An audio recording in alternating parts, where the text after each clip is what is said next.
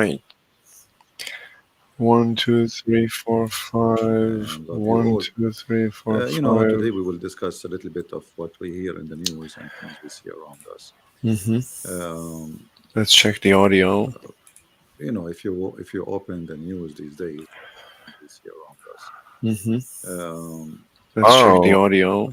We're up to if you 187. Very open the news these nice. days, we see around us. Now, in the same time, this little tiny country, um, Israel, is facing a lot of criticism as usual. It doesn't matter what they do. Just 10 minutes ago, uh, a bunch of terrorists, they attack a bunch of civilians, and a woman, she is 20 years old, 19, going to her 20. She was killed. For sure, first they attacked the women, and 10 other wounded by a terror attack, shooting and stabbing. You know, so it's more than one person, and even they use a car to overrun people in the station.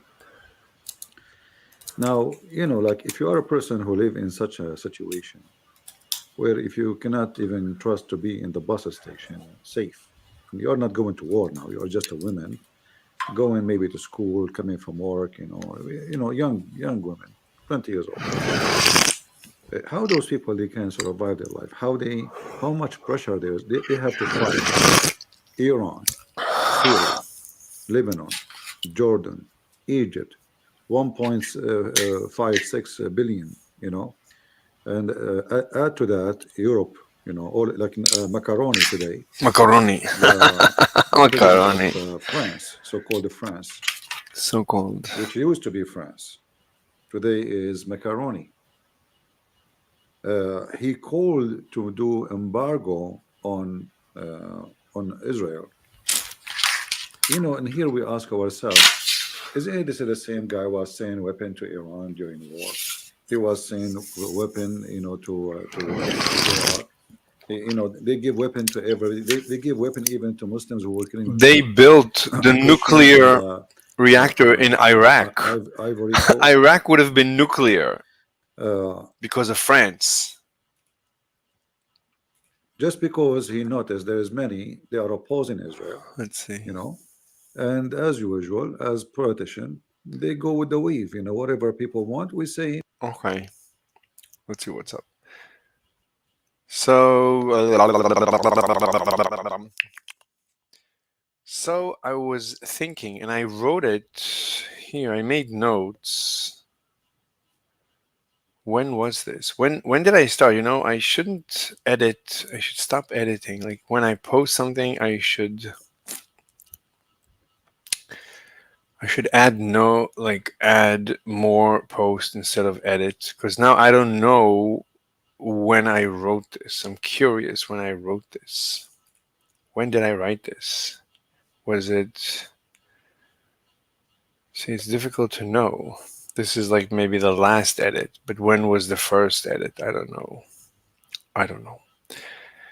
Okay. Anyway, so this is very deep. This looks like it's just another text that I wrote, out of a million trillion texts you see on Discord. But no, this is incredibly deep. This goes into the heart of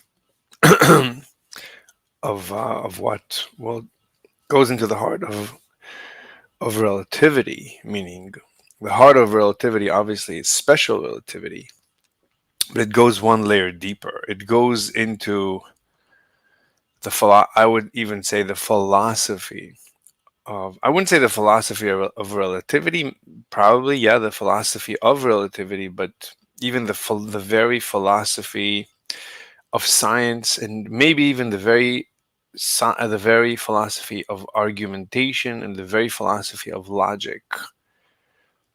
This is as deep as it gets. But before I discuss this, you know what? Let me copy it before the universe blows up. Copy text. Uh, so there's this paper. why an interferometer detection of the ether is a violation of the first postulate. This explains why, and this is basically what Lorentz came up with his invariant postulate, with his invariant transforms, with his transformations, in order to prevent this violation. But that this is so deep. This is unbelievable. This is it. Okay, so but does this belong here? Let me look at it again. Okay, so proposition.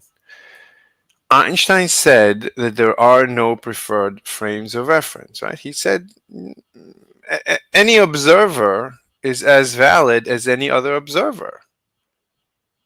If I look at you moving, I can say I'm stationary and you're moving. Anyone can say this as long as they're inertial, of course. This is all within, this is special relativity. Everything is inertial. So Einstein, so he said there are no preferred frames of reference. And I think this comes out of the first postulate, which I think is based on the second postulate.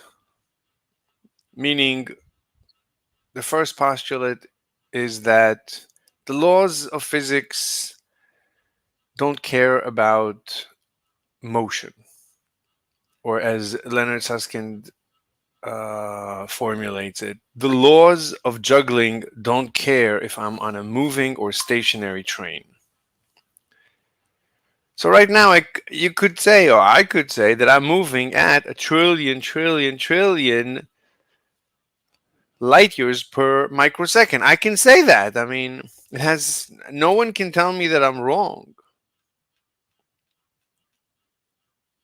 I could say that the entire universe is moving with me, or I could say that I'm sitting in my room, and when I close my eyes, well, actually, I don't know what's going on. I might be moving with respect to what? So Einstein says there's no absolute space. This is why it's called the theory of relativity, that there is no absolute space.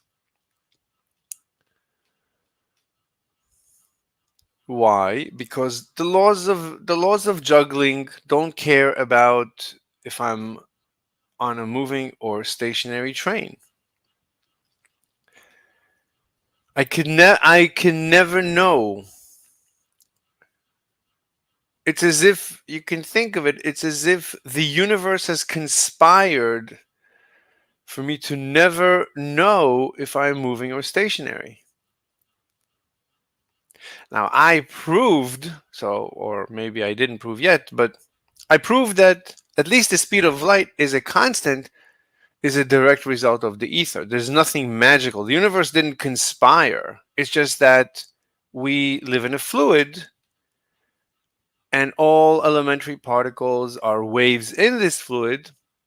And because, and right, and that's basically what quantum physics says.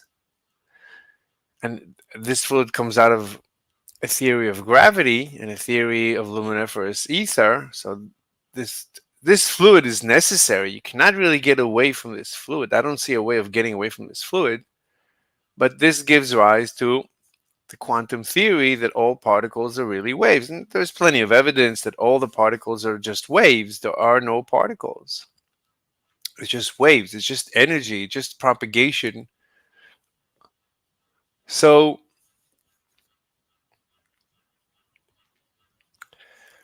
going back to the first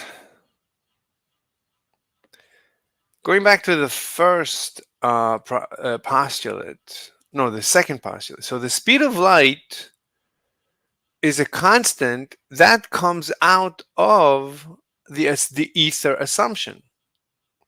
The ether assumption gives us a constant speed of light.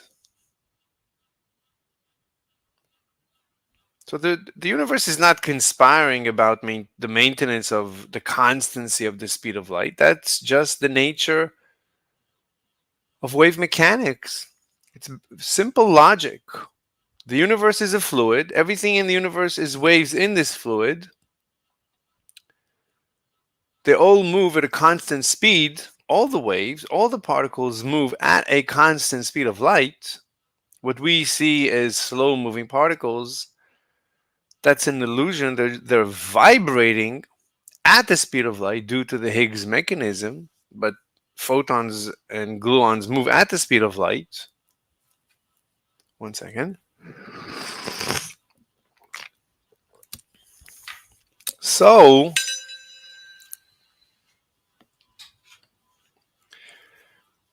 the speed of light is a constant, is not a conspiracy. We resolve that. And that's actually a very powerful realization. So the speed of light is a constant, is a mechanical result of the ether model. Good. All right. So we have a constant speed of light. The constant speed of light,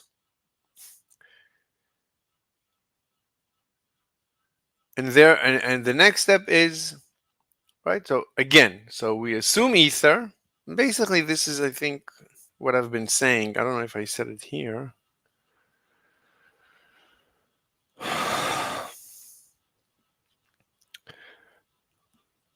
So the logic goes, right? So, well, the question is, can we detect ether? And my proclamation is that it's not a proclamation, it's my suggestion. I posit, I theorize that ether cannot be detected. And this is what it says here. Conclusion: if you're telling me that something might be there or it might not, physics doesn't care, all the natural laws hold either way, then you are implying that that thing is undetectable. So ether, by you telling me that you don't care if there is or isn't ether, you're telling me that it's undetectable. And Einstein postulated that the ether is superfluous. He never disproved the ether. He just said it's superfluous, whereas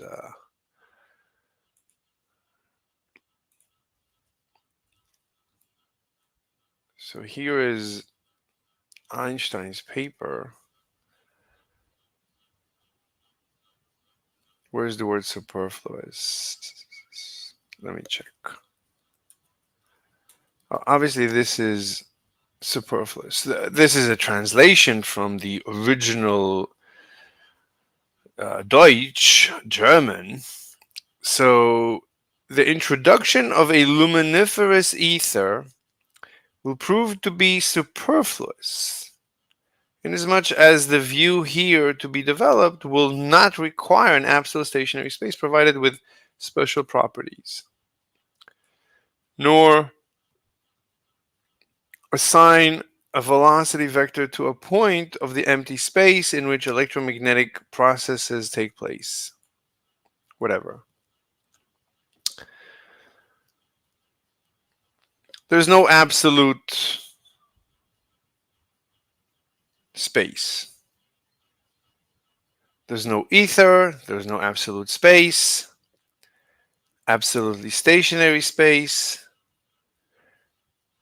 It's not that he's going to disprove it, it's just superfluous. He doesn't need it.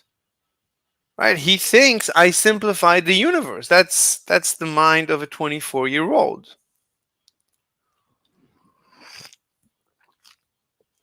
He thinks he simplified the universe.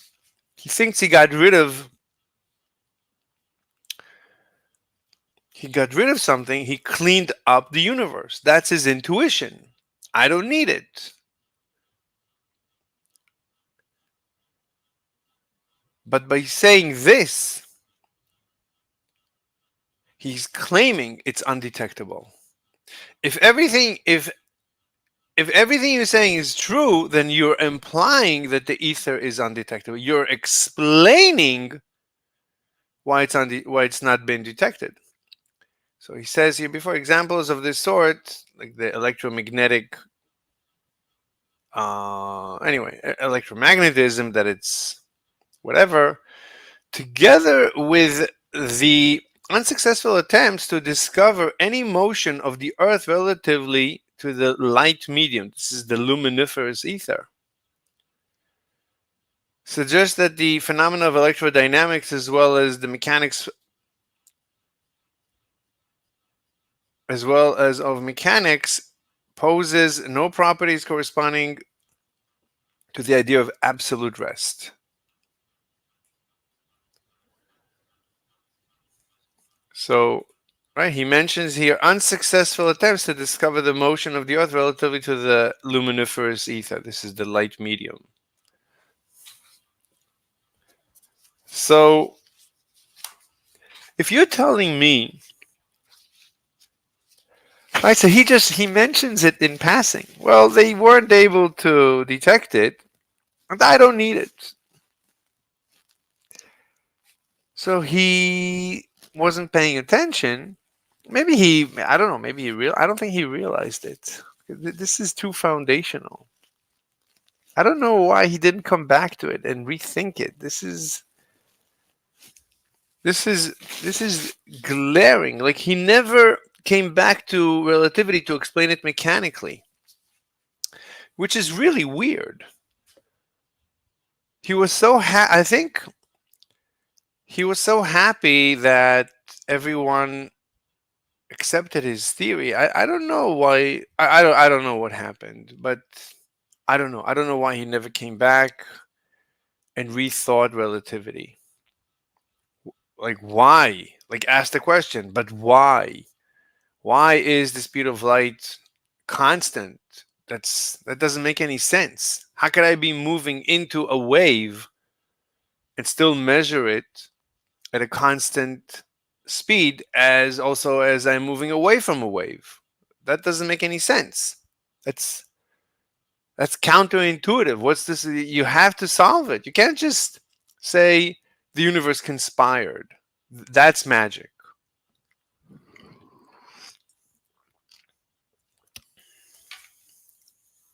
All right.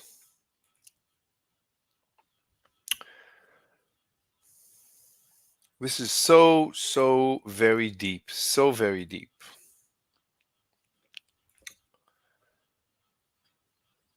Let me see. This server, I think most of them are in California. It's like,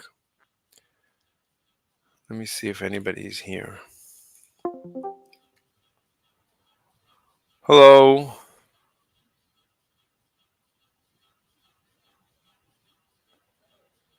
Anybody here? No. Nobody's here. They're away from keyboard. Anybody here? Flat Earth. Let's move Flat Earth to here. Let's see if there's anybody. This server is always very busy, but also it looks like anyway. Let's check them. That's why I got so serious one time. That person used to come in here and go, "Well, we can just like have poisonous mushrooms out there. If you take it, it's your fault. I'll put it out there." I'm like, "Whoa, stop that shit! It's not okay." No, Certain no. things are not right in this world. You cannot do that. And if you think that's okay morally wise, then something's wrong with you. I'm sorry. No, you gotta be careful, because I had an incident one time where I was drinking at a at a bar. I played a show that night, and I would, it could be said like, "Oh, I drink too much." So this server, it's a Flat Earth server, but these people know they know a lot more than the average guy, and they're usually willing to talk to me. And I need to talk in order to think. It helps me to talk in order to think. Unfortunately, a lot of time is wasted here. I would prefer to talk to the Globe Gangsters, but they don't want to talk, unfortunately. Okay, let's try talking to these guys. You get wasted or something, and then you wake up the next day. Never you wake up mid um incident and think, oh shit, and then you're like snap back into reality. That doesn't normally happen like that with alcohol. So it's like yeah, it was something weird, odd going on. But I learned a lesson. I don't know when it happened, or I didn't walk away from my drink or anything like that. But could have happened at any time. You know, I could have turned my back for a second, just say, hey, what's up, man, to somebody. You know. You know, it brings a bigger point when that guy was talking about this. So, like, how easy it is that we also just go into these restaurants, go into anywhere. I can open up a shop and go, hey, I can actually cook you something that makes you very sick. And we just trust people. We buy Yeah. food in the store. We just trust people. We have no idea because we didn't make it. We didn't see it made. What the hell's in it? I mean, my cousin went to a restaurant. This is years ago. I can't go to other servers because if they discover that I'm streaming, they would ban me. They don't allow streaming. Even these guys, the flat earthers, like when they discover that I stream, they post it in order to get me banned. I don't know why people care that they're being streamed. There's no assumption of privacy on the internet. I don't get it. I mean, I just don't get it. Questioning more about our food, about everything. People don't. Yep, that allergy shit's no joke. One of my ex girlfriend, one of my very close friends, her name's Kenzie. She works at a seafood restaurant. She's always been very adamant, and they're privately owned and stuff. But they're trustworthy people. I mean, that's not typical. It's not like Applebee's or something random, but like Right. they're very adamant about this stuff. Like her boss, the owner, and his wife are the owners, and they take that shit super seriously. Like it's seafood, you know. Like it's more of a chance of allergic reactions with certain things like that. Like so, she always has to make sure. She always has to tell people, hey, like if someone comes to her about an allergy, she says, hey, like this is what we do and this is how things are, blah blah blah. Just a fair warning. So, and they've never had any problems, but I just remember her telling me that a long time ago. Hey, I'm like, yeah, dude, this shit's fucking serious. hey, Hello. Good hi, morning. good morning. Hey, man. Hey, man. I have a new theory. No, I mean, yeah, a new proposition. Of course, it has to do with the foundations of special relativity. Do you guys want to Girl, talk don't about? start, dude. Thank you, Lion. Oh, God. Well, I don't know. He can talk about it, but I just didn't want to divert us. We were just having a good conversation. You're Oh. looking Slade, weird. if you want to talk about that, I'm pretty interested, but I'd like to drop down to the VC2 or the lounge or something like that to hear you. Okay. If everybody wants to listen to him give his spiel on relativity, that's fine. I just wanted to make sure the room's cool with it before he just completely diverts us. I like how Obliviating her organized. energy. It's gonna happen. Even the thing I recognize, I was telling my some friends that joined this server too, but we were in a different server last night. It was only like 4 or 5 of us, but I like how organized things are because I didn't join this server till probably like 2 months ago. A friend of mine put me onto it and stuff, and everything. You know, like you guys all together, like everybody always seems so like yeah, like I said, like organized. I think that's cool. You know, to have as many Welcome. people. I didn't realize you've only been here for a couple months. Welcome, sweetheart. Nice to Yeah, have thank you so much. Yeah, I don't think it's been quite that long, you know. So and sometimes I'll join in here and I'll just like listen. You know, I'll put the computer down or my phone, and even sometimes because I don't sleep very well half the time, and I'm up pretty late. Like you guys are the only ones that are really like up late talking about like you know like legitimate subjects and stuff. So I'll just put it down and mute myself and just listen until I fall asleep and stuff. Well, how did you find, if you don't mind, this area Yeah. then? You've only been here a few months, you know. So my I'm in another server. It's like where they talk about like well, but so a friend of mine put me onto that a while back. Like, All right, I'll be back. I don't want to. If they're having a good conversation, it's fine. Let's see the news. Let's see what's going on in the universe. Hezbollah tunnel in the hand of Israel. Iraq's Bra and Ket notation. Einstein's paradox. Einstein's pole in the barn paradox. Up and atom. Wait, am I on up and atom? Yeah. Only 760K subscribers. She's funded, I think, by Big Physics. Isn't she?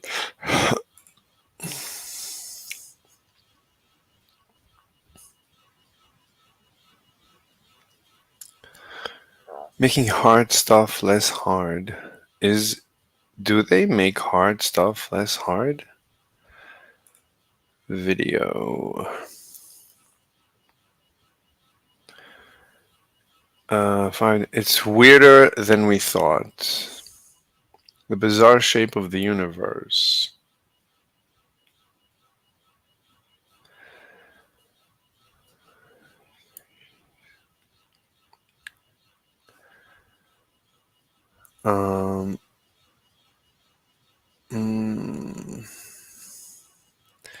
Where was whatever she said? Let me see. Would it come up? No. Where was this? Einstein's. Let's see this.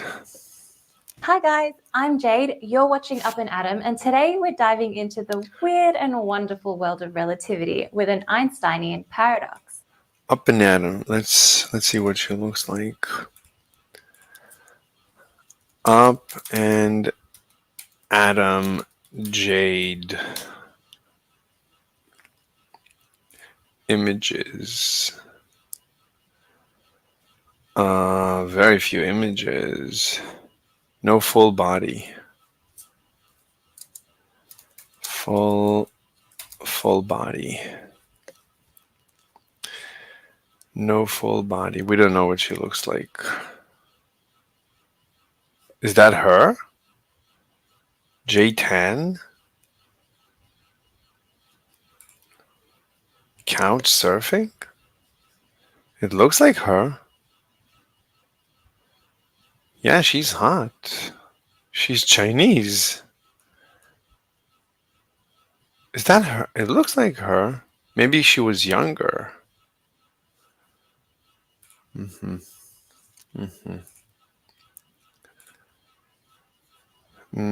don't know if that's her. Okay.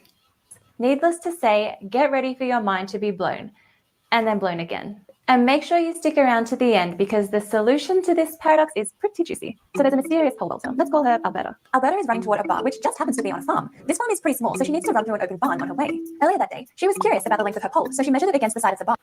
Oh, that's just the barn paradox. That's not interesting. Not interesting.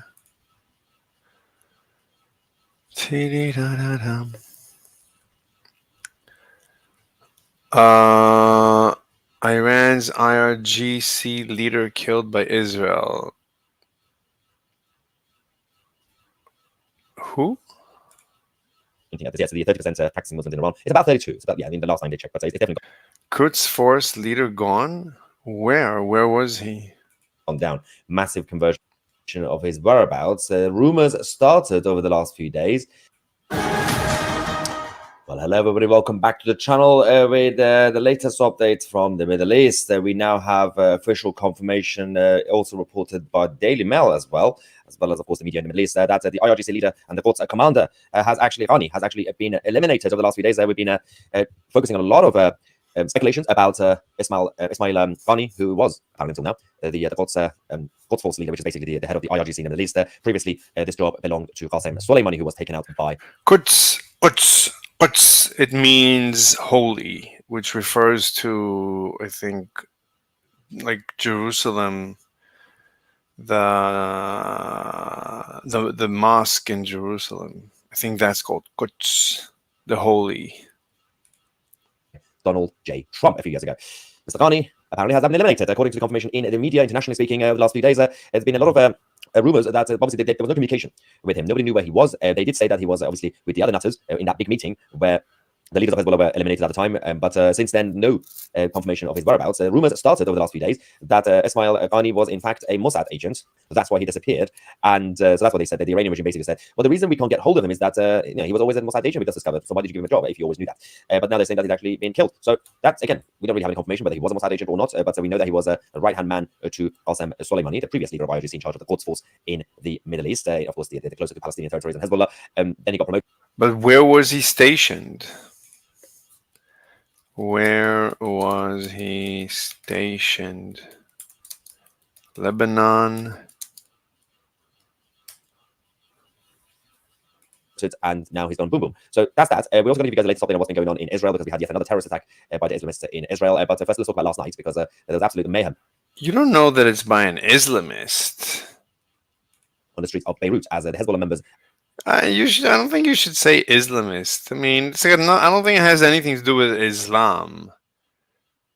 I mean, they're friends with Putin, who has nothing to do with Islam. They're friends with North Korea, nothing to do with Islam. They're friends with China, nothing to do with Islam. I would say this has nothing to do with Islam. This is, it's an axis. There is the democracies and there is the non-democracies, and some people they want to be in the non-democracies. They want to convert the democracies into non-democracies by force, of course. And even their families started to run away alongside the civilians in Lebanon. And there was a chaotic situation because last night's airstrikes in Beirut and around Beirut were the largest we've had in a long time. 30 buildings were brought down. One mosque has now been brought down by the IDF. They have also started to bring down the mosques that have been used as Islamic centers for Hezbollah to hide their weapons and everything else. I think Israel should inform any building that hosts a bank where a Hezbollah bank account was hosted. Those need to come down. You don't need. If your bank helped the Hezbollah and Hezbollah has been terrorizing Israel, then that's the end of that construction. Have a great rest of your day. That they have. We do have a quick video, I believe, from the situation on the streets of Beirut.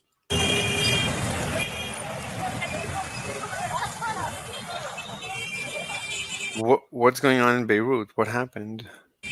Oh, he has been eliminated? So he was in Beirut? Yeah, all run away. Bunch of cowards. As I said last night, these were the images we're seeing because the IDF stepped up their game in order to. They did obviously give a lot of heads up to the civilians to leave the residential areas, and of course, people in Lebanon, unlike people in Gaza, listen, and they said, okay, fine, you do what you have to do. We're going to go away for a bit and come back. There's a lot of pressure on the Lebanese prime minister because he's been failing and struggling to broker any sort of deal between Hezbollah and Israel. It's not really going to happen anyway because Israel have already made up their mind. And the counterterrorism operation. What do you mean between Hezbollah and Israel? Hezbollah is a terrorist organization that is stationed in Lebanon. So either Lebanon takes care of that organization or Lebanon, it's harboring terrorists. So it's a war. So Lebanon has effectively declared war against Israel. Will continue until the enemy has been brought down. Now, speaking of the enemy, there has been yet another Islamist attack in Israel, and not much coverage really in the media right now. It's still obviously early hours. It happened obviously a couple hours ago. We're trying to find out exactly in terms of the number. Israel is such a third world country. So disgusting. Of casualties. We do have obviously the latest numbers, which is according to the initial investigation, the attacker arrived at a central station. It was based near McDonald's and started shooting at people. Then he also stabbed some people. Security forces and armed security soldiers quickly responded. Why don't they have like a normal mall? Like, isn't Israel like a desert? Like, why are they outside? It's so hot. Shooting the attacker. One Israeli woman has been killed, and at least 10 others have been injured and have been taken to the hospital. That number might increase because again, this is just it takes time to exactly find out how many people have been taken to the hospital and then reported to the media. We do have some videos from the attack in Israel. Let's go to that. Oh, it is a shopping center.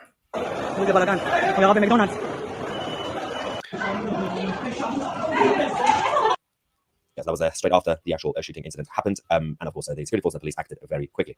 Open source intel also reported about more warehouses being targeted in Beirut. Last night was a big operation, of course, as I said. Last night and this morning, a number of warehouses, obviously some of the so-called residential area buildings, as well as the warehouses, have all been. Okay, let's get back to Discord. Let's see if anybody wants to talk. A hold of it, but they are. Jesus. Take enough of that, you can. Yeah, you can overdose, or you can die, or get really messed up. That's crazy. Oh, your robot body. Easy to sell things, please. Well, I'll just wait here. Let's see if somebody wants to talk.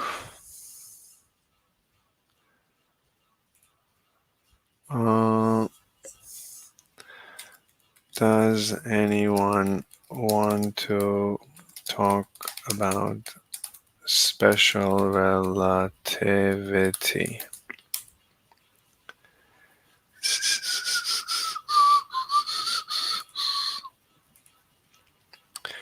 Racist black woman wants to abolish the white race.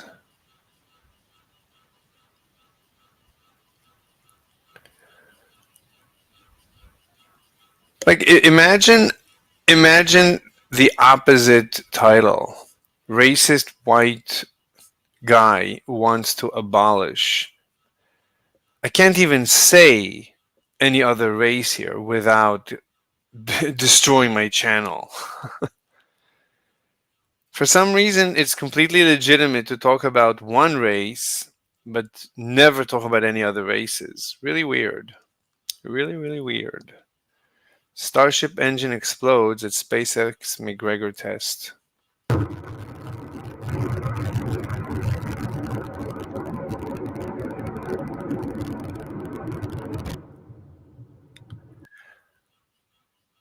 Okay, I mean, it's a test. Maybe they tested a new version or super high pressure. Maybe they tested it to destruction.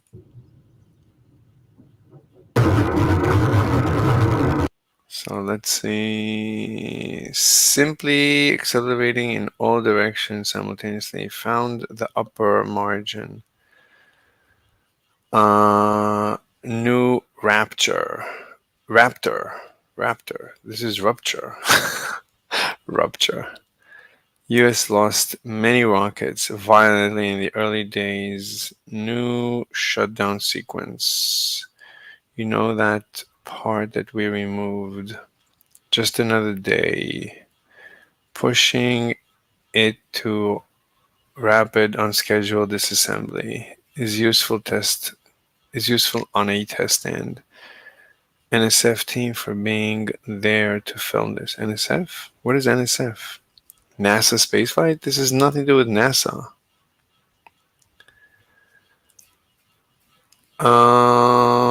Just another rapid unplanned disassembly. Testing mods. Testing to destruction are all parts. Anyway. I don't know. I mean, I don't know the significance of that. I mean, it's a test, so they learned from it.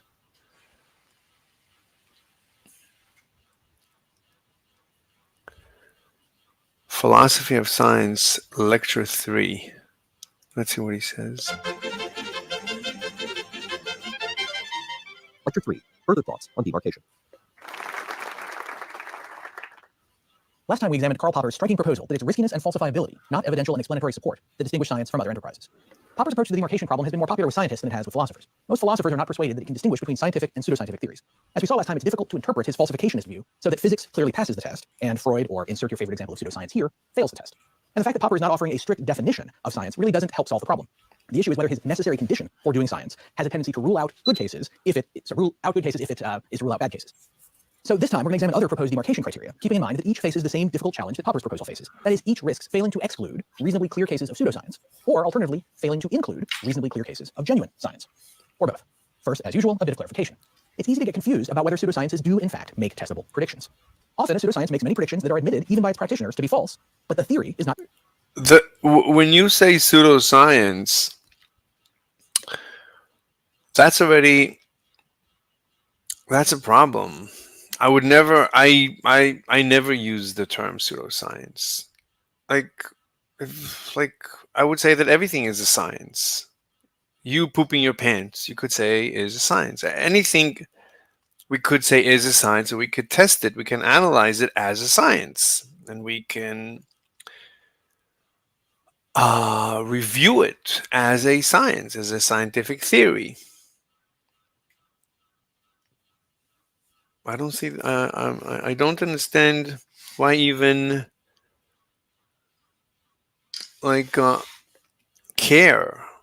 Like, just place anything, place everything on one spectrum from what you consider to be good science to what you consider bad science. You could say that if it's very bad, then it's pseudoscience, but I wouldn't use that. Because if somebody says I claim that special relativity is not science. It's not good, it's not bad, it's just not science. It's not scientific, because my definition of science is mechanical, and special relativity is not mechanical. I think my definition of science cleans up what you would call pseudoscience. If it's not mechanical, then for me it's just not science. Who did this 23 hours ago? I have my own definition for science. A valid scientific theory must be mechanical.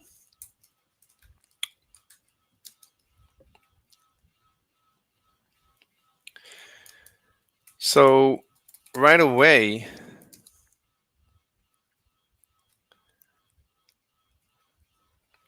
I clean up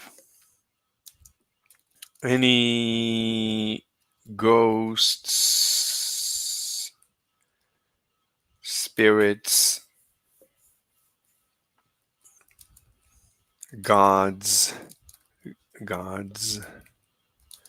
goblins, and such. I also clean up quantum mechanics, probability. What else do I clean up? Probability, there's no mechanical explanation. What else doesn't have a mechanical explanation?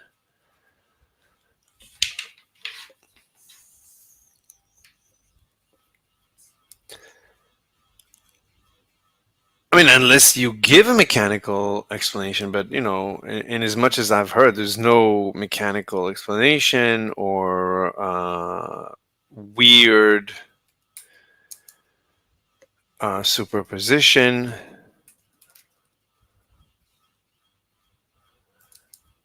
Entanglement.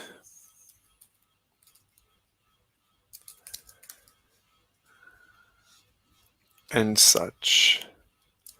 But I also clean up special relativity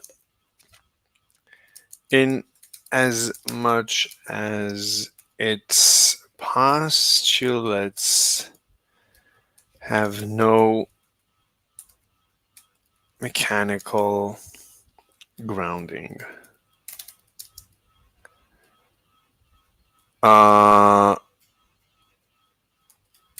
I'd love to collab.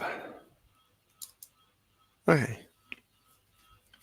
Maybe without that. I'd love to collab.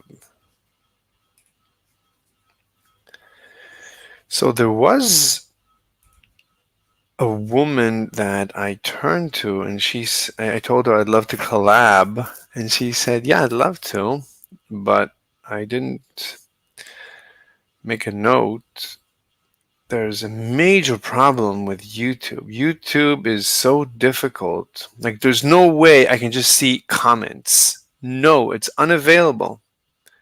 Like, if I write a comment, somebody makes a comment about me. No, there's no way I can find it. I have to go through all the notifications.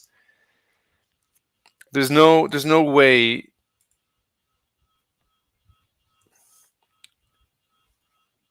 Right, I can't filter specific notifications.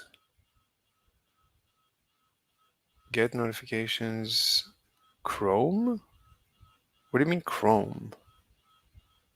Receive notification on your computer even if you're not watching YouTube?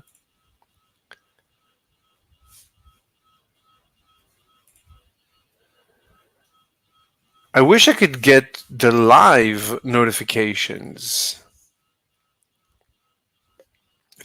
People write me here and I don't get notified. Then they write me again and again and again and again and again and then they say, okay, I give up, goodbye. And an hour later I see their comments. And there's just no way there's just no indication that there's incoming chat.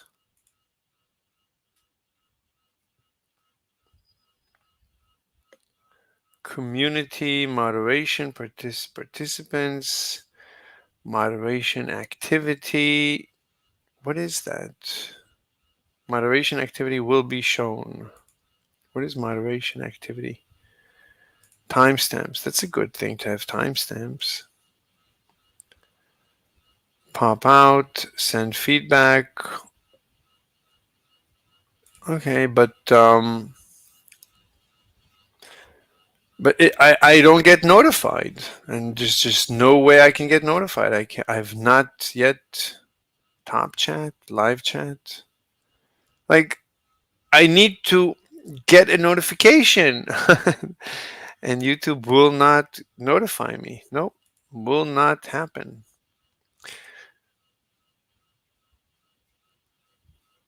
So let's get back to here.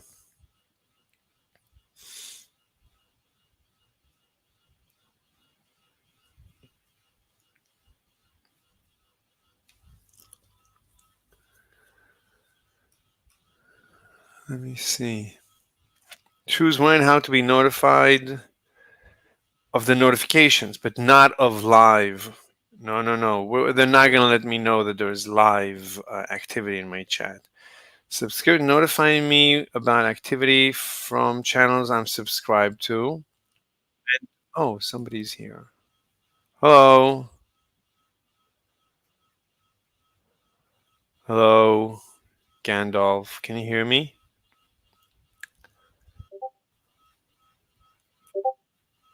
Rainbow. I'm here. I can't speak. Iris Rainbow. Are you Gandalf? What do you mean I'm here? But I can hear you. I am. Okay. Okay, then I don't know what to say. Why can't you speak? Can you whisper? I don't like talking this way.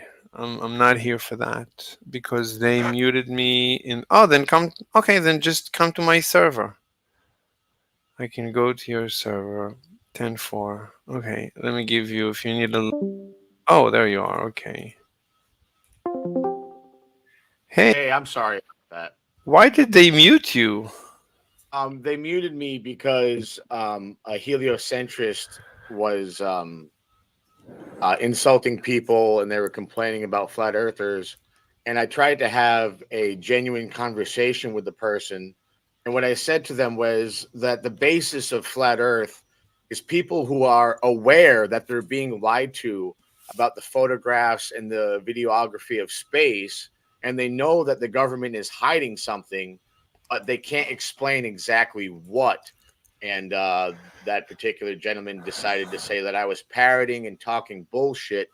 And it's unfortunate because he probably firmly believes that his government has his personal best interests in mind. And I doubt that most highly. However, as a concave earther, I am extremely interested in hearing what you've got to say. Okay. All right. So my latest realization. So Einstein said that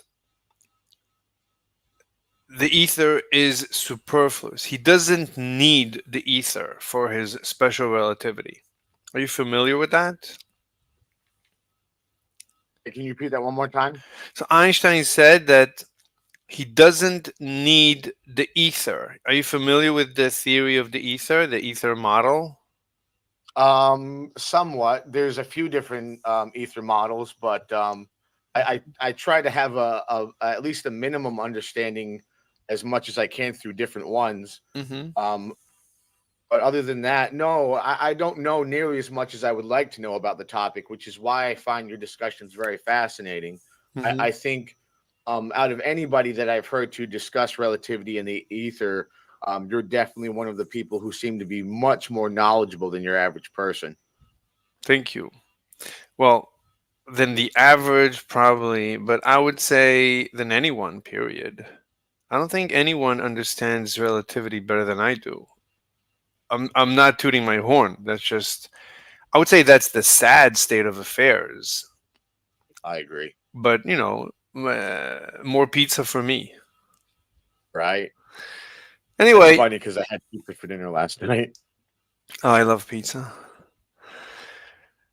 So, so the ether model suggests, well, it starts from it started historically from the discovery that light is a wave. Are you familiar with that?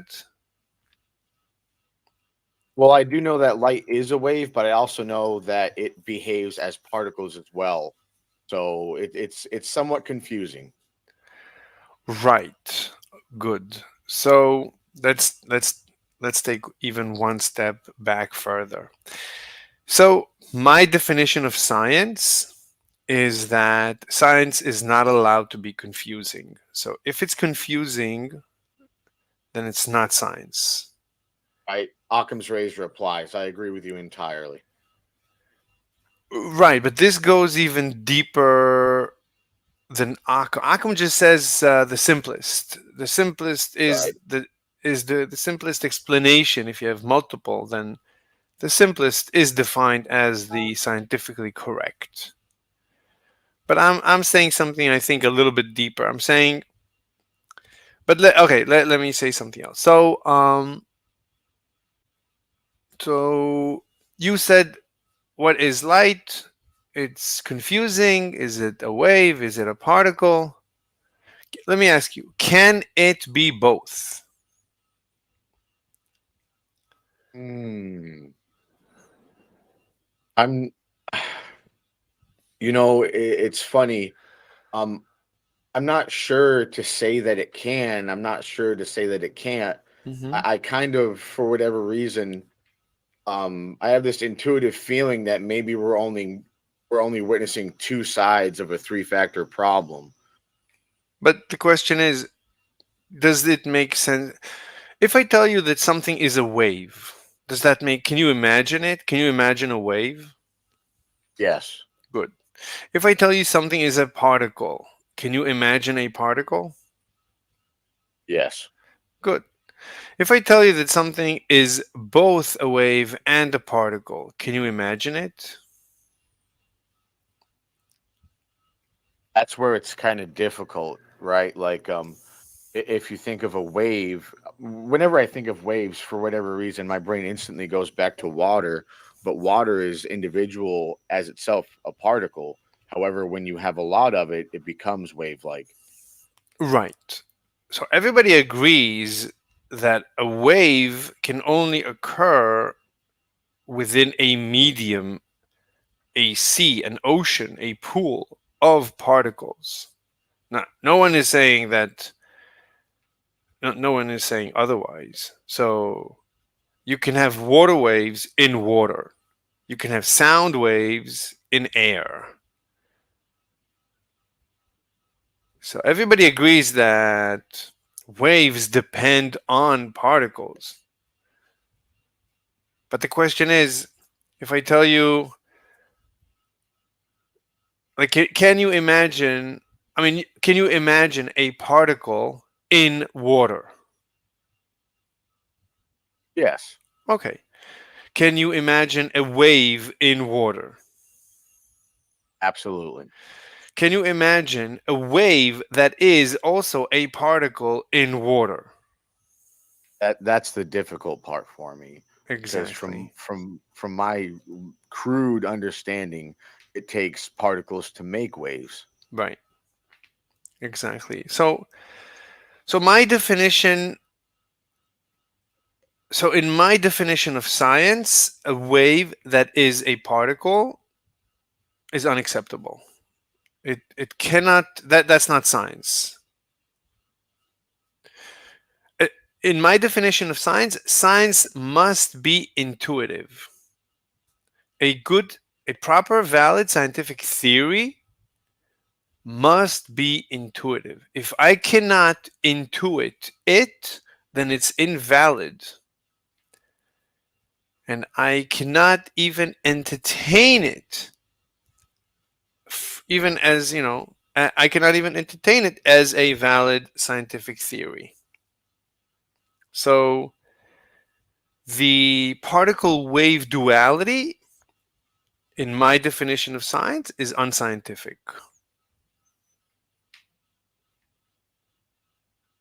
What do you think? I agree entirely. That's good. Then, okay. Then let's get back to light. So what is light? Light is I can't remember if it's when it's observed it works as a particle, or when it's observed it works as a wave. Isn't it when it's observed it works like a wave, but when it's not observed it works like a particle?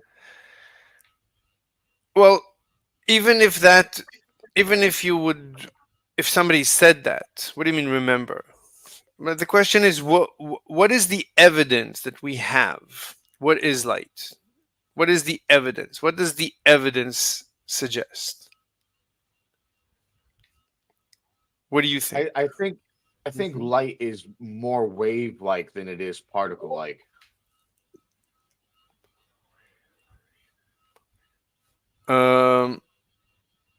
Why? What's your evidence for it being a particle? What's your evidence for it being a wave? Really, the only evidence I have as for it being a particle would be the double slit experiment. Yeah, go on. And like I said, I don't have much experience or knowledge in this field because it's something that I'm not very familiar with. That's fine. That's why we're here. We're here to talk about it. But as far as evidence for it being wave, I would also say that the double slit experiment demonstrates that as well through the wave propagation. Also, light being able to bend, although I guess at the same point in time, you could bend particles as well, or at least change their direction. Okay, but okay, but what's the evidence? Like, can you present For evidence? Light being a wave? Either a wave or a particle. What's the evidence either way? What do you know? I would just cite the double slit experiment for both. Hello, Rover Da Vinci. Rover, we're actually continuing the discussion from yesterday. We're asking, what is light? Is it a particle or a wave? Oh, cool. Rover, what do you Did you think? get to the bottom of it? I mean, I don't know. but I mean, it seemed that the experiment made it seem like it was kind of wave like that one experiment with the that Looking Glass University person did, you know. Right. But yeah, I mean, I honestly, I couldn't tell you. I don't know enough about particles and waves. I mean, you know, like you know, mm-hmm. Okay, I but don't know. okay, look. So I would say that the evidence is overwhelming that light is a wave. Okay. The reason is the interference pattern. Right. So when we shine, well, we saw this in the video yesterday. Let me just I'll link it. Oh, Rover left. Maybe he's having a connection issue. He might be back. Hmm. So let me just link light is a wave. Let me see if I can find her. Yeah. I'll come back, Roller. Oh, you're Sorry, I back? clicked on a link and it brought me to another server and I got disconnected for some reason. I don't know what happened. Oh. I didn't even get joined to the other VC and the other server. I don't know what happened. Weird. Okay, so I posted on the side chat a link. Basically all you need to do is look at the image. You can also watch the video. But what you're seeing is multiple lines. She took a normal $1 red laser pointer in a room full of smoke. And she passed the single laser pointer through a strand of hair. And that's what she got. She got many, many, many, many, many lines. A laser pointing through a strand of her hair. Can you post that in the chat, please, so It's I can in watch it? it's in the side Oh, chat. okay, I found it. Thank you. Side chat. So the question is, okay, you can watch it. Tell me when you're done. I'll watch it too. How beautiful is Well, I don't this? want to interrupt you. I am going to watch it, but I'd like to continue to hear you. No, it's okay. You can. I'm watching it too. You can watch it. I'm curious what she says in this short video. So you can watch it. Go ahead and watch it. It's just 30 seconds or whatever. This is an experiment in quantum mechanics called the double slit experiment. But I really didn't expect to see this when I did it myself. And seeing this changed my mind on an important question in physics. What is light? Okay. Tell me when you're done. Oh, he's on mute. Okay. It's good. I just finished it. Okay. So she took a dollar laser pointer. It's a really good. It's really nice what she did, because I mean this really demonstrates that light is what? What would you say light is? What does this demonstrate to you? Wave. Why? Why do you say that? Because of the way that the pattern left, the interference pattern left behind. Oh, you're familiar with interference patterns? I like I said, I know a little bit about this. Mostly some of the language. I understand interference patterns because it's kind of like watching two waves go through like a small area. Well, so two waves, yeah. So I would say two waves going Or through. rather, one wave becoming two waves after it goes through a small area. Right. Let me get the original video. This was a very good video by her. Let me see if I can get a snapshot of the strand of hair. Anyway, it's a good video. You should definitely watch this video because she proves, I would say, beyond the shadow of a doubt, that light is a wave. And I would say that there's no evidence that light is anything but a wave. Anyone who says light is both, obviously that makes no sense. But there's also no evidence that it's a particle. Like if Right. there was evidence that it's a particle, show me the evidence. When it comes to showing the evidence that it's a particle, not convincing. Anyway, if you showed me evidence that it's a particle and also evidence that it's a wave, then that would create a paradox. That would mean that this universe is paradoxical, which means it's not real, which means we live in some dream world, which is against my definition of reality and science.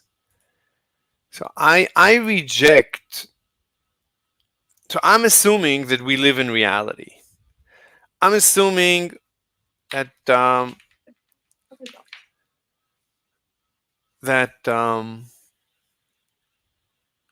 or I'm assuming we live in reality. I'm assuming reality is mechanical. I cannot understand reality that is not mechanical, that is not intuitive. I cannot imagine reality that is not intuitive. What do you think? What do you think about what I just said? Well, that makes sense to me. My thoughts on reality basically are: how do we know it's real if we can't question it? I don't know. I mean, you can question it, but let me ask you: could there be ghosts in this universe? Can you entertain the notion of a ghost? Well, my concept of it, even though I have zero personal experience with anything like that, my concept of it is like they could possibly exist based upon the same way that you have a colorblind person that can only see certain frequencies of light, while normal people can see the full, well, not the full spectrum, but you understand what I'm saying? I understand what you're saying, but the question is, what would be your scientific theory to explain a ghost? How would you explain a ghost? That they would exist beyond the wavelength of our reality. I don't know what that means. Okay, well, like you said, given the fact that we attempt to understand our reality in a mechanical form, and given the fact that we know that the reality that we are participating in seems to be on a spectrum that we can understand, I would just say that I'm assuming that their reality is outside of our spectrum of understanding. Okay. Then I would say if it's outside of my reality, I don't care. As far as I'm concerned, it's false. It doesn't exist. If it's Well, I mean, outside, but just to intervene real quick, imagine being a colorblind person and your entire reality being limited to only the colors that you know and understand. Do you think you would be able to claim that you're the only person that has that objective reality, whereas other people see the full spectrum? That's the analogy I'm trying to make here. That we're limited due to what we do know and do understand of this place, yet there could be more. We're just limited by, primarily our senses. I understand, but when it comes to like being colorblind, so I can be colorblind. I'm a human, and I've seen thermal imaging. So, and I can imagine an animal that has the sensitivity for thermal imaging, for infrared. I can imagine an animal being able to visualize radar. I mean, it makes sense. There is a mechanical explanation for radar. Radar is not the mechanics of radar is very actually quite simple. I've been explained, and I'm convinced, and it makes perfect mechanical sense to me. So an animal that can see radar or ultraviolet or gamma or X-ray, yeah, sure. I mean, Superman having X-ray vision is actually a scientific possibility.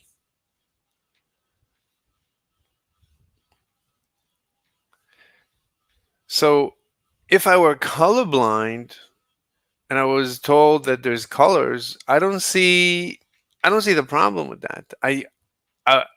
If you would right, if I know what I know, that the mechanics of colors of light,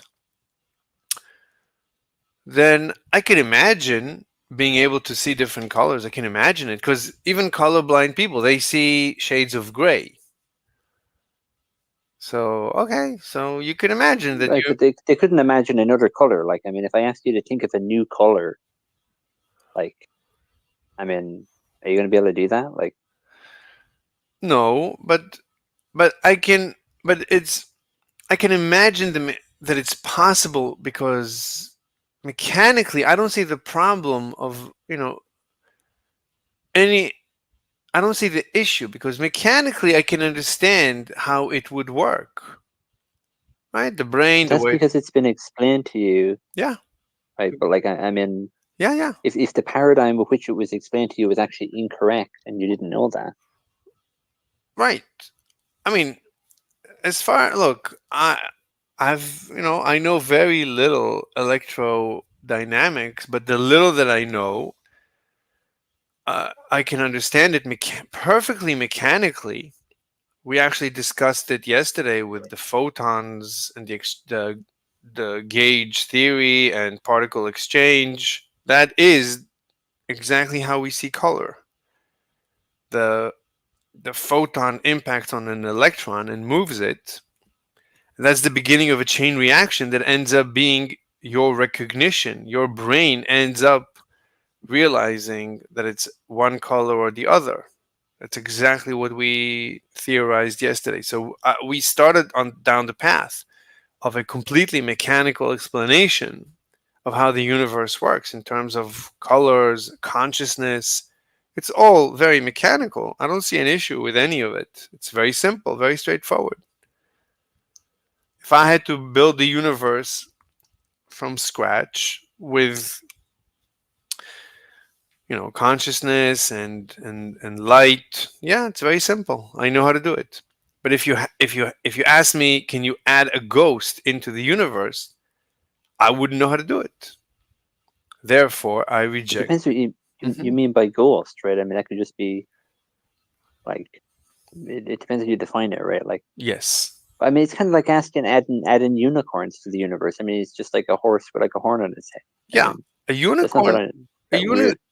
A unicorn is very simple. We could probably engineer a unicorn very soon.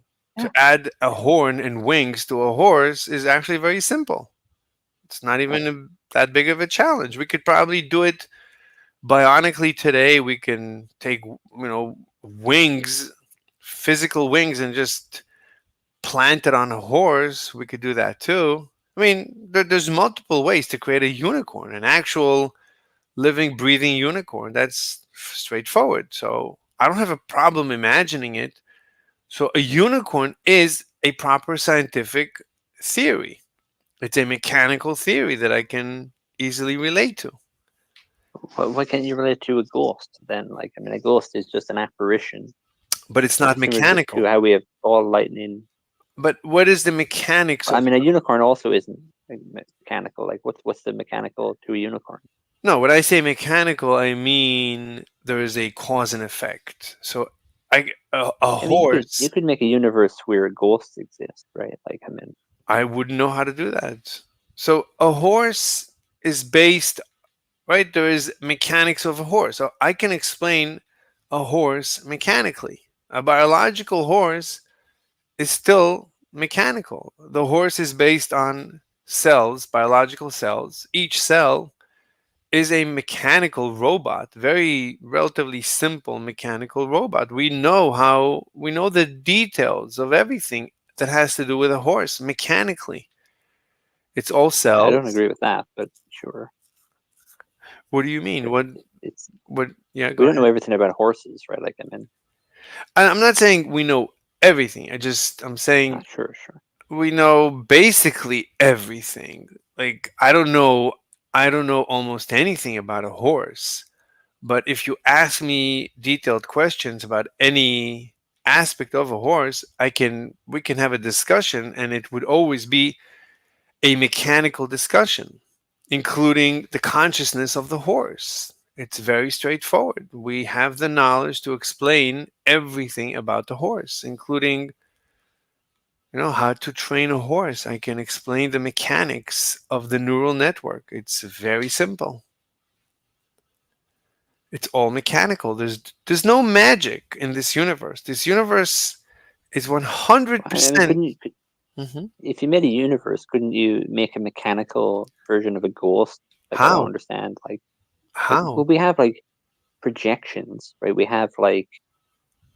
But a projection is just manipulation of light, and those are photons, and those are just waves. Right. Yeah, if there's a creature that projects itself as a ghost, then it's projecting light, right? But represent itself. That's mechanical. If you're saying a mechanical creature, if your ghost is mechanical, then I don't have a problem. I don't have a problem with that. As long, right? That's all I'm saying. My definition of science is a valid scientific theory must be mechanical. My assumption is that this universe is 100% mechanical.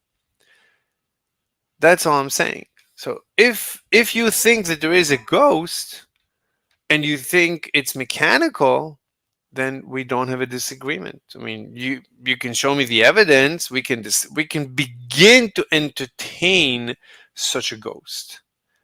But if your ghost is not mechanical, then I cannot begin to relate to what you're thinking about. Just like when you say that light is both a particle and a wave, instantaneously I stop the conversation. I don't know what that could mean. I cannot relate to that theory. That is an invalid scientific theory. As soon as I cannot imagine it, as soon as I cannot intuit it, as soon as it's not intuitive, it's dead in the Well, I water. don't know why the universe is necessarily has to be intuitive. Like, I don't know. There's a kind of a leap there between your intuitions and like the reality of the universe, right? Like, I mean, like if photons have weird properties that aren't explained by just waves alone, I don't see why there's a problem with that. I mean, it might be some completely different category, than a particle or a wave, but I mean, it could have, some kind of weird variation of a wave or something like that. It could be some type of wave. I don't see the issue with your intuition. I wouldn't say that there is an issue. I would just classify it as unscientific. I would say that's fine. Then you are not scientific by my definition of science. I have a definition. I mean, that's fine. You can have your definition of science. That's it. Now, my definition is because I cannot imagine a non-mechanical universe. I cannot imagine what it would mean for this universe to be unintuitive. I just cannot imagine it. I cannot entertain it. So for me, it's the end of the conversation. As soon as you say what you just said, that's the end of science. If you are willing to entertain these thoughts, then you should immediately stop practicing science. Stop trying to figure out this universe. You've reached a dead end. Everything now can be explained because you don't understand it, because the universe is weird. So what's the point of doing science? What's the point of thinking? What's the point of this conversation? This universe is bizarre. Understanding. Yeah, I mean, you can try to expand your understanding, and you just meet a roadblock, right? Like, I can't see the other frequencies of light, so I don't know what it means for other creatures to see those frequencies. Like, I mean, I can't imagine different colors of light. Like, I mean, it's just a tough shit. Like, I have to deal with that. That's just life, right? Like, we know they exist, but it's not until we have the technology to understand them and witness them that we can really contemplate them. No, you can't tell me that you need technology to contemplate. I can understand you need. Wait a minute. If I don't have a way of understanding that light exists outside of my visual spectrum, I mean, how am I going to know that without like some kind of test or experiment or technology? I don't understand the question. Like, my understanding is going to be related to technology. That's how I enhance my senses. Like, I can't see that far. That's why I need binoculars. That's why I need a telescope. That's why I need a microscope. Right? Like, I understand it's going to be limited until I use technology to enhance my senses, right? Okay. Well, how is this relevant to our discussion? I'm not following. I'm just answering what you said. Well, I'm not following. Where are we? I'm lost in the dialogue tree. So what? Okay, well, he said that technology allows us to like improve our understanding and stuff, and you said, how does technology improve our understanding? And then I explained. I don't deny that technology helps you figure things out. I didn't deny that. I'm not denying that. I mean, I don't see how that's. I don't know. Okay, so but the question is, do I need technology to contemplate? No, you don't. I misspoke when I said that. Oh, that's all I spoke. That's all. So I don't need technology. You have to be able to contemplate it in order for the technology to exist, right? You've got to have the idea before you can build it. Exactly. So yeah, I misspoke when I said Well, that. I don't know if I agree with that, right? Like, I mean, when you build a technology, you could incidentally discover something Sure. that you hadn't predicted. You know, like, I mean, yeah, but then you would have to figure out how it works. It could be that you would have a hard time figuring it out. Okay, so keep on working. it might just not be possible to figure out certain things. That's right? religion. Like, it's not possible for me. It's not religion. If I can only see certain frequencies of light, it's not possible for me to see other frequencies of light. That's just a physical limitation. You know, that's until fine. I can but that's get not new eyes. Right? Right, but that's not. But I agree with that. But you're saying maybe one day we'll create a technology by coincidence that we will never be able to explain. Right? That's what you just said, or maybe I misunderstood. Well, yeah, that's the issue now with AI, right? There's certain we don't know necessarily how all these algorithms are working, right? They're kind of doing their own thing and getting all the details on exactly what they're doing is hard because they're doing so many operations, you know. I happen to be an expert in AI. I don't see if you need any help to understand AI, I could explain it to you. Unfortunately, I'm under NDA, so I cannot discuss it too deeply. I mean, if the AI is thinking about something, right, Mm-hmm. then you know what is thinking is kind of difficult to see. You understand? Okay. Like how it's thinking and coming to conclusions is a little bit difficult to understand. Well, to someone who has not studied this topic, like a normal person, I could see how he would have a hard time. Sure, a normal person. Well, no, I'm saying the people who work on this stuff and they create the AI and write papers about it, I think they're not 100% sure why AI gives a particular answer in a particular instance. I don't know who they are. I don't know what the issues are. I don't have any deep issues with AI, so but the point is that this has to do, like, I don't like any evidence you show me that this universe is weird. All that you're telling me is that temporarily we are unable to understand a phenomenon. Like, you go to a What? Yeah, I agree. I agree entirely.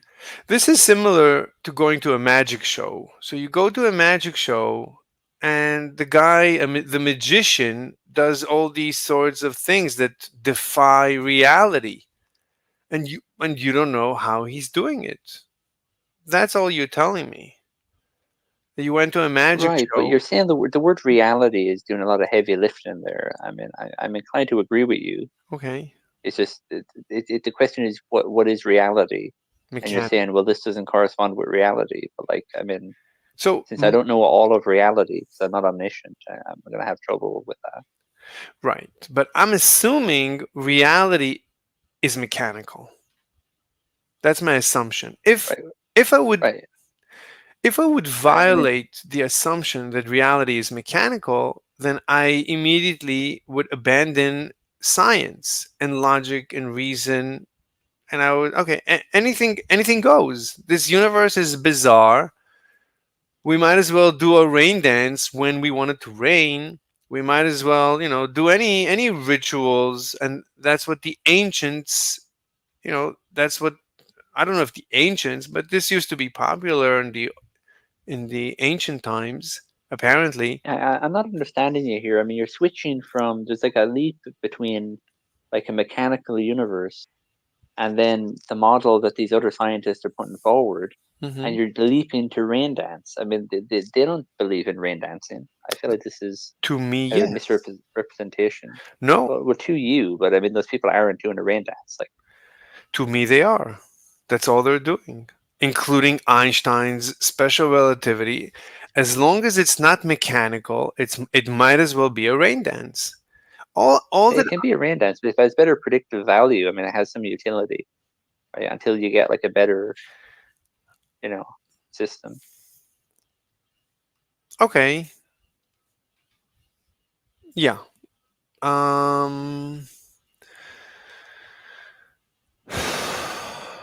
Yeah, but as long as Einstein says something like the speed of light is a constant, when he says that violates intuition. There's no way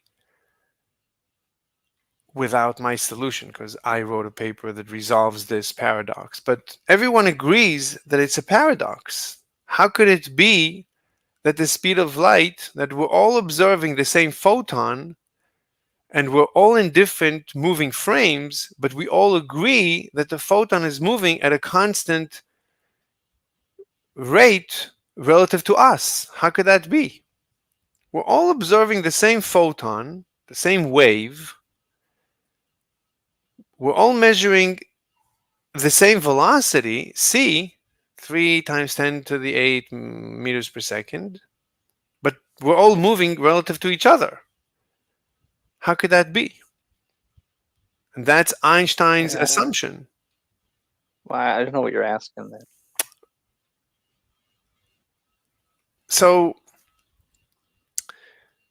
Einstein said that the speed of light is always a constant, regardless of who's moving. You are moving, the emitter of the light is moving. It doesn't matter who's moving and who's not. Everyone measures the same velocity of light, the same speed. Everyone. If we're all looking at the same speed, at the same result, I would say it's the same wave. Yeah, the same result. We're all looking at some experiment that measures the speed of light. I don't know if I agree that everybody's doing that, but sure, like there's a consensus in the scientific community. No. That is the speed of light. Yeah. No. Everyone. No. Of course, we can. Look. The point is, how could it be?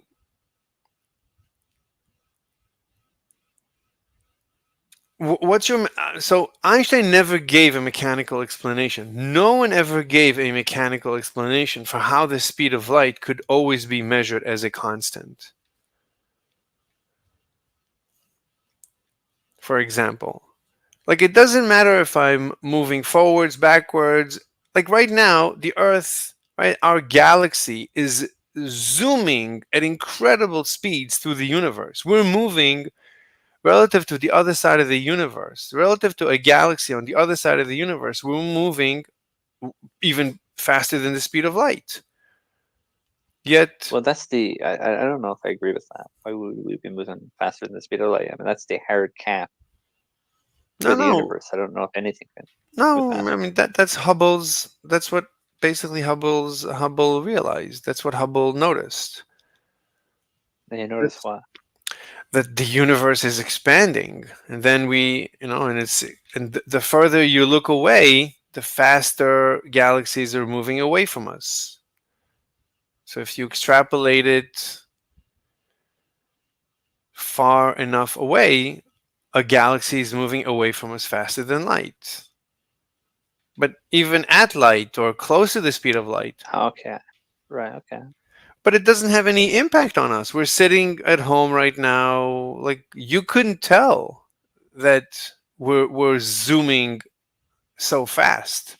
The universe is expanding. But it's so like fast. if you make a cup of tea in a car, like how does the water pour into the cup? Exactly. While you're driving the car, like I mean. Exactly. I don't see the issue there, right? Like I mean, it's already been explained.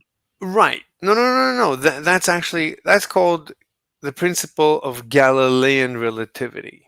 That is what Galileo postulated, that you cannot tell that you're moving. There is no absolute motion. There's no such thing as absolute rest or absolute motion. Basically, everything is relative. If you were at the bow of a ship, at the bottom of a ship, Galileo argued, there's no way you could tell if let's say the sea is calm and there's no acceleration. You couldn't tell if the ship is moving or is stationary, if it's moving back or forth, right or left, or if it's stationary. You couldn't tell if you were at the bottom of a ship on a quiet day, when the sea is quiet. So that's the principle of Galilean relativity that everyone noticed. So,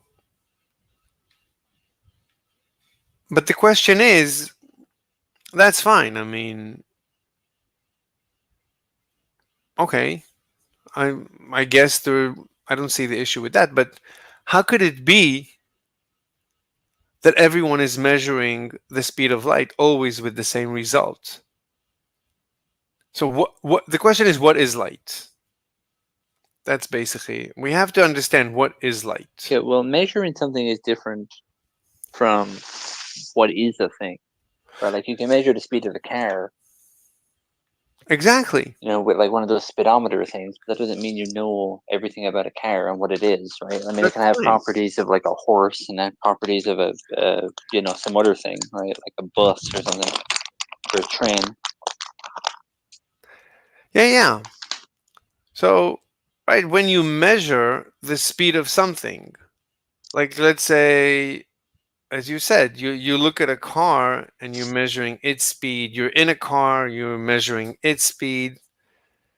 Right? You agree that if two people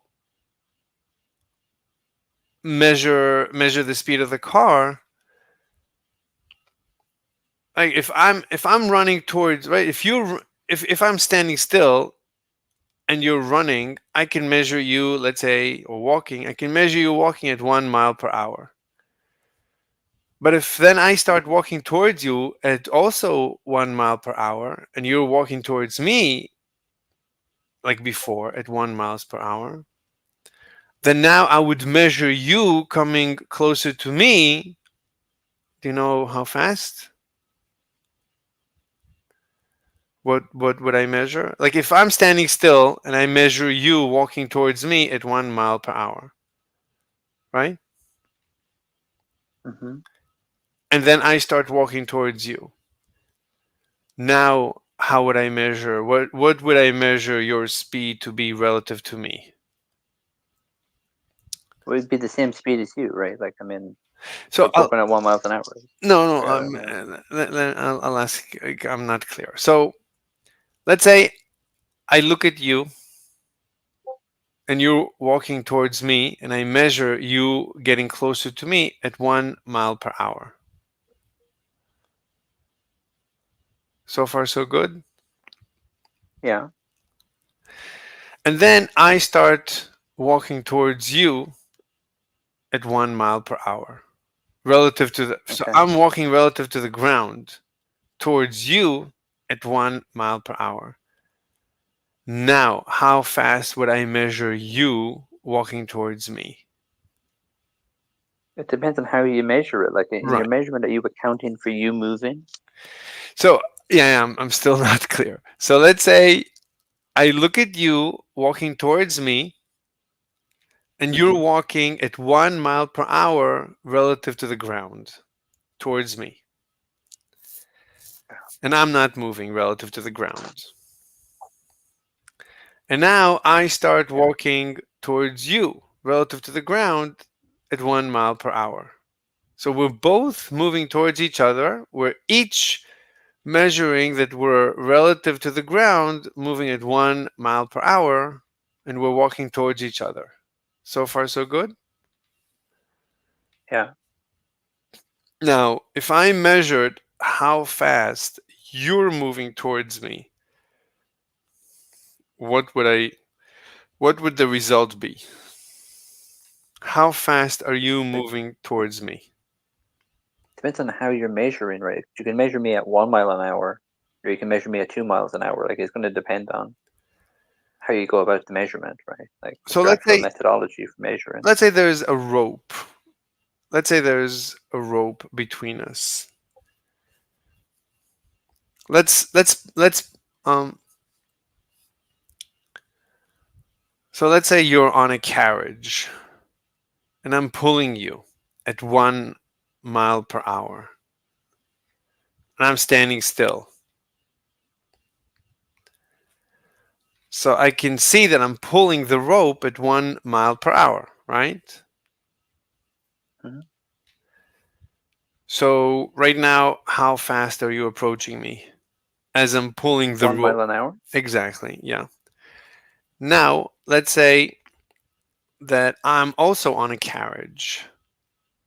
And as I'm pulling you,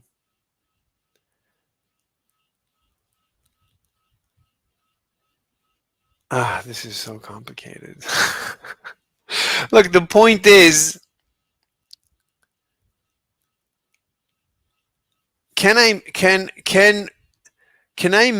is it possible for me to measure you moving towards me at a certain speed, and for somebody else who's moving relative to me to also measure you moving? And the point is, can you explain to me how everyone measures the speed of light to be a constant, to be the same speed always? It's always 3 times 10 to the 8 meters per second. It doesn't matter who is moving where, how fast. It's always the same speed. Can you explain to me how that happens? Well, people have gotten different speeds, right? No. People didn't always get the same speed. Always the same speed. Always No, the same. well, I People mean, have gotten different measurements and they measured it. I've got to pipe in here and just disagree with you a little bit, Mr. Slave, because when they first started to study the speed of light, the numbers back then are not the same numbers that we enjoy today. Yeah, we got more accurate, but as the accuracy rose, but it doesn't matter who's moving where. Like right now, it doesn't matter how fast we're moving. Like I can run with the experiment forwards or backwards, right or left, up and down. No matter how fast, I always get the same result. If I fly in a plane or if I'm in a starship, I'm always getting the same number. So, okay, explain to me what is light. First, let's get this out of the way. What is light?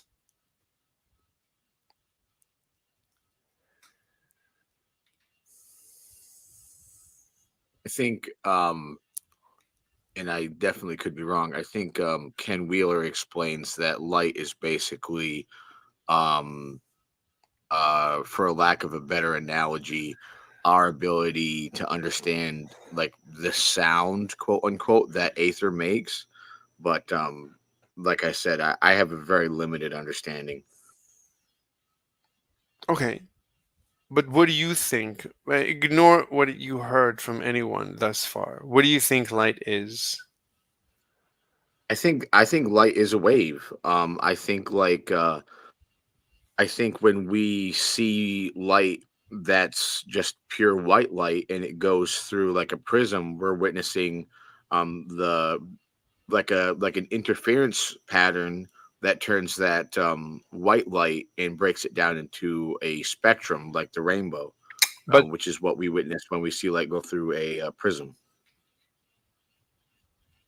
okay, but what is light? Okay, that's white light, and okay, white light when it goes through a prism, it splits into different colors. But what is light? What is it? What? So I'll give you a nudge. So right, we only know basically two things in the universe. We know things that are particles. Like light could be a stream, like a stream of water.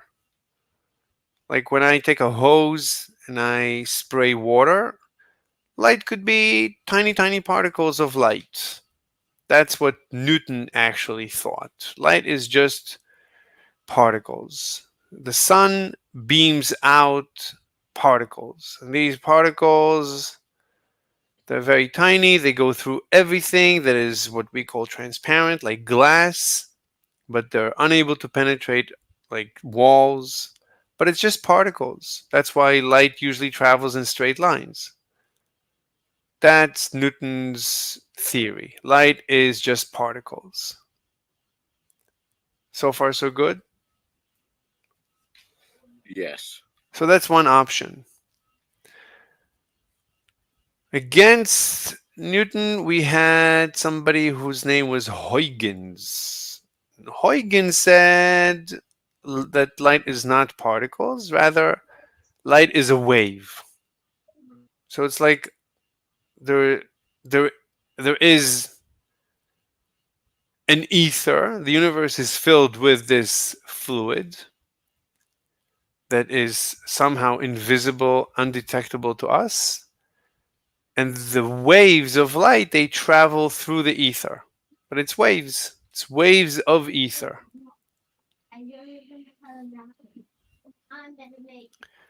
So far, so good? Yes. So, can you explain to me the two options, the two theories of light? Newton's theory of light and Huygens' theory of light? I'm not familiar with Huygens' theory of light, but going back to what you were saying about Galilean relativity and Newtonian relativity, didn't Galilean relativity postulate that there is an infinite speed of light, whereas Newtonian relativity assumes that there is a finite speed of light? Yeah, but we discovered that light has a finite speed, so it doesn't matter. Like Newton assumed, I think, that light is, yeah, it's infinite speed, probably. I don't know. I think it was a Galileo that postulated that light had an infinite speed, and Newton was the one that said it has a finite speed. It doesn't matter. It's not, it's honestly not important. I mean, we tested and we discovered that light has a finite speed. People saw how. But what if we're only limited to our understanding of the finite speed of light due to our capability to measure how fast it goes? That's, I mean, that goes without saying. I mean, we're limited to measure. Yeah, we have the measurement. Well, of course, I agree. Right, yeah, like magnets have instantaneous action at a distance. Perhaps I'm just saying that perhaps it's possible that we haven't yet discovered that light also shares that property. Why do you say that magnets have instantaneous action at a distance? How do you know that? Because when you have them and they are closer to each other, or when they're within range of their magnetic fields, they'll either push each other away or pull each other closer instantaneously. How do you know that it's instantaneous? Maybe it's very fast. Maybe it's at the speed of light. How do you know? You're absolutely right. Like I don't know. I don't know. I don't know for a fact if it's either or, right? All I can do is make the observation when I'm trying to when I'm trying to demonstrate what they do, right? Like all I can do is experiment and say, okay, well they're clearly pulling each other very quickly, or they're clearly repelling each other. But other than that, like I don't have a way to demonstrate whether it's instantaneous or whether it's like it accelerates. I don't really have I don't really have like a good way to explain that. Like I said, like my knowledge is very limited. All I can do is try to learn more about the things that I don't know. You don't have to apologize. I'm not here to test you.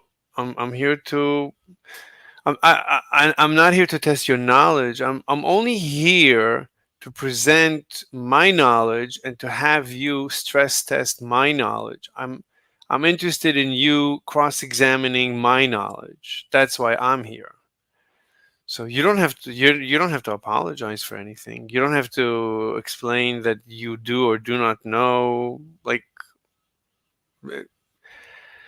my knowledge is very limited, and but based on my limited knowledge, I've come up with an interesting theory that I'd like to present to you, and I'd like you to cross-examine it just with your intuition. I don't need your knowledge. If you have or don't have any knowledge, I actually prefer that you don't have any knowledge.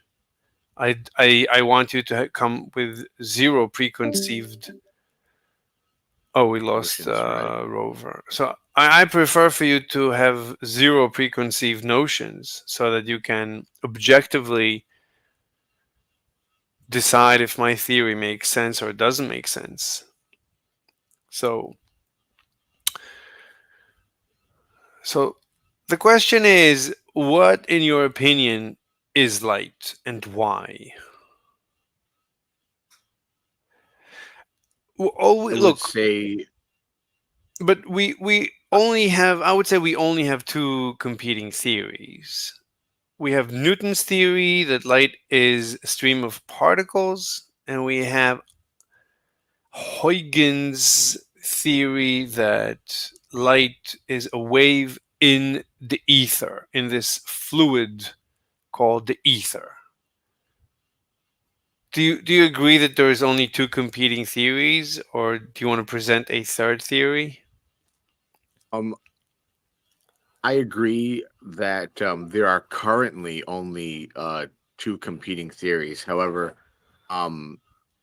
like we were talking about the instantaneous action at a distance and Galilean relativity versus Newtonian relativity, I'm open to the option that maybe one day humans will discover that light has the same properties of magnetism, like it could be an instantaneous thing. However, right now, I agree entirely. There's only two main theories with light: either it's a wave or it's a particle. And I'm for the presumption that light is a wave. Okay. Now, about the magnetism, why do you say that it's instantaneous? What's your evidence?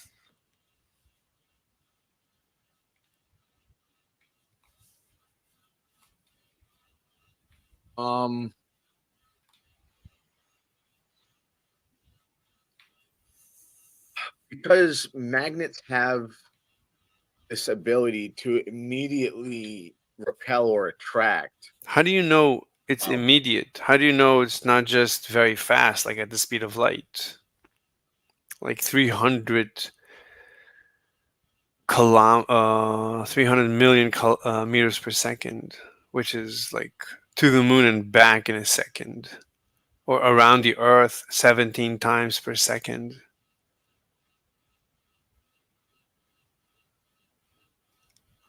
I guess I don't really have a way to explain it. What do you mean explain?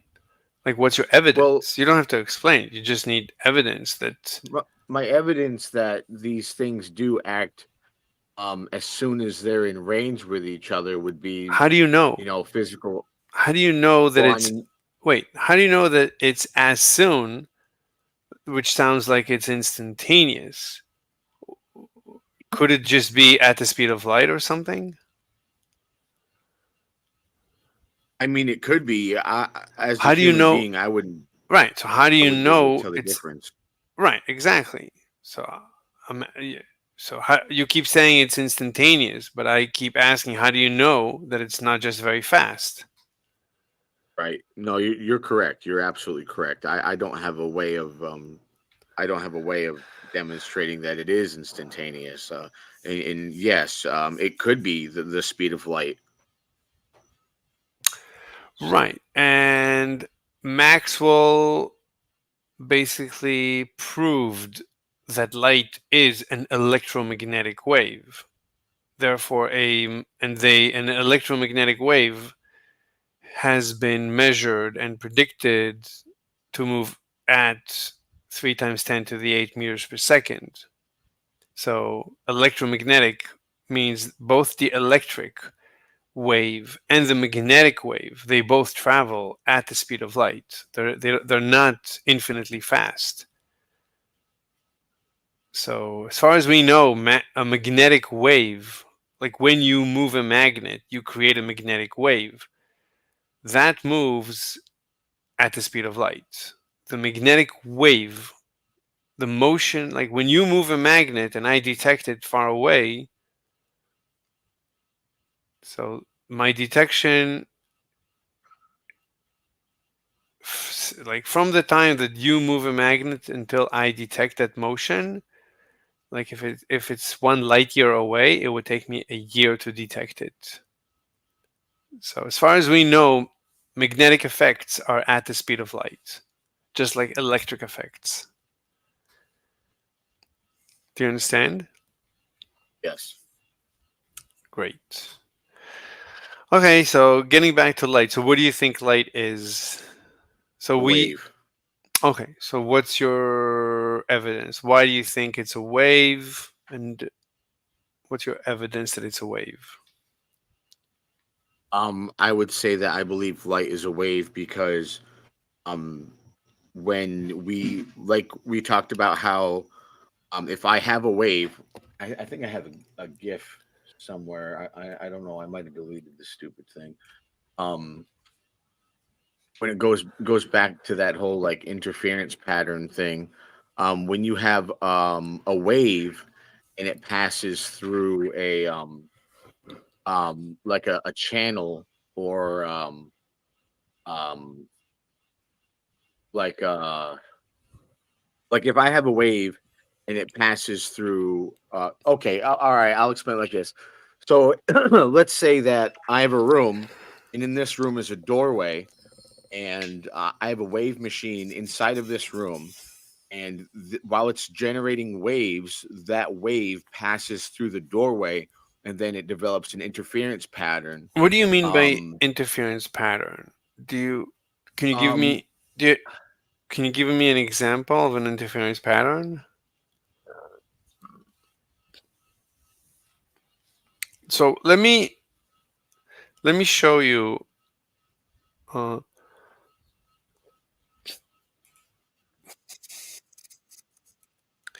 I want to show you like what is an interference pattern. In the side chat here, I'm going to post the thing that obviously we talked about this here. But that's not wave propagation. But that's like not. And here's the other one that I'm trying to explain. But that's not like like we're looking for evidence. See the top image and the bottom image. I'm trying to explain that. I just lack the ability. Like I said, I'm just a layman. I've never gone to university to study any of these topics in depth. I've never had professional education when it comes to this. Everything that I've learned is self-taught, and I very, very, very much appreciate your time and your patience. Like you don't have to apologize. I told you I'm interested actually in your lack of knowledge. I'm interested just in your intuition. So go ahead, I'm listening. So yeah, like even though that bottom image demonstrates basically, like I had said, well, the bottom image demonstrates 2 doorways versus the one.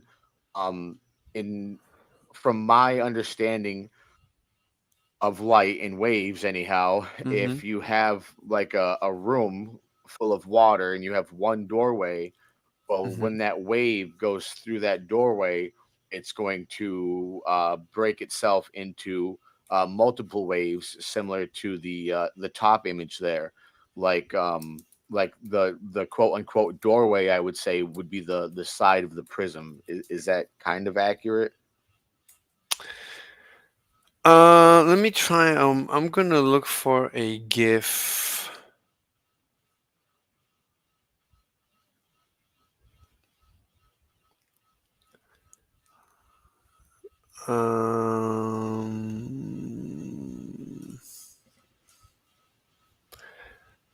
Unfortunately, it's difficult to find GIFs.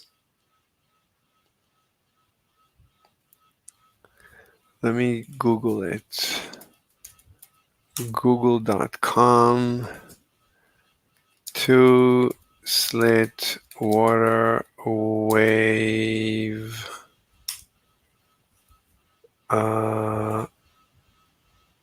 GIF. Oh, there is GIF.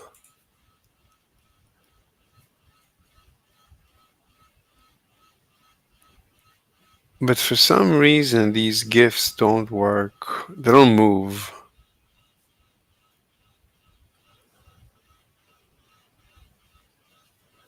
Oh, there's YouTube. That looks like a good YouTube. No, is that real or is it a simulation?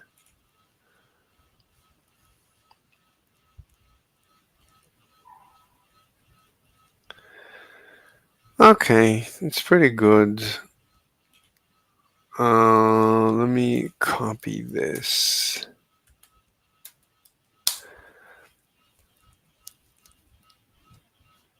Yeah, but what you're showing is a single slit.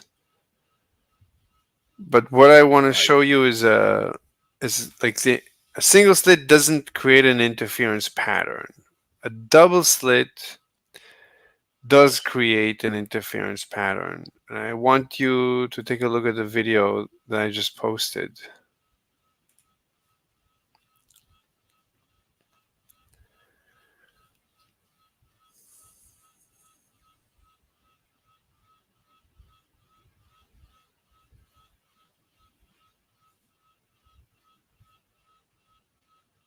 Okay. So the point being that like when you have 2 slits, when like water waves pass through 2 slits, they create an interference pattern. That's the pattern that the video ends with. Let me try and find. I wish I could find a short on YouTube. Let me try and find a short of the double slit water wave interference. Let's see if I can find a short. Like when you need shorts, they don't have shorts. All the time, all they have is shorts. I hate shorts. maybe there's one short that I just found.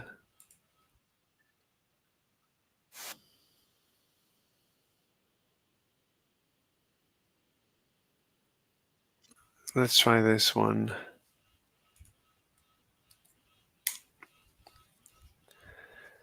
Try this one.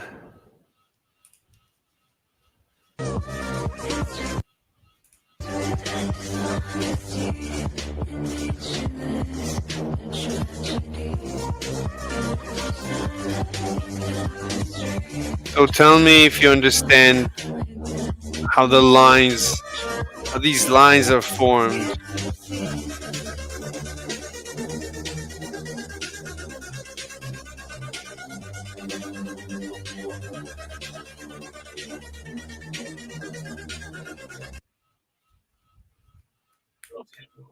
Sorry.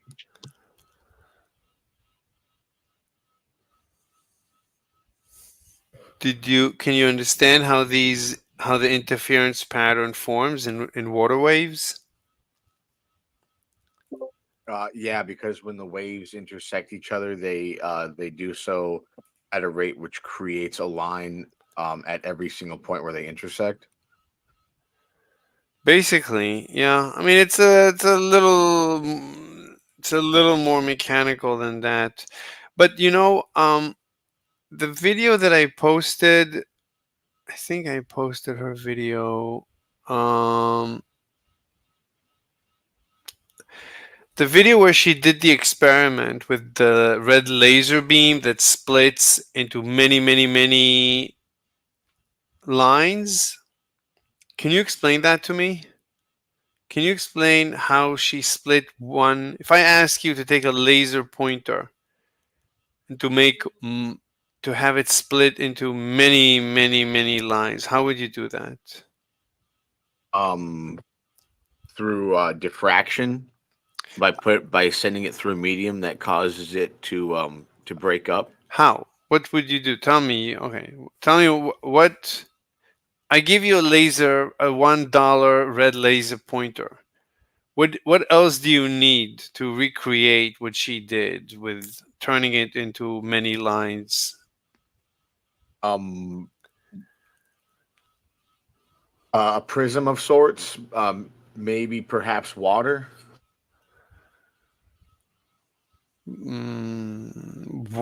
Okay, but you see that a prism breaks it into different colors.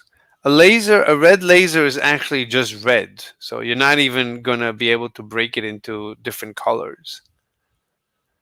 A red laser is exactly that. It's just red. It's perfect red. That is actually pretty much the definition of a laser. That it's a single spectrum color. Yeah, it's a single wavelength. All the photons are on like they're synchronized on a single wavelength. So it's the perfect single color. So you're not gonna, if you pass a laser through a prism, I think it's not going to change. It's going to go in and come out identically. Just going to change direction. It will be just as dangerous to your retina. So prism, I don't think is going to help you. How is water going to help you? Water is basically a prism. So again, it's just going to change the direction. So how else would you go about recreating her experiment? What do you think she did to break up a single laser pointer into multiple lines?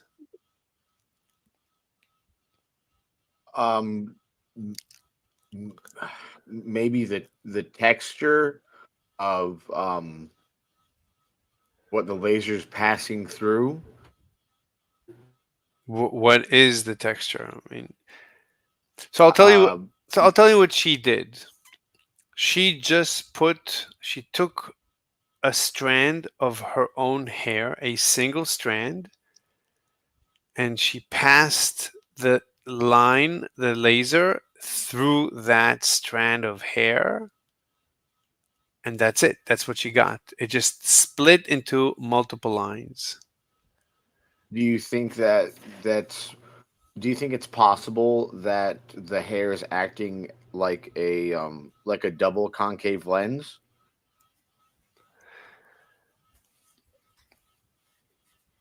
I mean, so I mean, she goes step by step. I mean, it would be a good idea for you. If you want, we can watch the video together. Amber, can you talk? Amber, maybe can you talk? Yeah, I had to sneeze. Oh, okay. Bless you. Yeah, bless Thanks. you. Amber, we're doing physics. I'm sure Oh, I don't care then. you don't want to do physics. No, there's no reason for me to be here if it's just physics. I don't care. Yeah, I'm sorry. So I've tried. I really tried, but I just don't care. Like, I don't know what it is, dude. Like, I used to care about science, and now it just bores me, and I fucking don't give a shit. so you must be suffering from depression. Yeah, probably, I guess. But like, I don't know. That's very specific to one thing in my life. Like, it's not like I don't care about anything. Oh, do you enjoy food? Yeah. Oh, so you're not suffering from depression. I like other stuff. Yeah, I don't give a shit about this. But like most of my interests, whenever I bring them up, you're like, why do you give a shit about that? Yeah, and it's something that you don't care about either. So it goes both ways. I agree. I agree. Anyway, Amber, what do you think light is? Is light a wave or is light a particle? What's your opinion? Or you don't give a shite?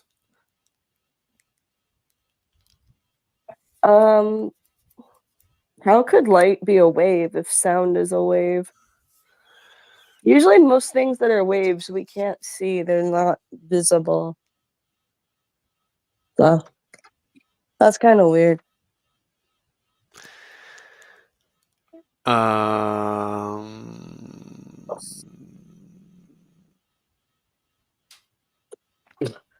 Interesting. Light's just refraction, so it's like nothing. It's just the reflection of other things.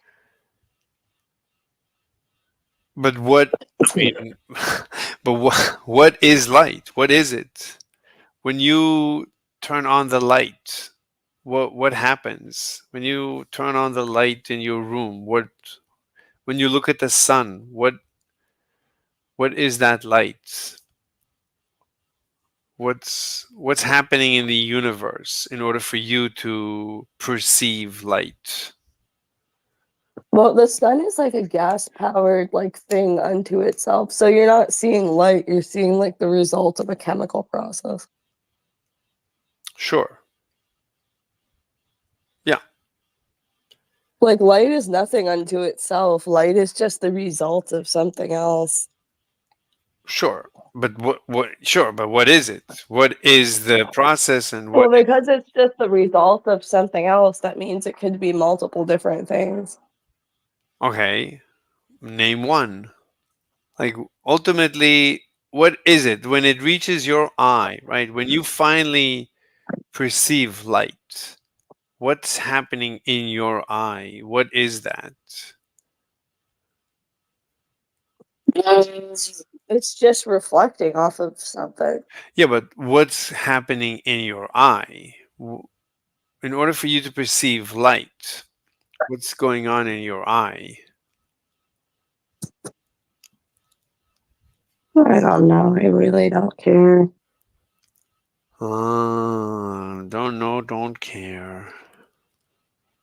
It's just so stupid. Yeah, I know. Light is stupid. Let's tell Light. Light, can you hear me, Light? You're stupid. You're like from Death Note. From Death Note? What? That's what the guy's name was. Death Note? Yeah, the dude's name was Light in Death Note. I don't know what Death Note is.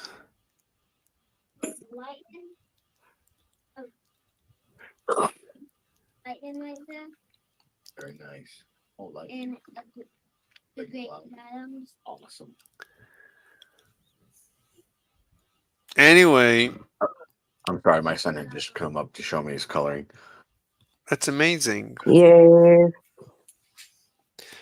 So the question is, what is light? What is it? So Newton said it's just a stream of particles. The sun, for example, is shooting out a stream of particles. And when each of those hits the apple, and then,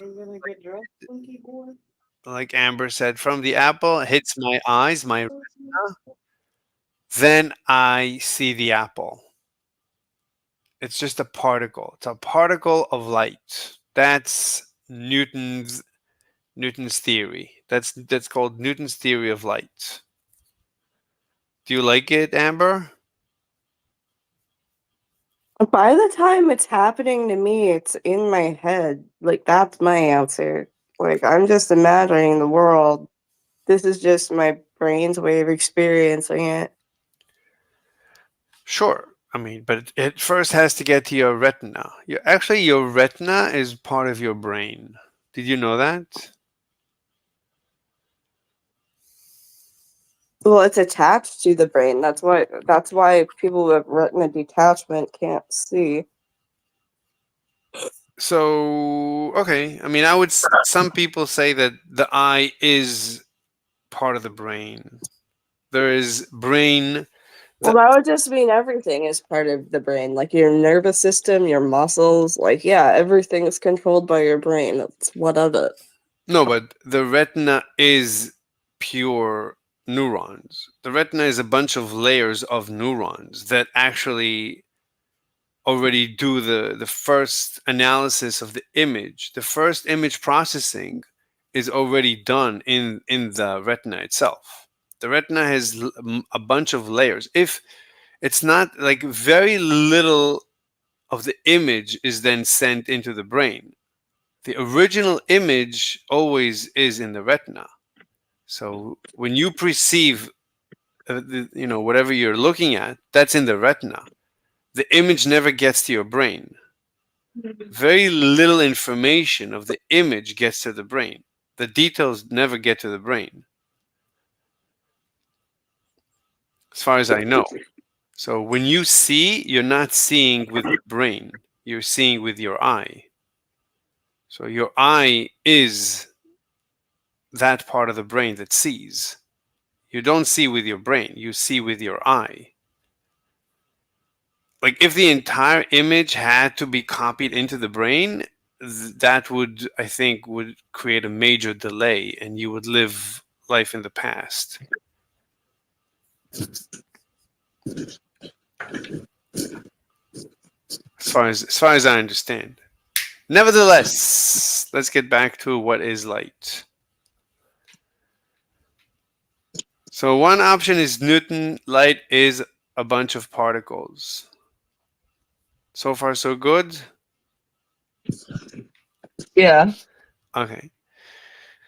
I mean, I don't know if I believe that, but yeah. Right. But, Newton was very rich and famous. So basically, when he was alive, no one dared cross him. He was also very vindictive. So he was basically the worst case of discord. He was like the most toxic discord to the power of the most toxic discord. It's like he was God. No one dared disagree with him. So when he said light is a particle, everybody just kept quiet. They waited for him to die. Anyway, Yeah.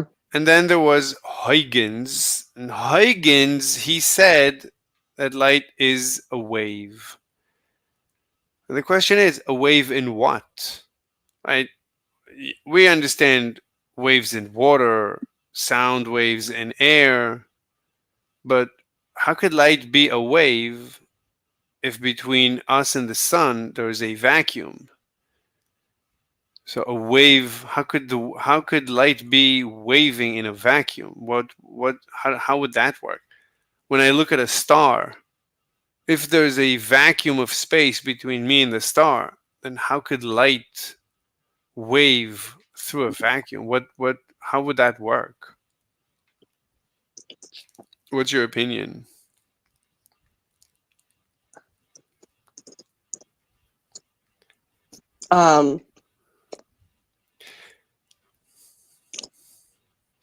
Which is basically why Newton said it's a particle, because light it wouldn't make any sense for light to be a wave.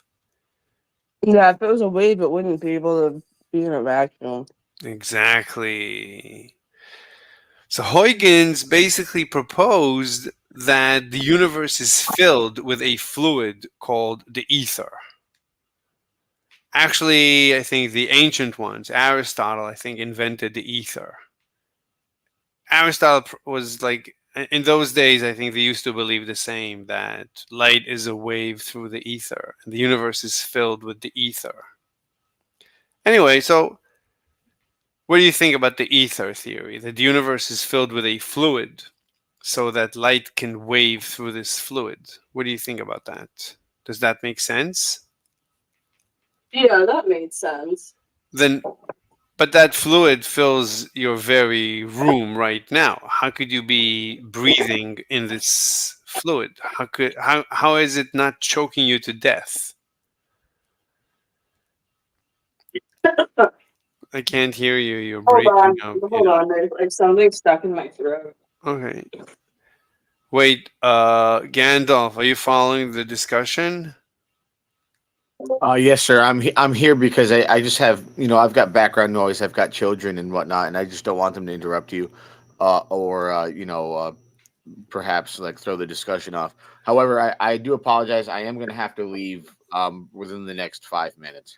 That's fine. I actually have to take a bathroom break anyway, so if I come back and you're not here, then thank you for being with me, spending time. It was a good time. You're always welcome back to my server, and we can always continue the discussion. I will definitely be back. I will definitely be back. Fantastic. All right. I'll see you later.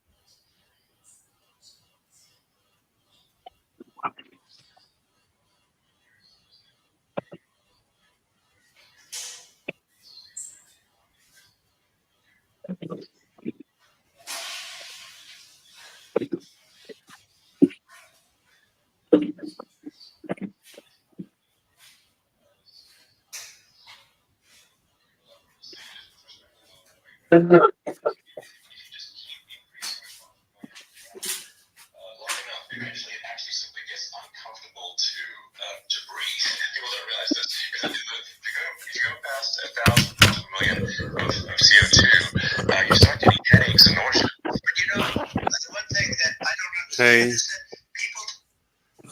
I'm back. I'm back, baby. Hold on, I'm doing. What are you saying? I'm doing something. You're doing something? All right. Okay. I think I'm gonna go do something too. I'm gonna maybe write my papeles. I'm gonna go write my papeles. Papeles. You're gonna.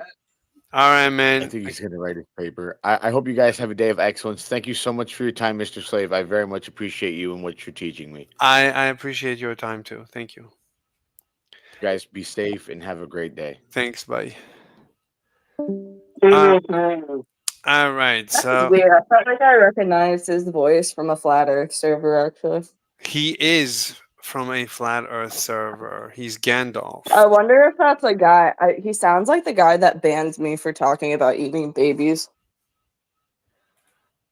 Maybe he himself was silenced on the server. That's why he had to come to my server. Can you ask him to come back? Like, I want to know. I want to be like, yo. I can give you his link. Let me find him.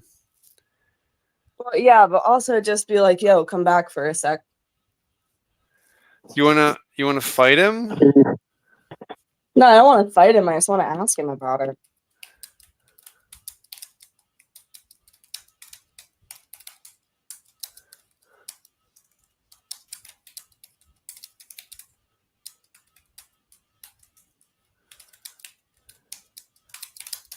Like, I always think it's interesting when someone's community turns on them and then they're, they might have a different outlook on what was going on. Okay, he says he said he's coming. Let me see. He said no, it's not him. He has no permission to ban anyone. So Did he have a server before and then like delete it? did you ever have a server? Because that's very odd that I would recognize someone like that out of the blue and then he'd be like, no, I don't run the place.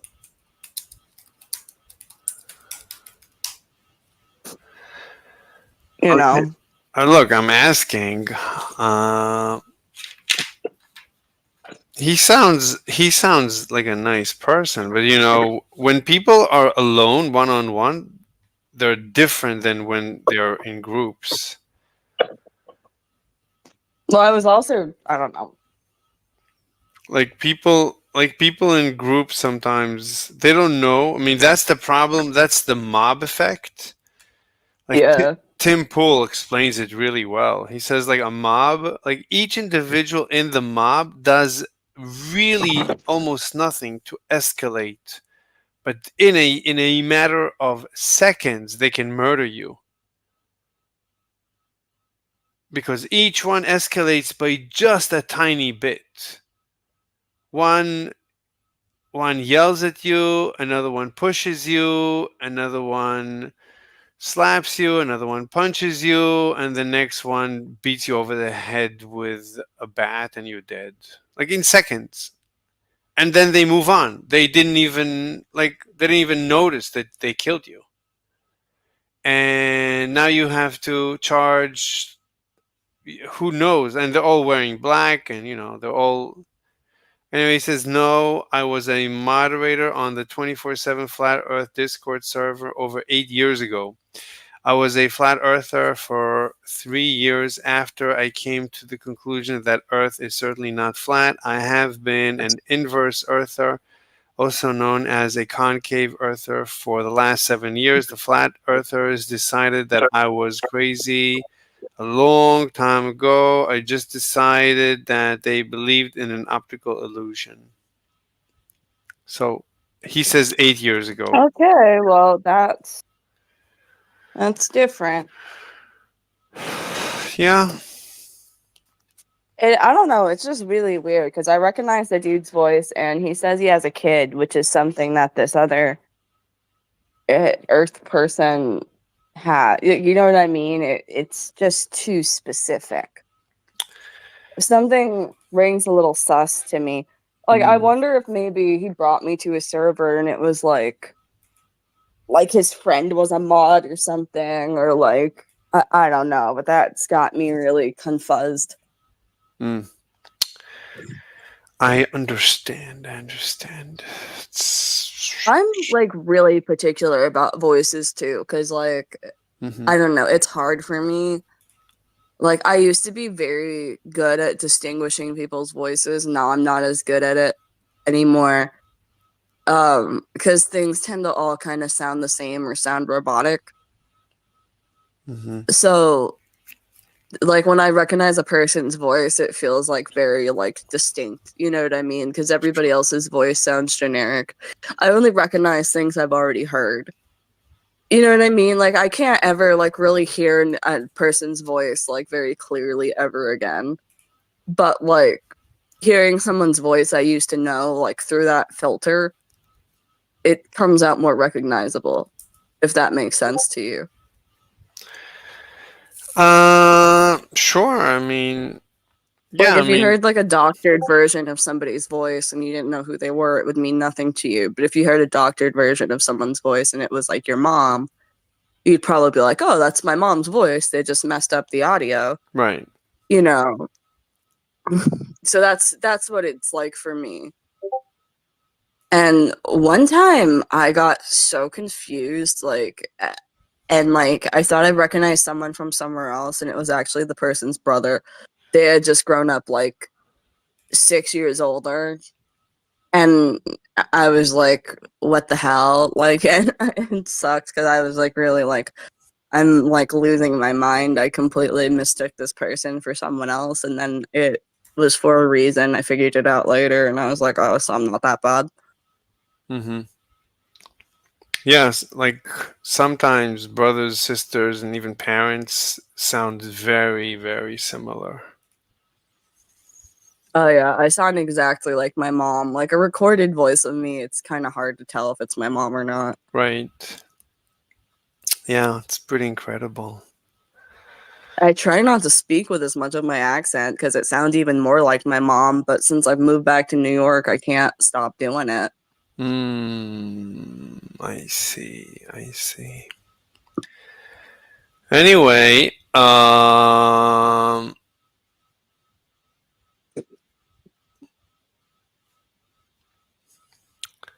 so what's up? Do you know how Oh, I like don't know, man. I was actually, can we talk a little bit just about life? Like, I was getting a trip on drugs later. Okay. Yeah, sure we can talk about it. We can talk about anything you want. Okay, cool. Well, yeah, I'm excited to do that because it's been obviously like a really long time. And I'm actually kind of deciding like if I want to do it now or if I want to just do it tomorrow, like when my husband goes to work, because I'll have more time by myself. It's up to you. It's whatever you want. Do you know how people Yeah, I'm trying to decide if that's what I want. Like if I want like a day of like tripping out by myself, or if I just want to do it so that I can feel better and then be productive the next day. Like I'm trying to decide like what I want more. Do you know how certain people, it says live on their channel avatar, on the channel GIF, whatever, the channel image? Yeah. Like, how do you do that? Like on my channel, it doesn't say That's live. automatic.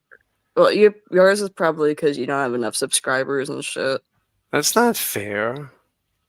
Yeah, I don't think so either. That's terrible. Yeah, that sucks. How can you grow your channel when it's not going to show people that you're on? Yeah. It's like YouTube is making things so difficult for new channels. It's like if you're huge, It does, but Twitch doesn't pay. So people go back to YouTube and then they're dealing with like this really old like interface.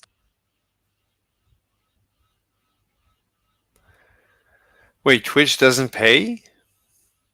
No, they pay like shit. Like everybody I've seen is like, oh, I left Twitch because YouTube gives me more money. The only issue is YouTube has a bunch of fucking problems. Like, you know what I mean? So it's like, Wait, you have a YouTube channel?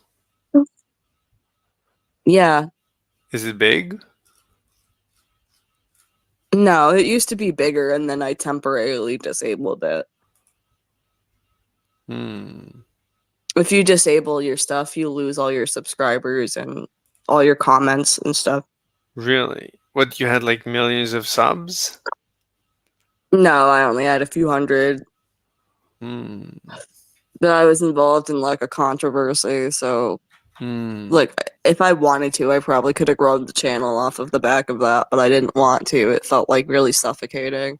I see. Like that's just it, you know, like whenever you're trying to do something, you never get like the numbers and the growth that you get whenever you do it like by fucking accident. And whenever you do it by accident, it's usually because you're pissing someone off.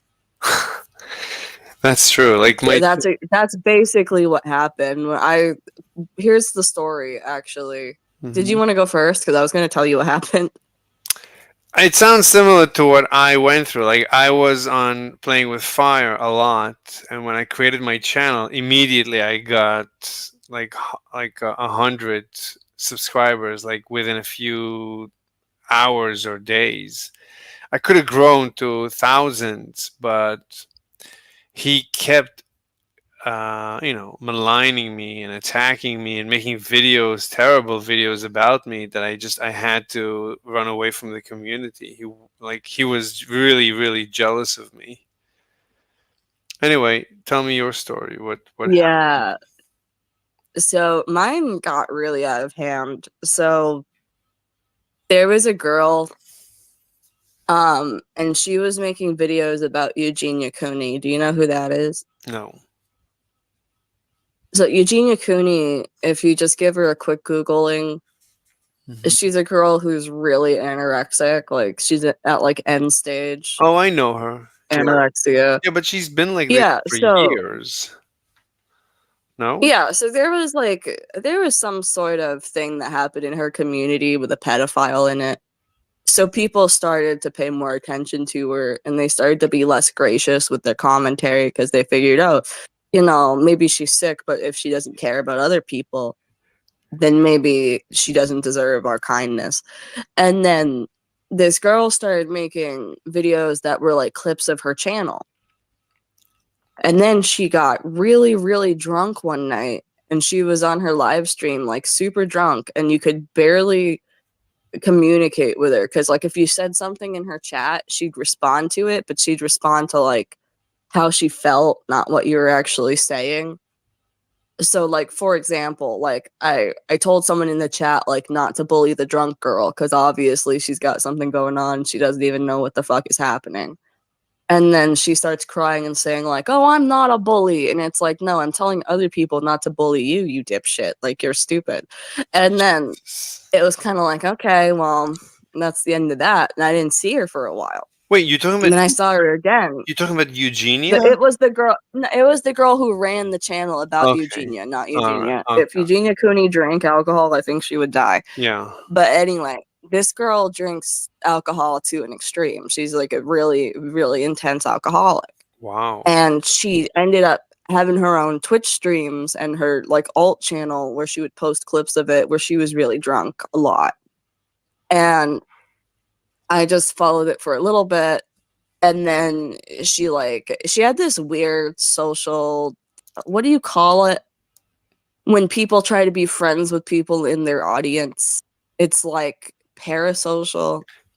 I mean, parasocial means that like I could It's be like in you love. don't know me, but you're Yeah, acting one like you know way. me or something. Like when I Yeah, see. she tried to be parasocial with her audience. It was sort of different, where she tried to Mhm. act like she was friends with her audience members instead of the audience members acting like they knew her through watching her. It was Okay. kind of the opposite. So anyway, one day I hadn't watched her for a while because at this point I had been through like, this whole personal thing. I had been in this relationship. I'd moved back home and I was just kind of being like, okay, what's up with this girl? And then I saw her live, like drinking and driving down the street. Mm-hmm. So I captured it on my tablet and then I uploaded that. And I just was like, is this girl drinking and driving? Because this seems like this has been going on for a lot. Mhm. And then a girl who was friends with her named Brooke Mhm. reached out to me. And then Brooke is like, this girl's been bullying me. She's got all these connections because her dad is a police officer. And all of my friends are in a group chat called Victims of Reagan. And because the girl's name is Reagan, the drunk girl's name is Reagan. Oh, So Brooke's telling me that, yeah, Brooke is telling me that evil President Reagan is like destroying her group of friends and drinking and driving and just being a general dick, but she gets away with it because her dad is a police officer. And I'm just like, well, that really sucks. But like, then she asked if I could upload information. She asked if I could add commentary, and I was like, yeah, okay, like I'm helping you, so that sounds like a good thing. And then at the end of it, I ended up editing this thing together that took her down. So, I don't know what to say. Like, because in my opinion, it wasn't malicious, but I was like just doing a good job. And then they were like, "Oh, we didn't want you to go that far," and I'm just like, "Well, then why the fuck are you telling me to do it?" You know what I mean? It's just it's pissing me off to the point where it's like you got what you wanted, now you want nothing to do with it because you got someone else to do your dirty work. Like, oh, I've just been had, and like as an autistic person, that happens a lot. You know what Wait, I mean? wait, Like when wait, you like you try to have the justice thing go on and then other people are like, "But we didn't want you to do that." And it's like, "Well, why did you ask me to do it then? Like I wait, did exactly what you told me to." wait. So you define yourself as autistic? I've been diagnosed with it. I cannot tell that you're autistic. Probably because my parents beat the shit out of me to stop acting like it.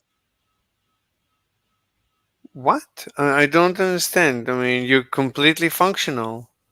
Like, I'm not completely functional. I haven't been able to have a job in like almost 10 years at this point.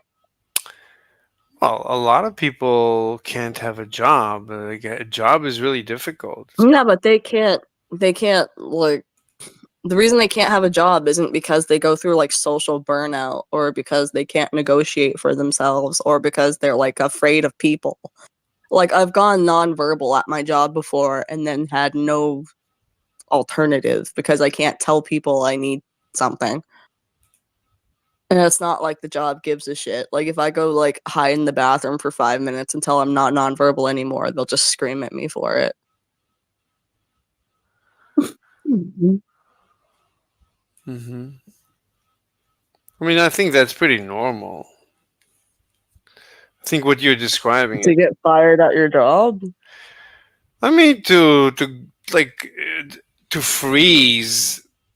Like jobs are very difficult. Like, No, if you think that's normal, then you've got a severe problem. Like, that's not normal. Like,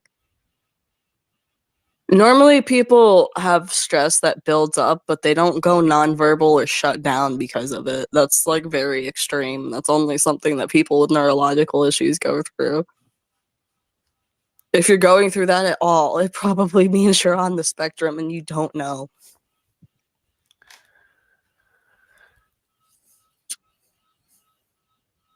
no, I mean, it could be other issues. It doesn't. I don't think it has to do with autism.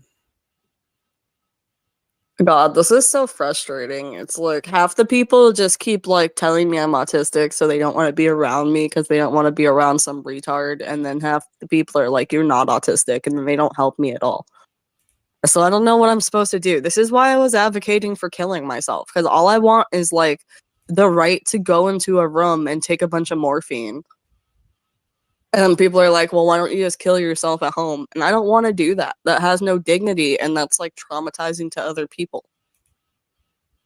Like, I can't have an ethical suicide at home unless literally everyone I know is dead.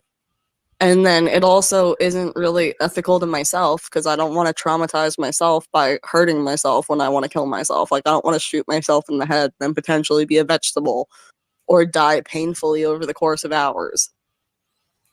Like, all I want to do is like take medication and die and like not be aware that I died. That's not a lot to ask. Mhm.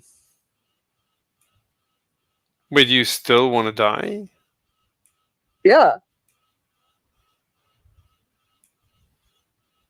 You're not having a good time? No.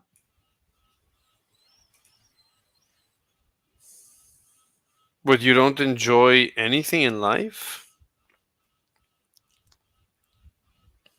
If I enjoy anything, it's like so temporary that I just don't give a shit.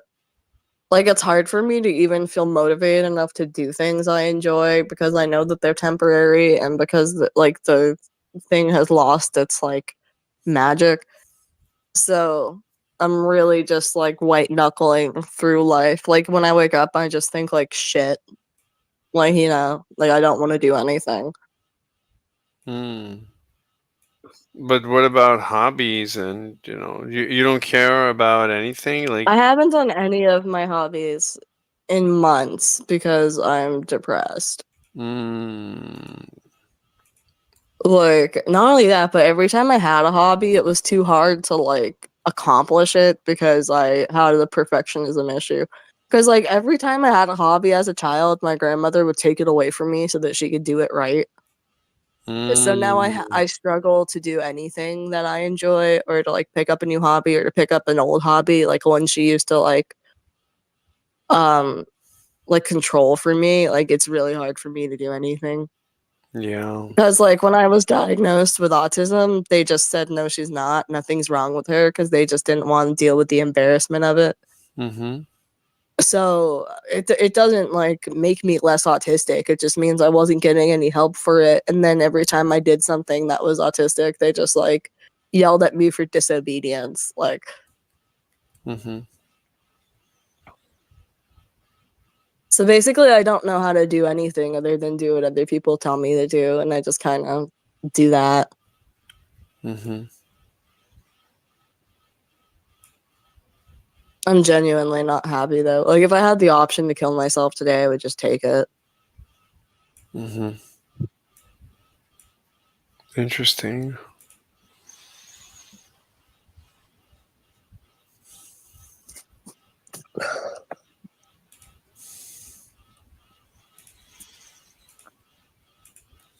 Like, there are so many people who have taken advantage of this for me too. Like my ex, who's like grooming teenage girls and shit. Like, he wouldn't have been able to do that if I wasn't autistic because I wouldn't have fallen for it. Mm-hmm.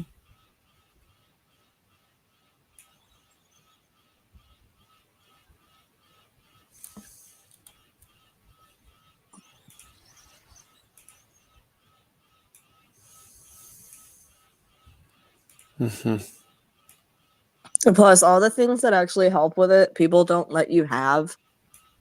Like rabies shots. Like, people should just be able to keep rabies shots like in their house. Like,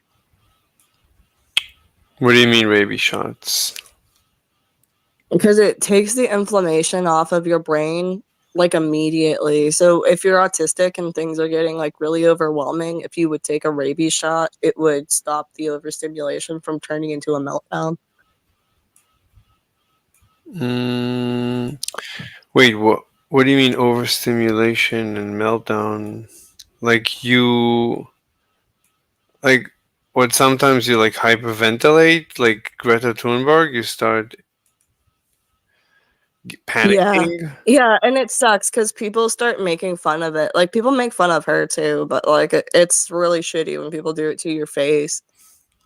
I mean, the Because media, like you can't stop doing it. Like, right? But the media like take advantage of her hyperventilating and panicking about every little thing, and they turn it into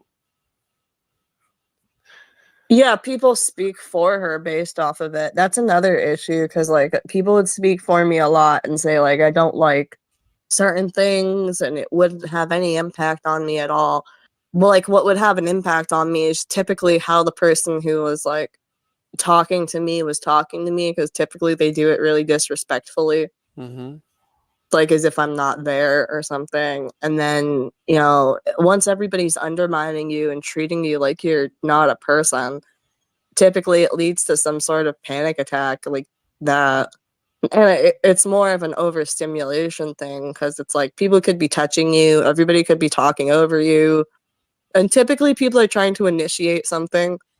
So it's like autistic people already have an issue with like getting things started that they're not prepared for. So if everybody's kind of like grouping up to bully you into doing something you didn't expect, you can expect like an ultimate meltdown from the autistic subject. And that doesn't look the same. Like, you know what I mean? Like, people have just learned to emotionally shut down and like be inside themselves. And I think that's what started a lot of this like dissociate identity disorder stuff. Because people do dissociate based off of trauma, but an autistic person can be traumatized a lot more easily than like a neurotypical person. So I think that the autistic people are just like dissociating more often. And then they turn that into like their own character as a way of coping, because it feels weird to be yourself. You know what I mean? Like if someone like abuses you, it feels weird to be yourself. Like it's very uncomfortable. If you pretend to be like very not like yourself, or if you just call yourself by a different name and altogether you're just like not you, it seems to be a lot easier to live. What? What did you say? No, never mind. I can't go through all that again. When people abuse you, so you dissociate from yourself? Yeah, that's natural. From yourself or from them? No, from yourself, because it feels like they ruined like you.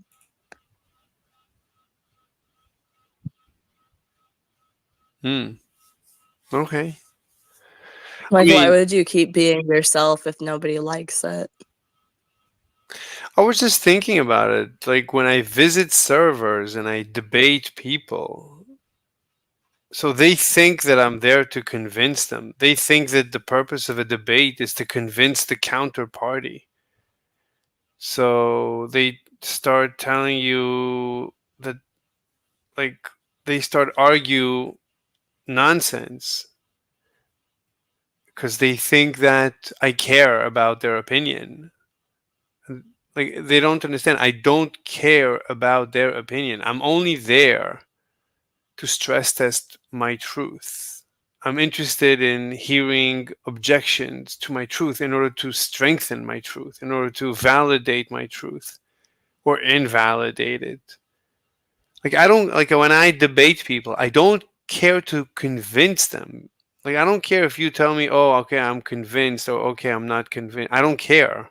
Like I need to be convinced of my truth or convinced that of my falsehood. I don't care what your opinion is about the universe except for my thesis. Like they try to bully you into submission. Do you understand what I'm saying? Yeah, but like I think an autistic person, instead of just feeling bullied, would like melt down and have like a fit. Right. Maybe when I was young, I would actually be upset that I'm not able to convince. But as I started, down It's the not about being able to convince people, it's about not being seen accurately, or it's like Like, why are other people automatically seen as who they are, but for some reason it takes you extra steps and like you have to convince people of things? Like it's tiring. And it's because autistic people don't realize they don't have to do that. Like that's kind of the thing with autistic masking is like the autistic person kind of gives up and stops trying. So you seem less autistic because you're not defending yourself as much. Like autistic people try to defend their point to an unhealthy extent because they feel like no one is like listening to them, and they aren't. Wait, could you Like I've been taken out of context so much that it's like physically painful. Like, you know what I mean? Like it's hard for me to just sit here and let people be wrong. It's like really horrible. wait? Could you just let me? I'm gonna test something. I'm gonna try and log into a whiteboard in a different room. It might send me into the room. Then I'll be back. But let me just try to see if because it says leave. I can't. Like I'm trying to go, like stay here, but go into the whiteboard of a different chat where I. Do you know how to do that? I just want to go. I don't want to go into I don't the. think you can. No, you literally can't do that. Let me see. Yeah, it says that I would have to switch voice chat. It's not gonna let me.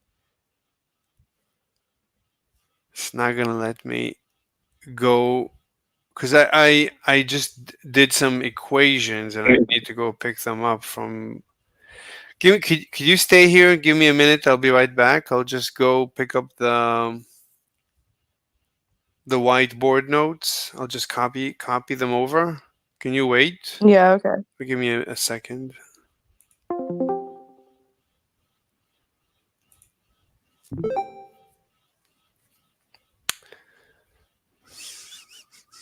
Yo, Mr. Slave. Hey, what's up? I'm just here to pick up my notes from the whiteboard. What's up? How is? You want to come over to my server? I'm having a discussion over there. Nah. Thank you. You're welcome. How are you? Wait, who are you? I'm Bacon. Hey, Bacon. So I'm going to try and copy my notes over to a different whiteboard. Maybe I'll have to come back. See you. Hey. Okay. Let me try and paste it over. I don't know if it will work. I hope it works.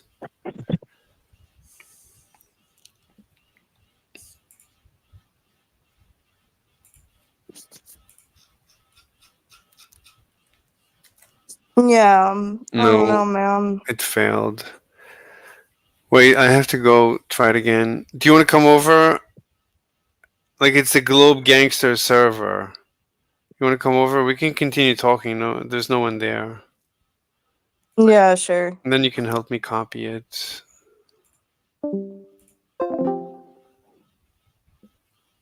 Oh, let me check. It's amazing. Yeah, I haven't seen yet, but he often uses ChatGPT to generate animations. Let me see. Yeah, that probably one of them.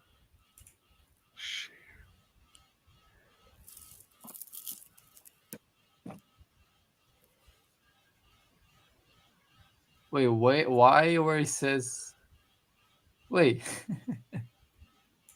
isn't he just refuting himself there? Yep. Hey, do you guys want to hear my latest proposition later? I have proof for Einstein's first postulate about the principle of relativity. Do you want me to introduce it to you so you can pass judgment?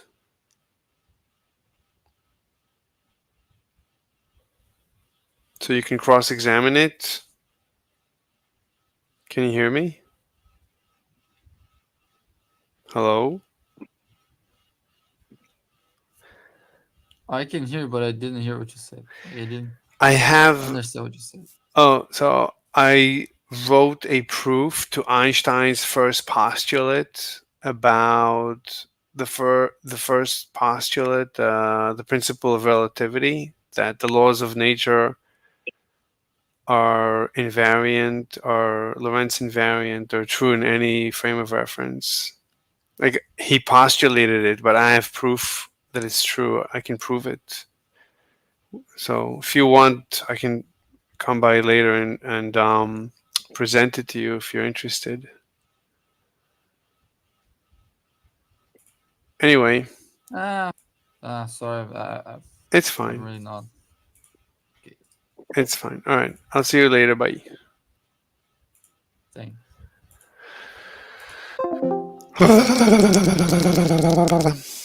Where's Amber? Hey. Hey. Edit image. Animate a character, bounce, sticker maker. I don't know. So I sent you the image, but I can't open the image. It's an image. It's fine. It's better than nothing.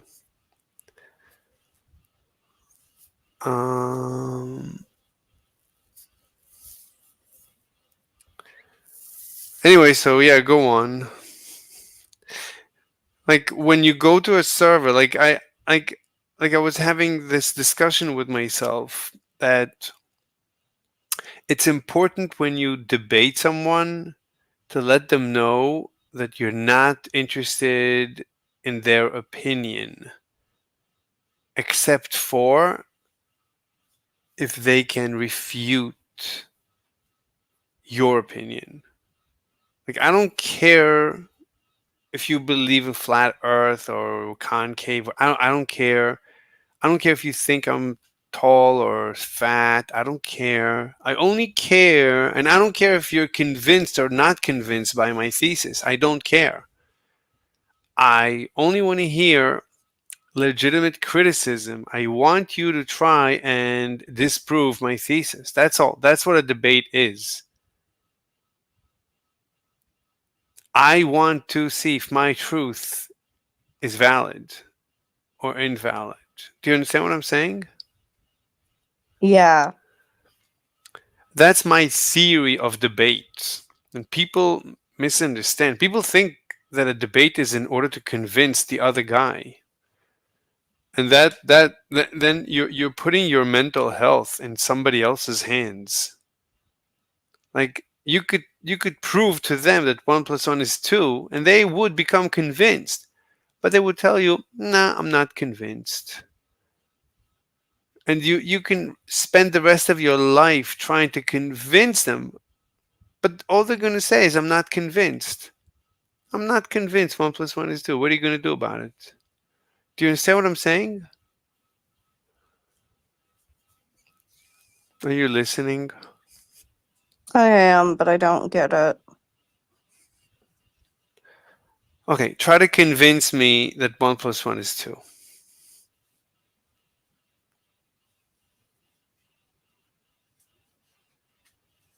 You see But what if I don't know? I don't care. Don't What am I supposed to do? Like, what if you take two of those things and you put them together and it makes a third larger thing, and then you think 1 + 1 is 3? Who am I to say it's not?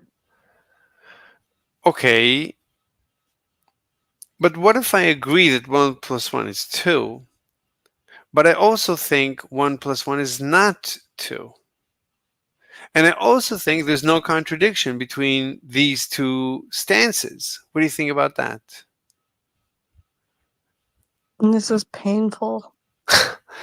The point is, there's no point in debating someone in order to convince them of anything. That doesn't make any sense, because they can say anything they want. That's like a waste of time. Why would you try to convince someone of anything? They can always say, I'm not convinced. Do you understand? Well, yeah, but you're trying to convince me to convince you. Like, shouldn't that be even worse?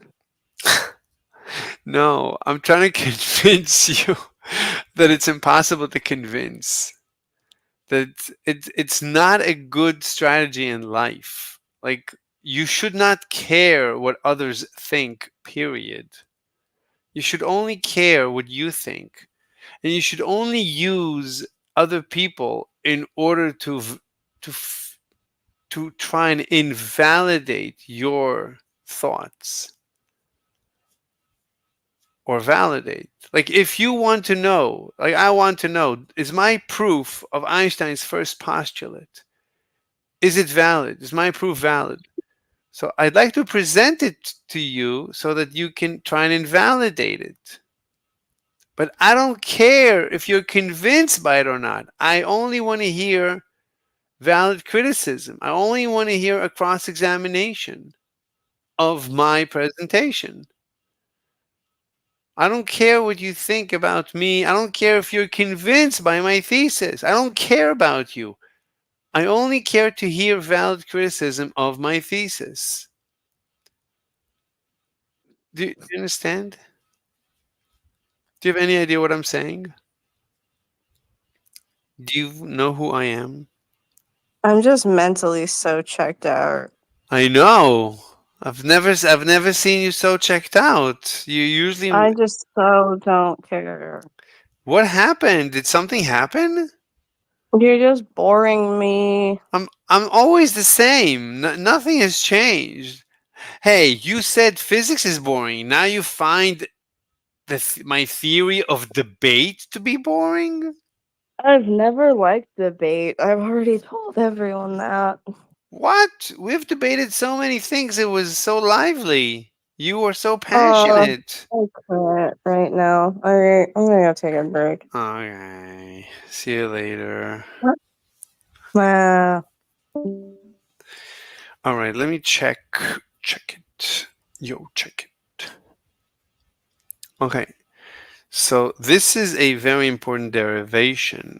It's good for the paper. Let's copy it. Can I copy image and paste it in the papel? Not this papel. Well, this papel I can close. So let's go to this papel. This papel, ether black holes. Let's try to paste it. There it is. That's basically it. That's all I need. So here's the 11 kilometers per second. This is a perfectly good derivation. So A equals gm over r squared. Too bad I didn't start from mg equals gmm over r squared. And from there, and now you know A is defined as dv dt. dv dt, therefore, is equal to gm over r squared. But dv dt, we can multiply by 1, which is dr over dr. So dv dr times dr dt is equal to gmr over r squared. But dr dt, right, this is delta r. I wish I could point at something. It doesn't let you point. So here's delta r, right? Delta r per delta t, that's just, it's not delta v, it's just v. So dr dt is v. So dv dr times v is equal to gm over r squared. Now we're just going to move the dr over to the other side and the dv to the right of the v. So v dv is equal to gm over r squared dr. Okay. So now we can integrate both sides. So v dv, we're integrating from v equals 0 in the beginning to v final when it impacts, right? We're dropping a mass and it's going to start accelerating until it impacts on the surface of the Earth. We don't care what the mass is, as long as it's tiny. Because if it's bigger than the Earth, then the Earth is going to fall. So it's a different story.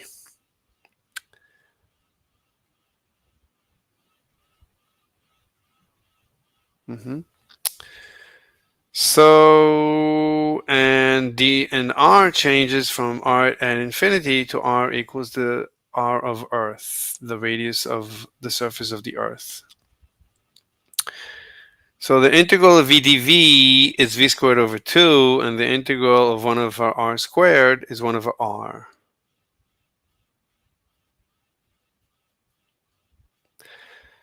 So we're integrating, or we're it's called the absolute values or something. Anyway, we're integrating from 0 to v final. Therefore, v final, right? So we want v final. So v final is equal to 2 gm over r square root. So here's 2 gm over r square root. Now we know that gmm over r squared is 10 meters per second per second. So gm over r is just gm over r squared times r. We know r is about 6,000 kilometers. So this is 10. So this is 60,000 kilometers times 2 is 120,000 kilometers. And the square root of 120, well, the square root of 120 is 11. This is 120,000, or 120 kilometers. So 120 kilometers, the square root is 11 kilometers per second.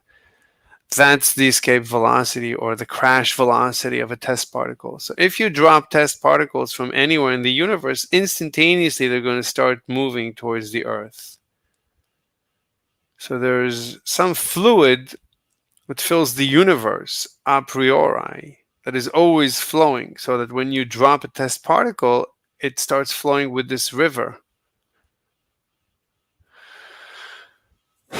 So that's the derivation.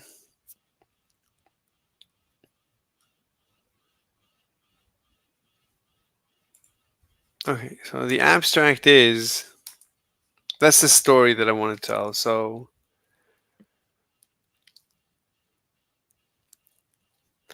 that's the velocity. Now, to get a black hole, you just plug in C. So, and you want to look for R. So C, you make it, you square both sides.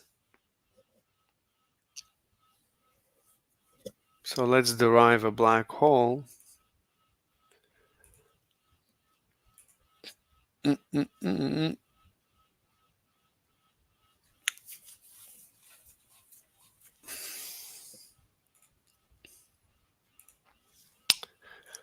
Launch.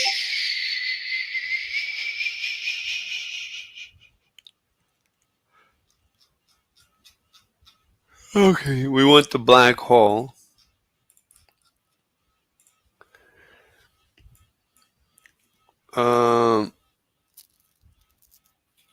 I don't think we can paste GIF. Yeah, we can't paste anything.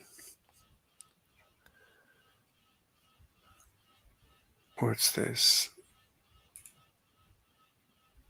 Oh, text. Oh, squares. Interesting. Okay. So what I want is a black hole from Newton.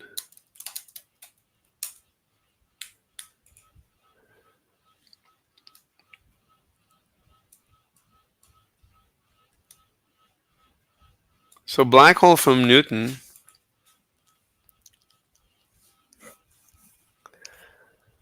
a black hole from Newton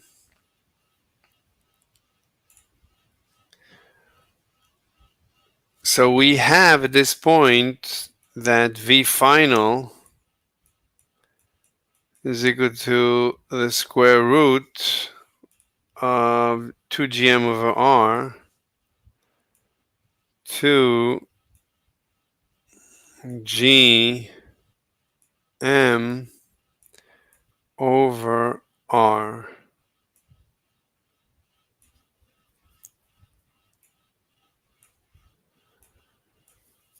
So we're going to plug in C.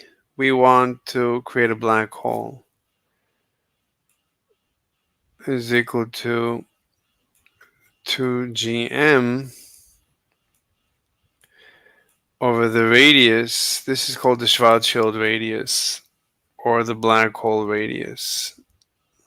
This is the radius of a black hole. Okay. So the next step is to square both sides. So c squared is equal to this. So c squared is equal to 2gm over r, 2gm over r.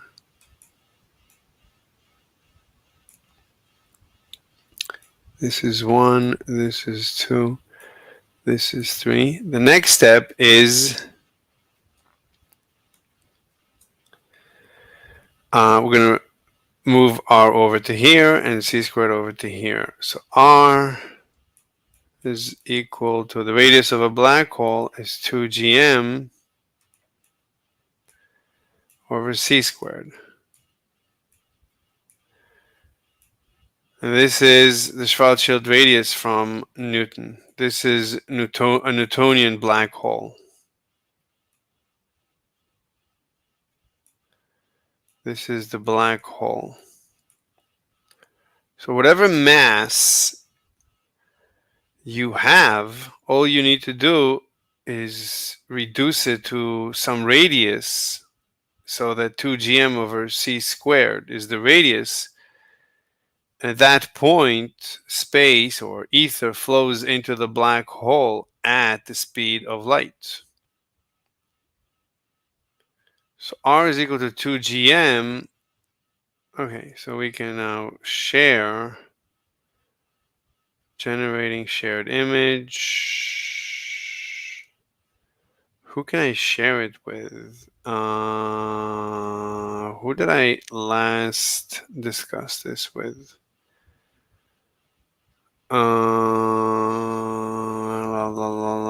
Gamma. Okay. So let's go pick up.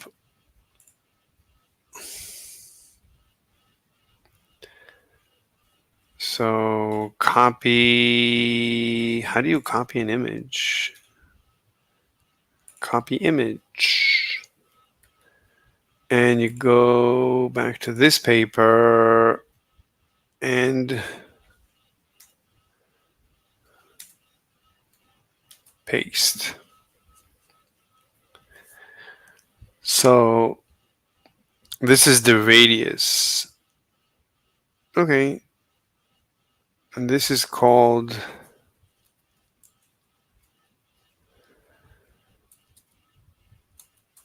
black hole derivation from Newton. Wait, Newton. This is black hole derivation from Newton. And this is the derivation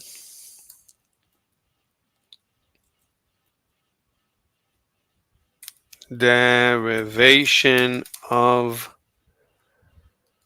the speed of ether, at the surface of the Earth.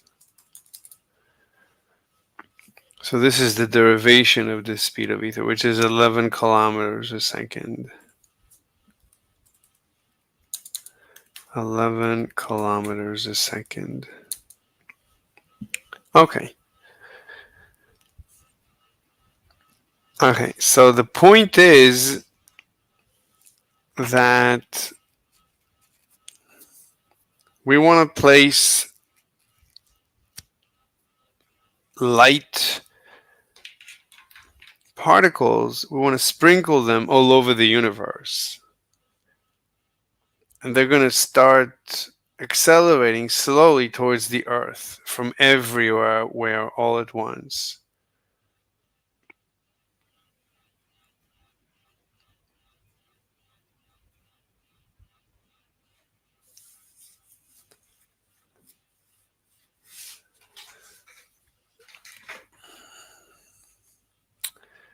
And that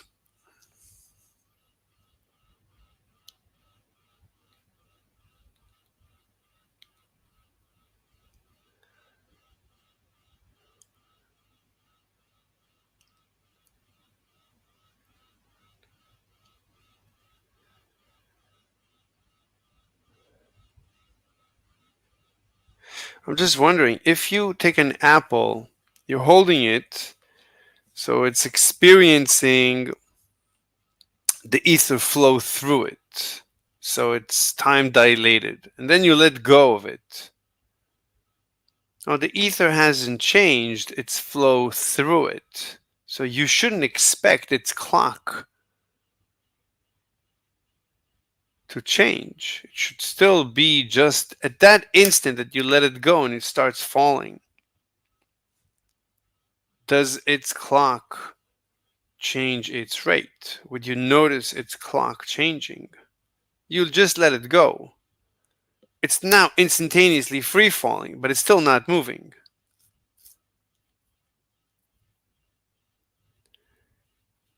Will its clock change its rate?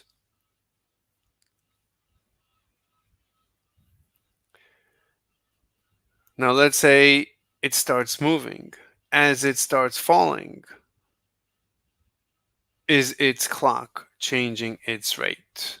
Do clocks change the rate as they accelerate towards the ground? So I think that the apple will forever accelerate towards asymptotically towards the speed, towards the velocity of the ether.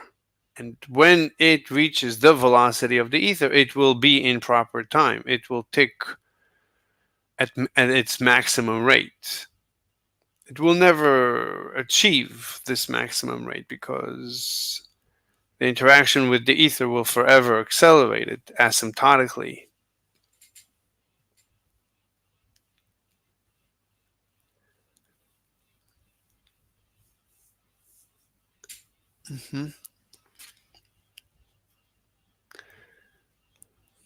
So what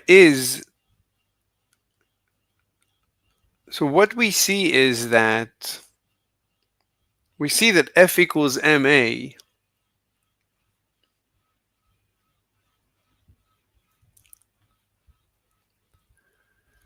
so any object that we drop at around the surface of the earth accelerates at the same rate, meaning all particles interact with the moving ether the same way. Which means the very force that they experience from the ether is their inertial mass. So if we try to push them sideways, we experience the same resistance. So we measure their mass to be identical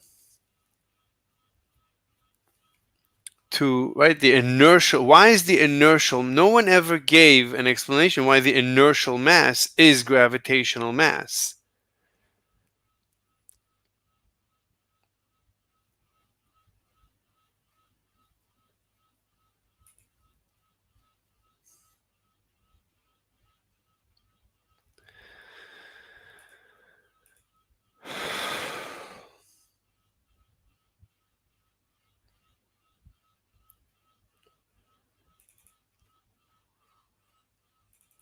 So the paper about the ether. So no one ever asks, why is gravitational mass the same as inertial mass? Well, now we know.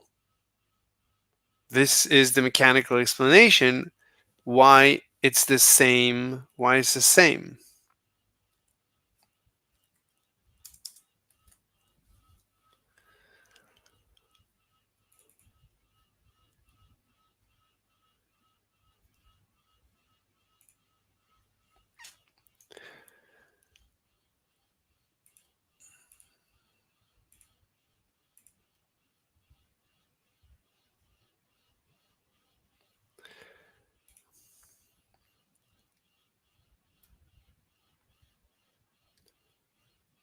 So I don't even know what this is.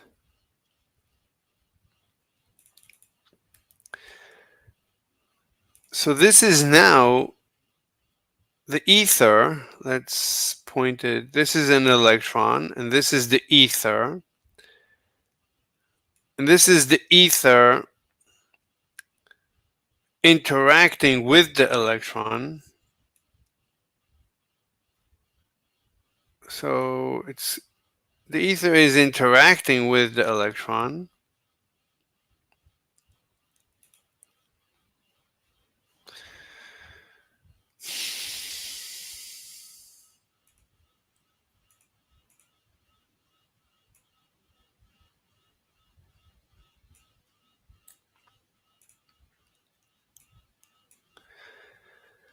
This is the ether interacting with the electron.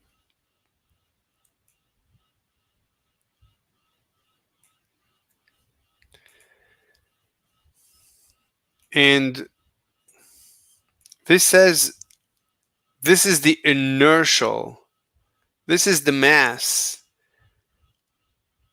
created that the ether endowed. This is the Higgs mechanism. This is the mass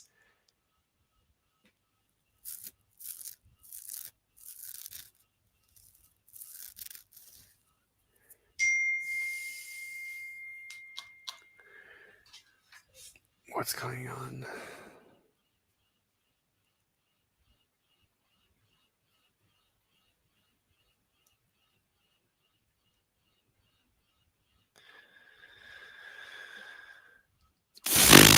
I need to go eat. I don't know. I don't know. I don't know if this is true, that there is a correlation. I mean, because we know that some of the mass is E equals mc squared, and that's also related to interaction with the ether. Why does the ether interact with E equals mc squared worth like, and why does the ether care about energy? Like the more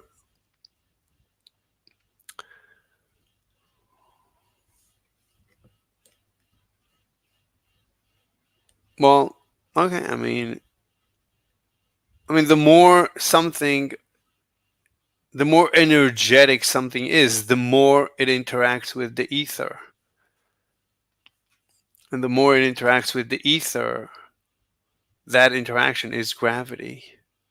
So it doesn't matter if it's directly the Higgs mechanism or because it bounces around because it's a proton and there's interaction with the gluon field.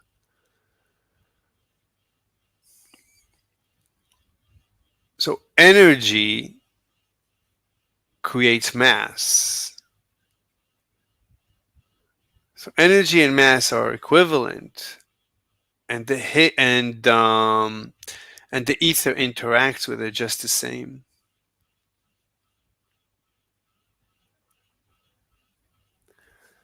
So I don't know if I have something to say about that. I mean, you could say that with an electron, yes. Right? An electron, the mass of the electron is directly what the ether endows onto it. So the ether endows the electron's mass through the Higgs mechanism. So and that very amount is the amount of gravitational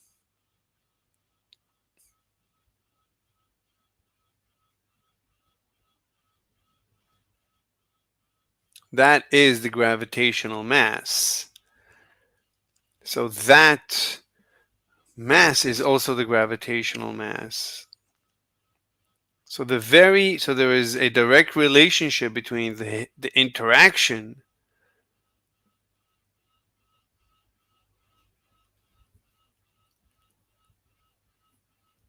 I don't know. I'm gonna ignore that for now. I'll just delete it. We'll stay with figure 9 and that's it.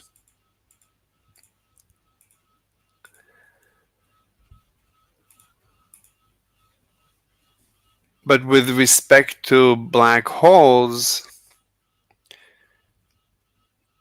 so if we assume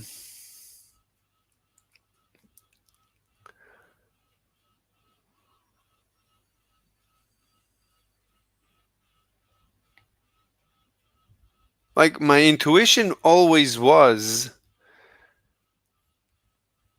that space is flowing into the black hole at the speed of light, which is why light doesn't come out. But what's our evidence? We never had evidence for that. But if you assume ether, if we assume ether, and if we assume this is describing an ether, this acceleration is the acceleration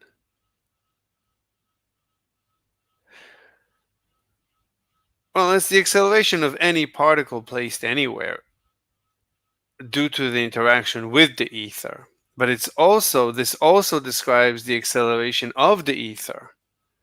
Like if you start from infinity, you can trace the motion of the ether. This is the flow of the ether. So the ether itself flows until it impacts on the surface of the earth. It accelerates, accelerates, accelerates until it impacts on the surface of the earth.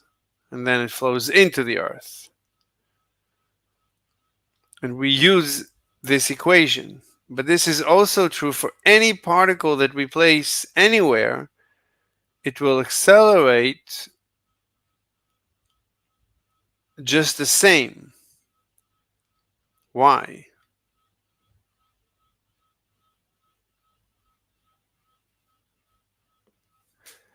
Why would it accelerate just the same? Why is the interaction of the ether with any particle the same as, like my assumption would be, okay, if I drop an apple at the surface of the earth, it should be swept at 11 kilometers a second into the earth. I should be, as soon as I let go of an apple, it shouldn't accelerate. It should immediately attain, right? So that doesn't make any sense. So the force it experiences brings it, instantaneously accelerates it, but to some constant acceleration. It immediately experiences some constant acceleration. Well, it's always experienced that acceleration. It's just that when I let go, well, it always experienced the force. But when I let go, it starts experiencing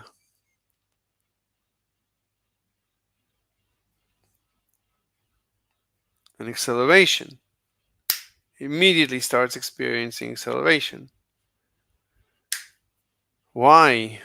But why is it the same equation? Why is the interaction of the ether with any particle identical to the motion of the ether from infinity? Why would that be? There's no reason for this. Why would the ether flow at this rate? Why would you assume there is a fluid flowing at 11 kilometers? 11 kilometers a second is just, that's just a fluid equation. That's what a fluid does. If we let go, or there's two people watching, that's unacceptable. So that's a good question. Why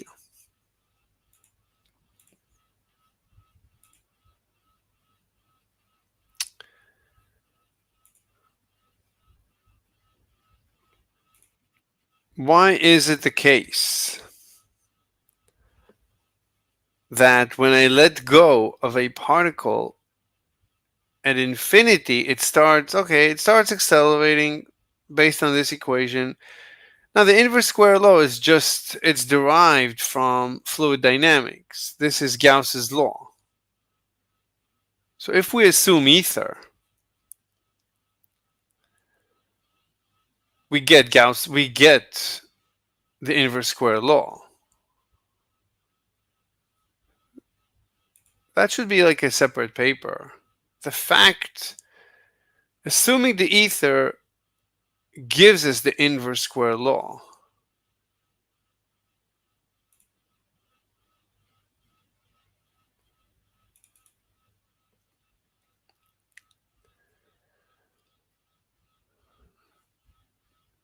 So, hello. Oh, Sinas. Give me a second. I just want to add one more paper to the list of papeles. So the name is going to be, so this is how the ether model leads to the inverse square law. Did you know that? The inverse square law comes directly out of the ether assumption, the ether model. 1 over r squared. Like, yeah.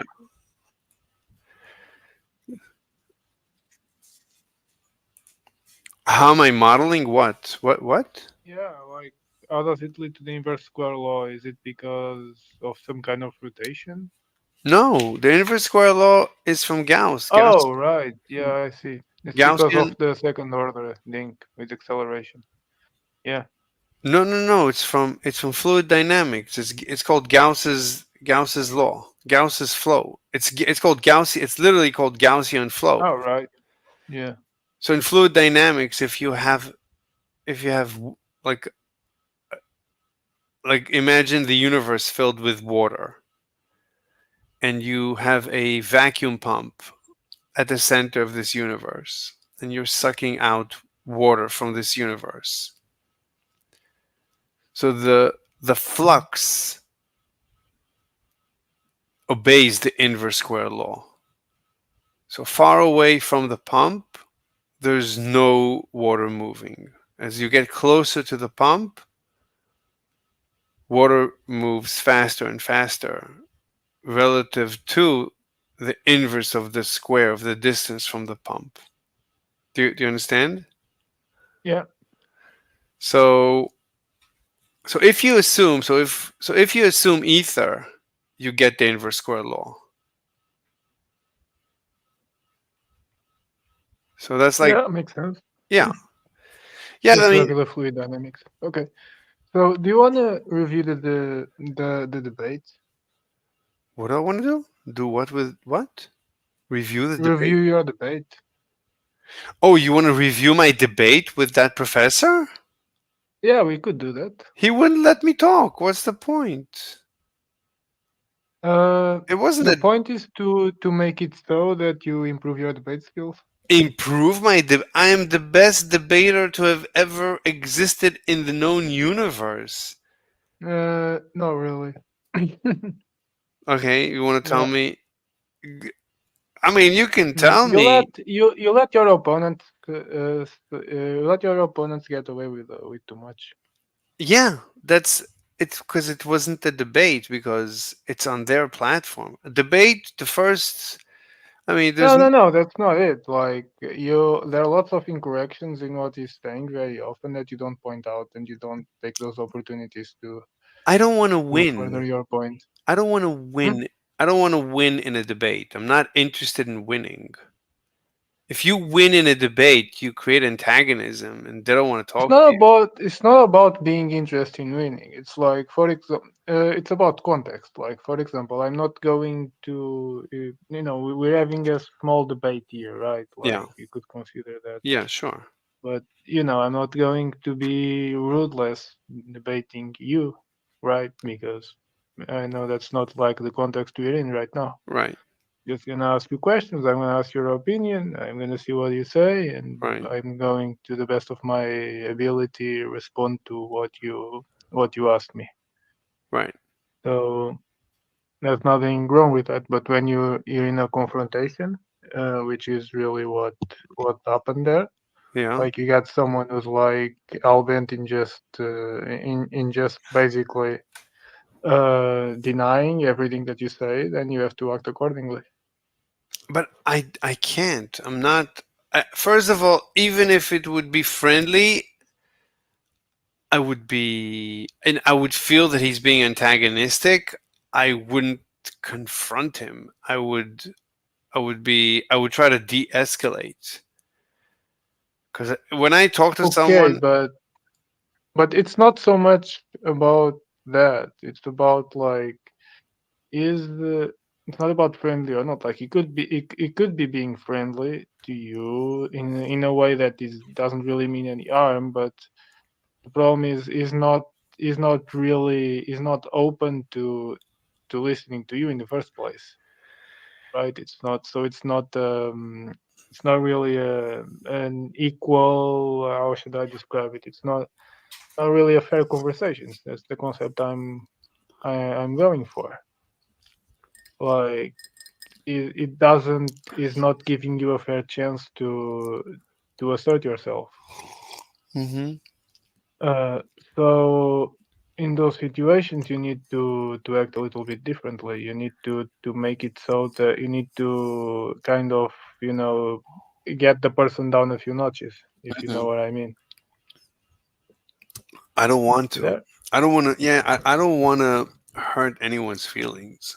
I don't want No, to. it's not about hurting someone's feelings. It's about pointing out that they don't really have the whole truth. They've got a lot of incorrect views. They say a lot of incorrect things. I'm assuming They he need to knows. start listening. I'm assuming he What? knows. I'm assuming he knows that he's wrong. So there's no. You're assuming he knows that he's wrong, but he never has to admit it if you don't push him to do that. I don't want him to admit it. It's too embarrassing for him. You have to understand.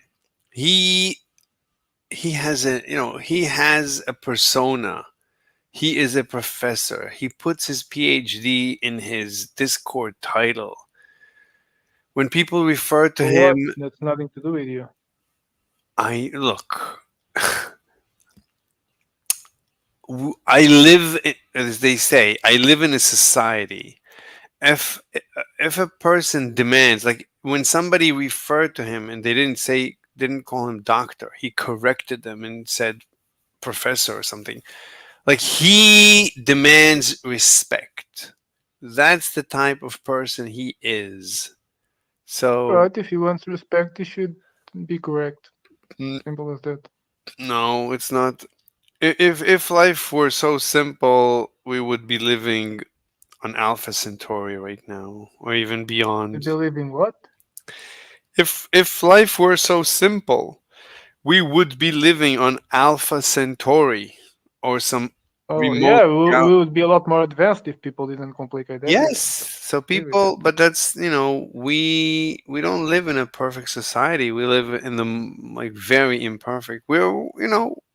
This is the end. I mean, so this is the last breath of humanity. So I'm not Yeah, I've been thinking about that. I would like to discuss that with you as well. okay. So I mean, go ahead. Yeah. You want to change the topic to that? Yeah, because I don't see the point of reviewing that debate because I did not try to win. I never try to win debates.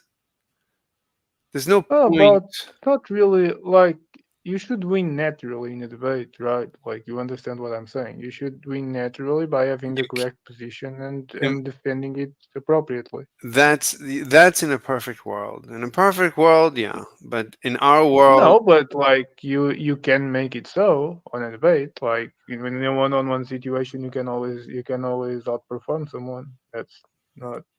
But it doesn't require a perfect world.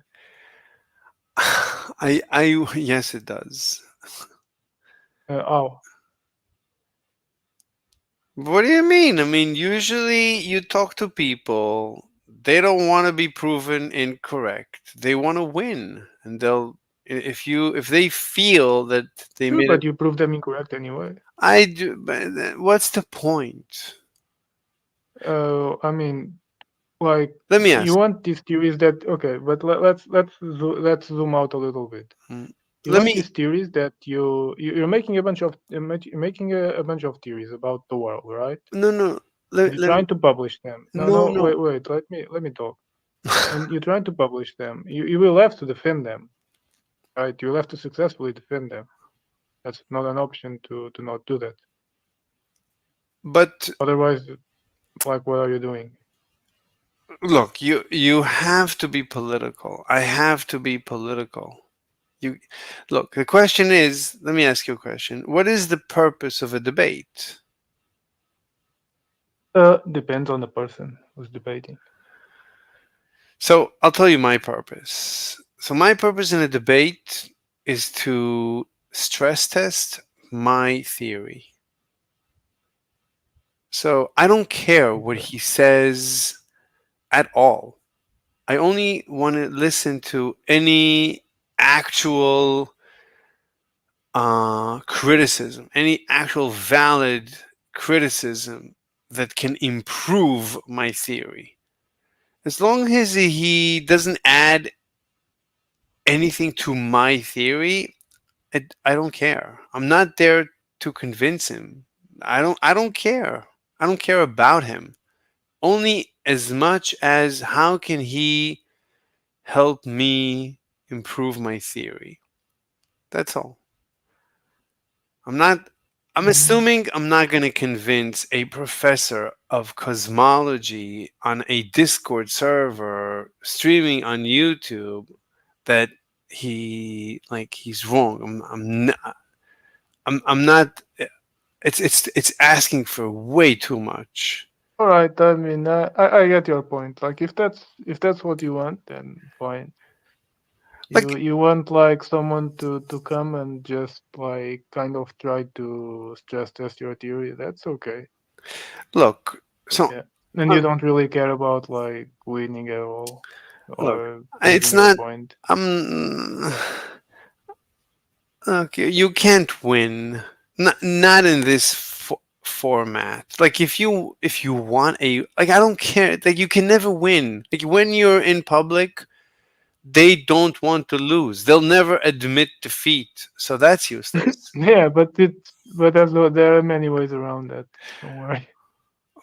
I don't see it. Like look what they're doing. I can tell. I mean, if you're curious, I can tell you how to win that debate very easily.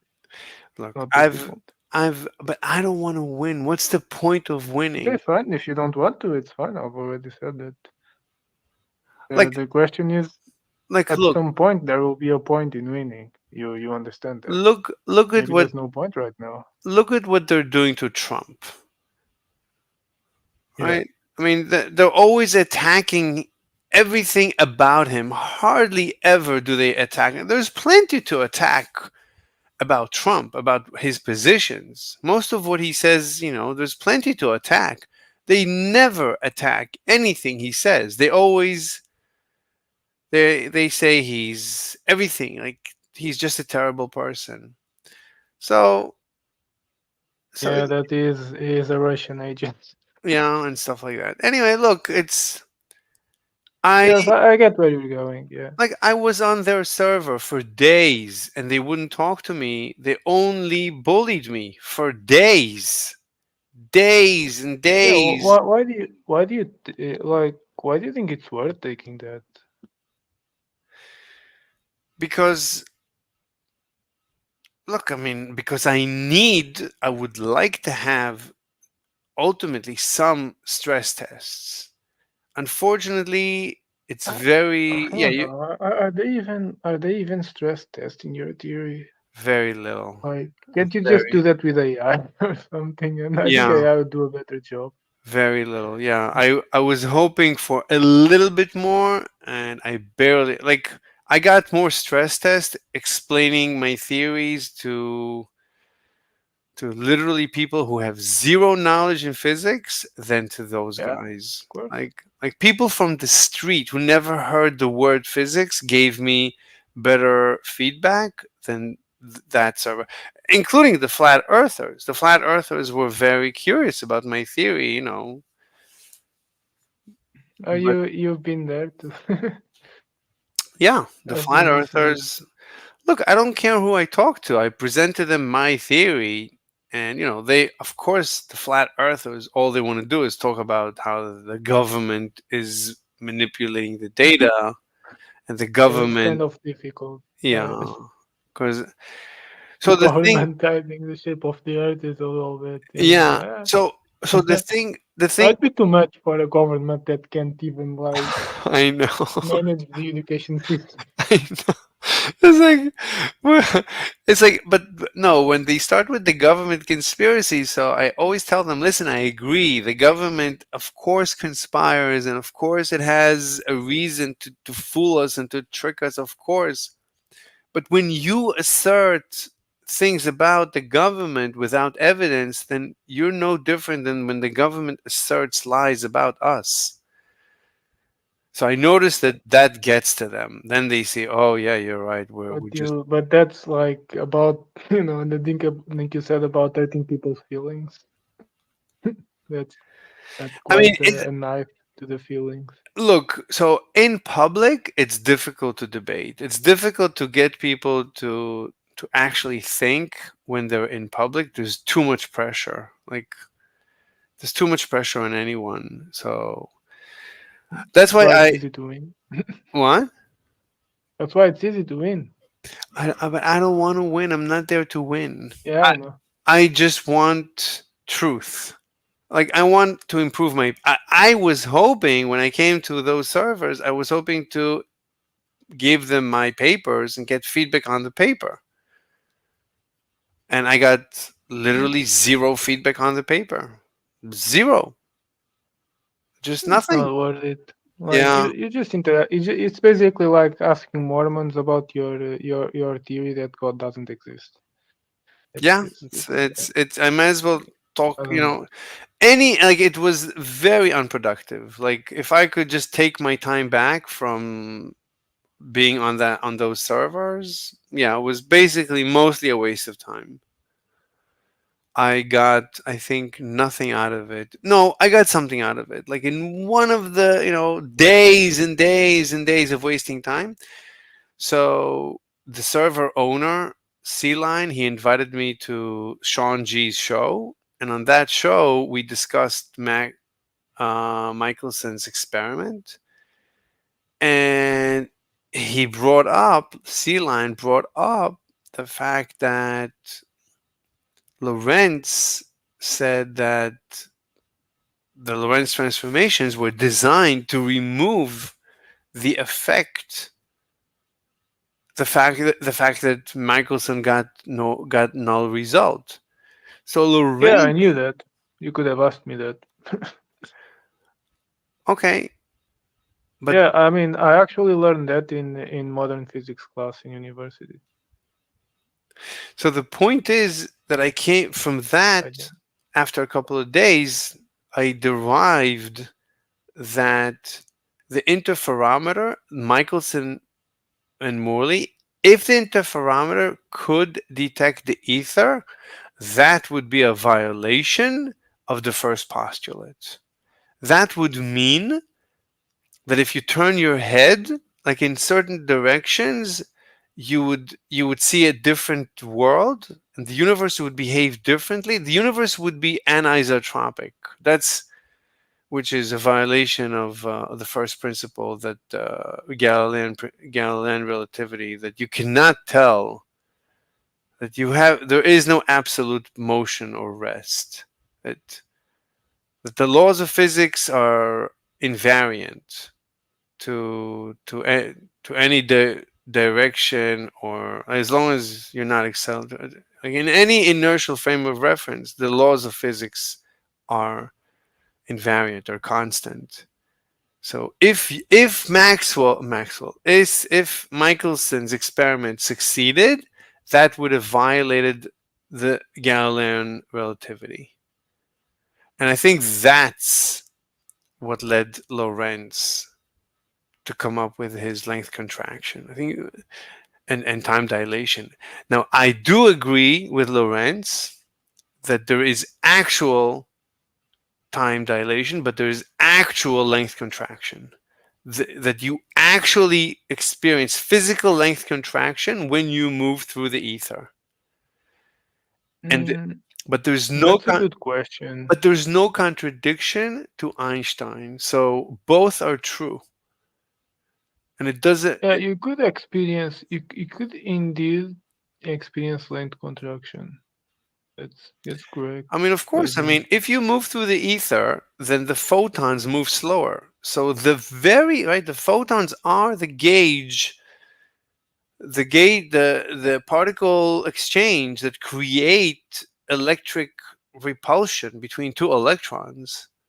That's through the waves, through Maxwell's waves. That's the photon. But if you're moving, let's say, through the ether, then of course these waves are slower. Then the interaction, you're reducing the interaction. Of course, the electrons would move closer. So the electron, yeah, makes perfect sense. Right, the electron itself changes shape. That's necessary. If you assume ether, then of course Lorentz is completely correct. Not completely, but the Lorentz transformations become real. Now, no one noticed. Like every time you look on YouTube, Einstein's theory of relativity, the name of the video is always introducing the Lorentz transformation, deriving the Lorentz transformation, but they never talk about Lorentz. They always start from Einstein. They always derive Lorentz transformations from Einstein's paper. But Einstein didn't assume Lorentz. Einstein started from first principles, from his first postulate. He didn't reference Lorentz in his paper, but he ended up with the same transformations. But Lorentz assumed ether to get his transformations. And Einstein said, I don't need ether to arrive at Lorentz transformations. And no one raises an eyebrow and says, wait a minute, how is this possible?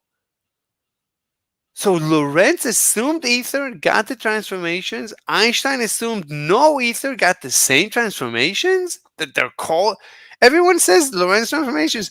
Einstein didn't call them Lorentz transformations. Einstein didn't care for Lorentz transformations, but he arrived at the same conclusion. And even Einstein didn't raise an eyebrow. Why didn't Einstein say, wait a minute, how is this possible? I think everyone, I think the answer is everyone is just looking too much at themselves. Yeah. But Lorentz should have said, wait a minute. Einstein derived my transformations by ignoring the ether? What's going on? Lorentz should have told Einstein, your theory is completely nonsensical. You claim the ether, you don't need the ether, but you're assuming the ether indirectly by your two postulates are the assumption of the ether, whether you like it or not. Einstein claiming that the ether is superfluous is nonsensical because his two postulates are derived from the ether model. Well, Einstein ended up admitting that, basically. But Lorentz should have immediately, when Einstein published his paper, Lorentz should have, and Planck made him famous, Lorentz should have said, this is nonsense. This is complete nonsense. But maybe he did. No. No. So everybody, I don't know what happened. That it's like everybody was so impressed that Einstein was able to remove the ether from physics because he simplified physics. Einstein said, I don't need the ether. I can give you physics without the ether. I'm just going to add two postulates. So everybody says, oh, he added in two new laws into how the universe works, but he got rid of the ether. but he didn't. If you assume ether, you don't need the two postulates. You get the two postulates from the ether. But I don't know how no one noticed it. For 120 years, no one noticed this. Oh, maybe no one's trying to notice anything. Yeah, I mean, yeah, it's that's no one is really interested. See, what I like, I'm like a different person. I'm like built. I guess I'm built different than most people. It's like when something bothers me, I can't let it go until I crack it. And I think I cracked this enigma, this mess. I think I'm like an archaeologist that I'm digging through evidence from 120 years ago, and I'm able to decipher. It's like a car accident from 120 years ago that there's barely any evidence, and just from rumors about the car accident, I can tell you exactly what caused the accident and how exactly things transpired. It's like I can tell you every step of what happened. But I don't know why Lorentz. Why? I mean, Einstein spoke in 1920 and said ether. Lorentz should have, even at that point, Lorentz should have said, aren't you going to issue a retraction about the 1905 paper?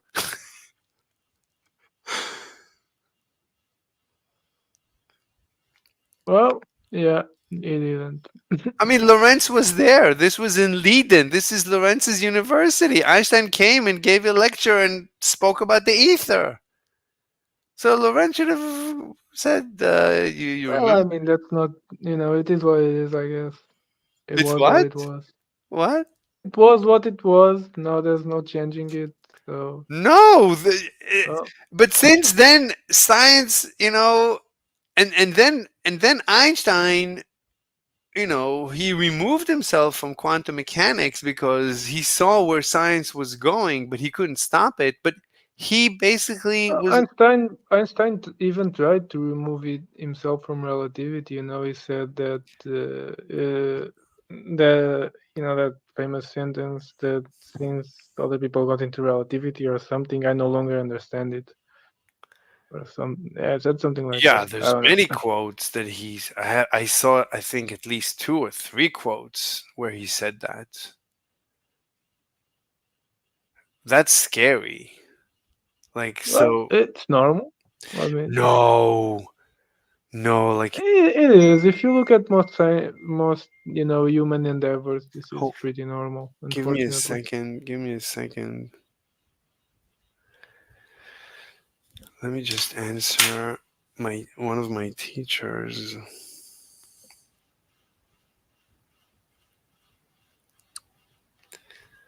Give me a second.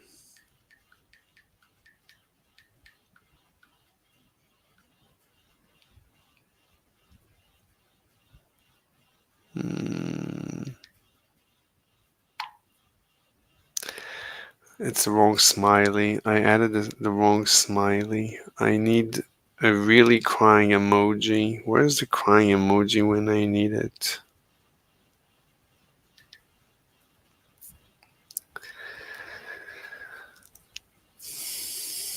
Anyway, so anyway, it's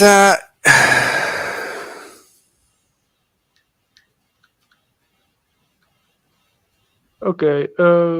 By the way, do you want a bot to stress test your ideas?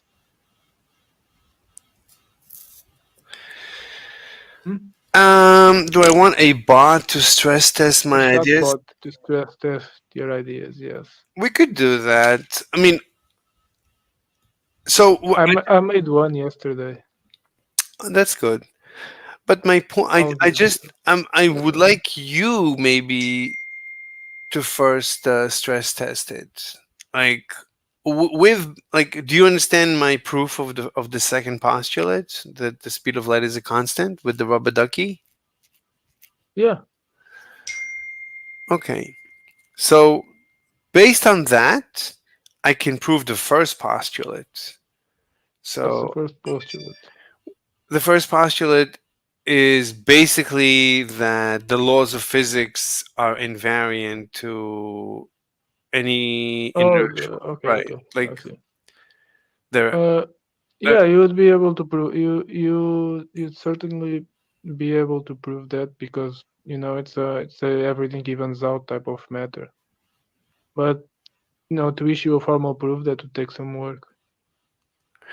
So, oh yeah. So I don't know how to do formal proofs, obviously, but I mean, you'll have to like pick up the equations and say that no, there's no equation. But I think that's how Einstein did it, really. No, but there's no. No, you don't need to do it actually, because what Einstein did is that he assumes that I think he called it second postulate for whatever reason. But if you assume that C is the same in all cases, like C never changes, the ratio is always the same, then you obtain the first one. I think that's how it works. Let me just try to check that. Okay.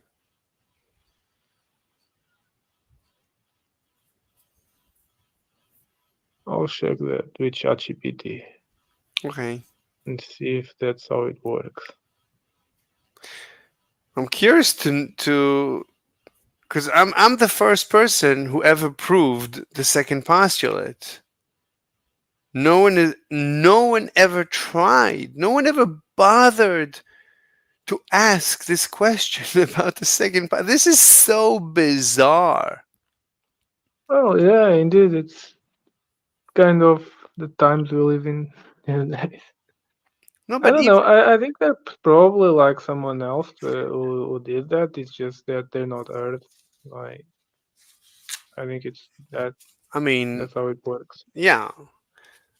But you would think Lorentz would have thought about it. Einstein would have thought about it. Like, Yeah, that's the weird. That's the weird part, because it's like they're so lost in what they're trying to defend that they just don't. They just become inflexible or something.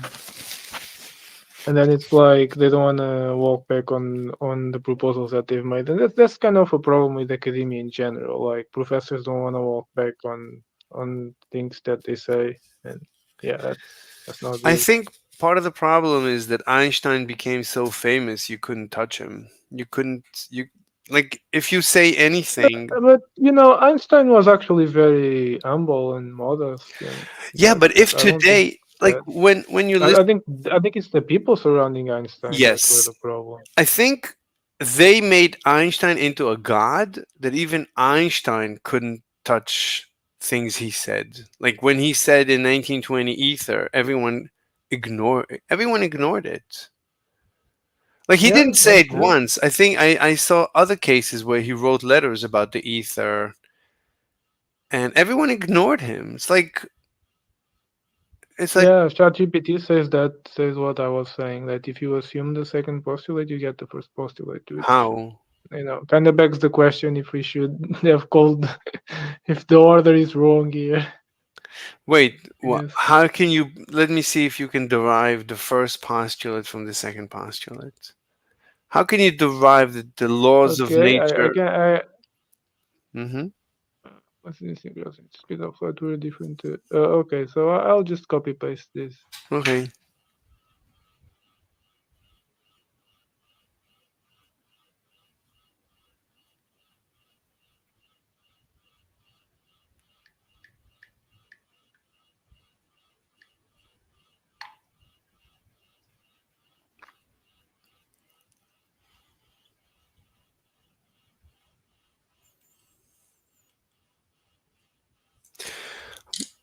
I didn't eat yet. I'll copy paste the important part. Wait. Okay.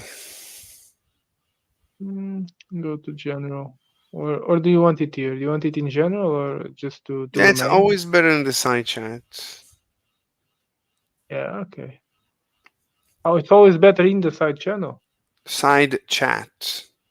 Here. So, Okay. So, consistency across frames. If the speed of light were different in different inertial frames, this would imply that Maxwell's equations and thus the laws of electromagnetism would be different in different frames. But this would violate the principle of relativity because it would single out one frame as being special, where the speed of light would have a different value. Thus, the second postulate requires that all inertial observers describe physical phenomena using the same laws, supporting the first postulate. I didn't understand that exactly. Relativity of motion. Since the speed of light is invariant and doesn't depend on the motion of the source or the observer, the structure of space and time must be such that all inertial observers experience the same laws of physics. This invariance implies that the concept of space and time itself must transform in such a way that all laws of physics, not just Maxwell's equations, remain the same for all inertial observers. This leads to the conclusion that all laws of physics are the same in every inertial frame. Conclusion. While the two postulates are typically presented as independent assumptions, the second postulate implies a deep symmetry of space and time that forces the laws of physics to be the same in all yes, inertial because frames. essentially everything depends on the laws of electromagnetism. That's basically it. Thus, in a way, the second postulate leads to the first. Wait, what did you ask ChatGPT? To prove the first from the second? I'll tell you specifically. If we assume the second postulate of relativity that C is a constant, do you get the first postulate? And it says, that's what it says, consistency across frames. That's its response? Yeah. This whole thing is the Well, response? that was the important part. It said a bunch of stuff before that. Let me try and do this myself. Wait, why don't you join me? I'll give you the link so we can Yeah, sure. stream together. Here's the link. But I'm gonna have to go eat soon because I'm starved. Yeah, we but should, wait, you work in AI? I used to, now I don't. So, like, as you were used to work in AI as a programmer or as what? Yeah, I had a job that was about AI. So, what kind of AI? Wait, let me leave.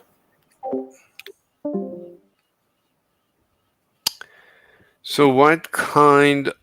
Wait, you muted on the. Oh, okay, you're not muted on Discord anymore. No. I mean, it doesn't matter. So,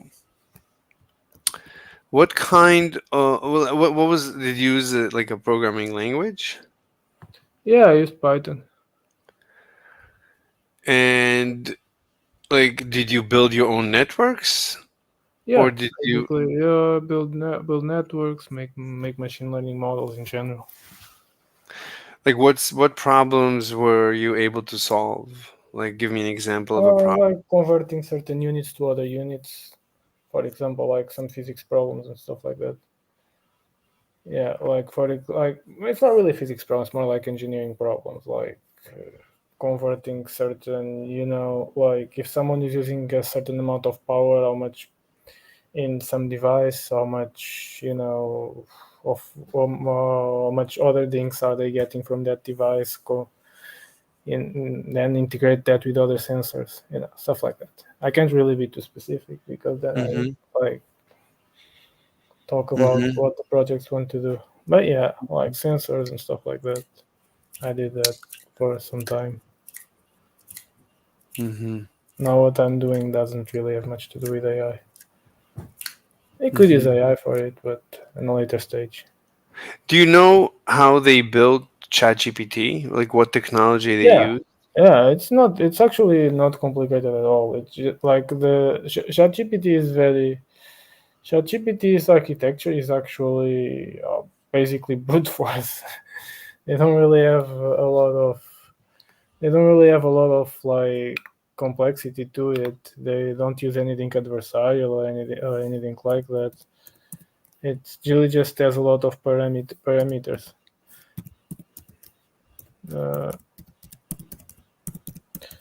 I'm googling the architecture, but I think it's like there's really nothing special about it.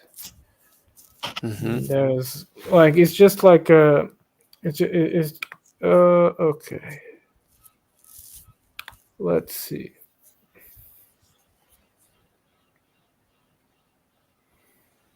I think okay. So what ChatGPT uses.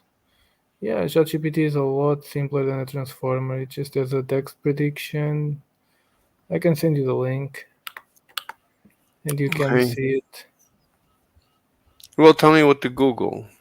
Yeah. I'll just send you the link. It's a lot easier. Okay.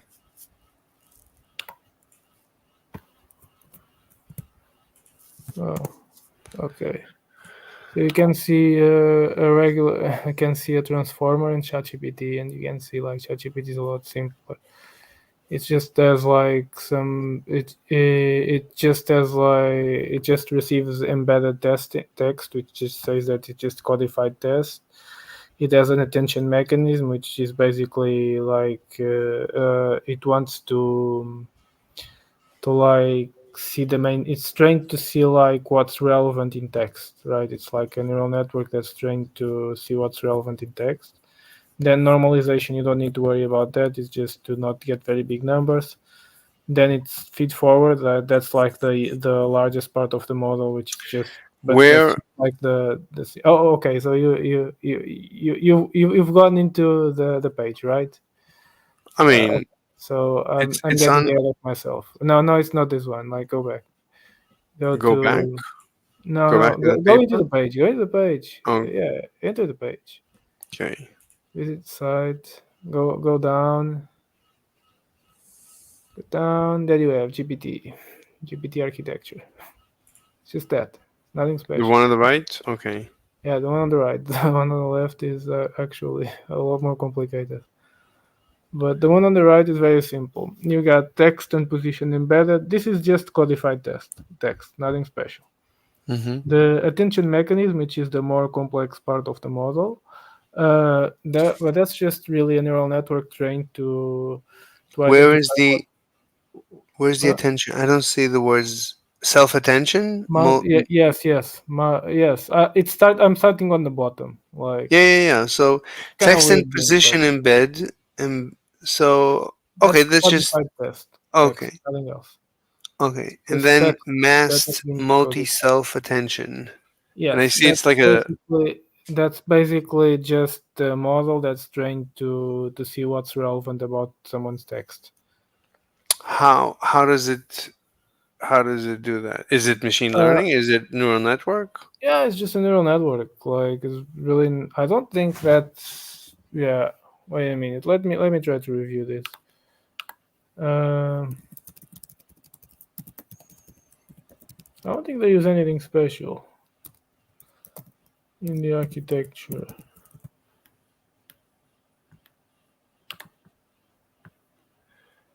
Would you say that every box here is a specialized neural network, or some of it is No, engineered? it's just the flow of the link.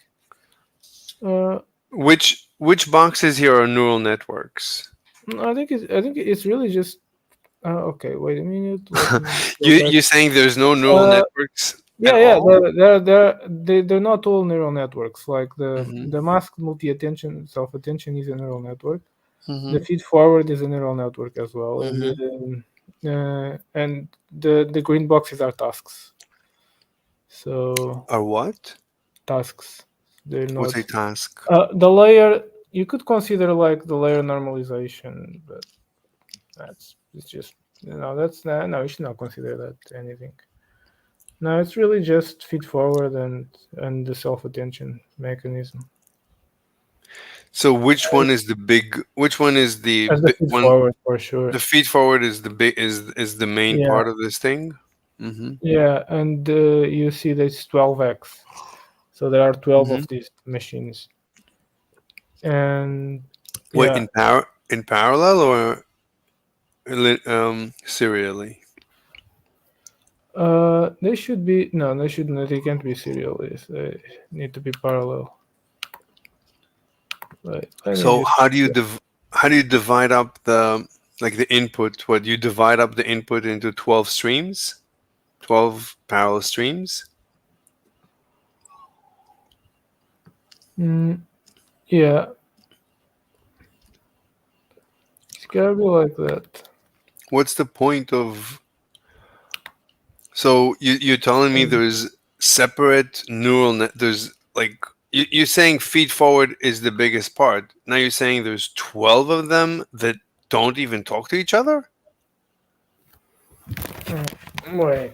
Let me clear that. Mm-hmm. I need to check that for sure. They need to talk to each other in some way. Oh, okay, so it's just 12 of that small layer. So they all lead into the text prediction and text classifier. You have another diagram? Yeah, no, I have one, but okay, so this one is better for sure. I'll put it on the side text. Mm-hmm. Okay, so I was not interpreting this 100% correctly in any way. Mm. So let's see. So this one. Do you want to work a little bit on AI So with you me? can. Yeah, sure. What do you want to do? I started building my own AI. I have my own model, so How are you making your own model? we would have to discuss that offline. Okay, but are you using some kind of? Are you using like some pre-built architecture, or are you building it from scratch? We would have to discuss that offline. There's no Yeah, way. Okay, so we can do that. You can do that offline later. Yeah, like later I'll go eat and then we can have an offline discussion. But that's an image. So you're showing me an image. So again, it's a 12x. But I can give you the link. oh, okay. No, I'm still trying to understand the flow. Oh, sorry, the flow. Like, Yeah, what it's is? not like 100% clear.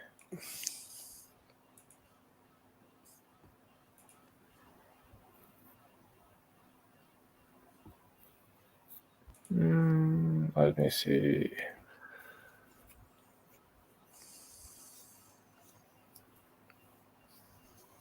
Like, these blocks have nothing to do with each other. Like Yeah, it just basically tells you that it really doesn't tell you that much. Because so these blocks they should really perform each one. It's like each one should perform like Is ChatGPT public knowledge? Like everything they do, they publish. They tell you the architecture. No, it's not. It's not like that. So how do we know the architecture? It's a good question because they do have some. I think they used to be like I think they used to say what the architecture was, but it's not clear what they're doing exactly right now. I think it's something like that. I mean, they're called OpenAI. They're supposed to be open source. Yeah, but they're no longer like that. I think Microsoft. No, there's two. There's OpenAI. OpenAI is open, but they created a private company. Yeah, I think something like that happened, and then Microsoft kind of acquired that company, or something Microsoft invested in the private equity, but OpenAI controls it. So it's an Yeah, but there you it's a could non still have some contractual stuff there. yeah it's a non-profit. OpenAI is a non-profit that owns a profit that has Microsoft invested, but the non-profit controls the profit. I mean the company, the internal company, not internal, but this. Anyway, it's a mess. It's a financial mess. Yeah, I think so.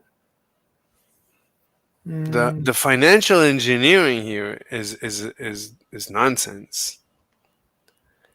But it's people who they live with a contradiction. They want to be billionaires, but it's not moral to be a billionaire. So they create nonsense. A nonprofit that owns a profit, that has multi-billion-dollar investments in the profit that is owned and controlled by the nonprofit. Anyway, it's nonsense. Yeah, that's kind of a scam. No, okay, I wouldn't say. Actually, Okay. the better diagram was the one I was telling you not to look at. The first one? Yeah, no, not necessarily that one, but let me see. All right. Are you are you Googling? No, I'll send you the image. It's easier. Maybe we can just watch a YouTube video and they'll I could do explain that it. as well. But this one should really explain how they interact with each other. Yeah. I mean, so this is GPT to each other basically. So it's more like it's not really series or parallel. Wait. Yeah. So this has GPT on the right and Transformer on the left. You're saying No. This is the transformer architecture of ChatGPT. So Transformer is, where is the Transformer? Is it inside the GPT architecture? No, it's like those 12x are those transformers, I guess. And you can see What do like you the mean? feed forward just feeds into another self-attention mechanism. It's I like think a it different. works like that, but I'm not sure. It's not clear at all from the image. You can watch a video. It's probably a Okay, little bit better. let's It's really try. not that clear. Okay, so ChatGPT architecture.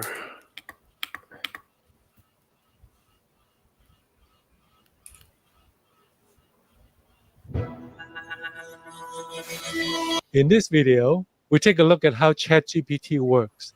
We learned a lot from making this video. We hope you will learn something too. Let's dive right in.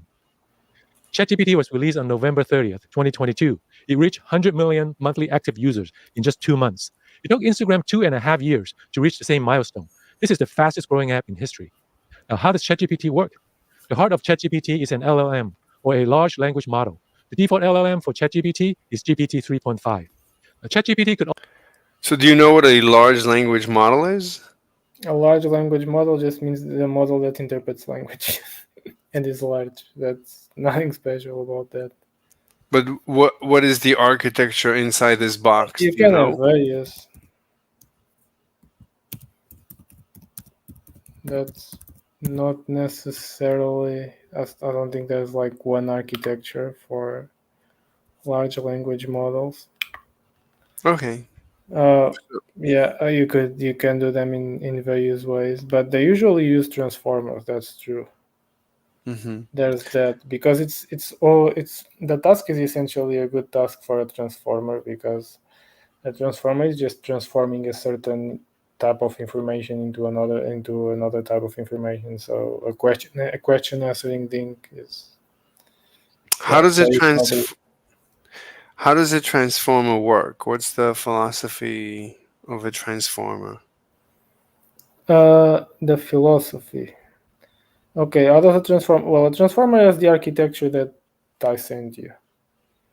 The philosophy is really I don't think there's much philosophy here. This is just very much like you feed Link into like an attention mechanism that tries to see like the most important features, and from there you use like a lot of neural networks, and then you train something to transform some input into an output.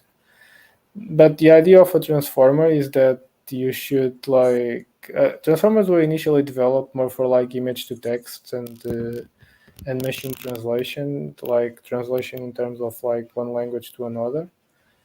And this is just like a way to like give the neural network a way to see what the most relevant features are and then use those features.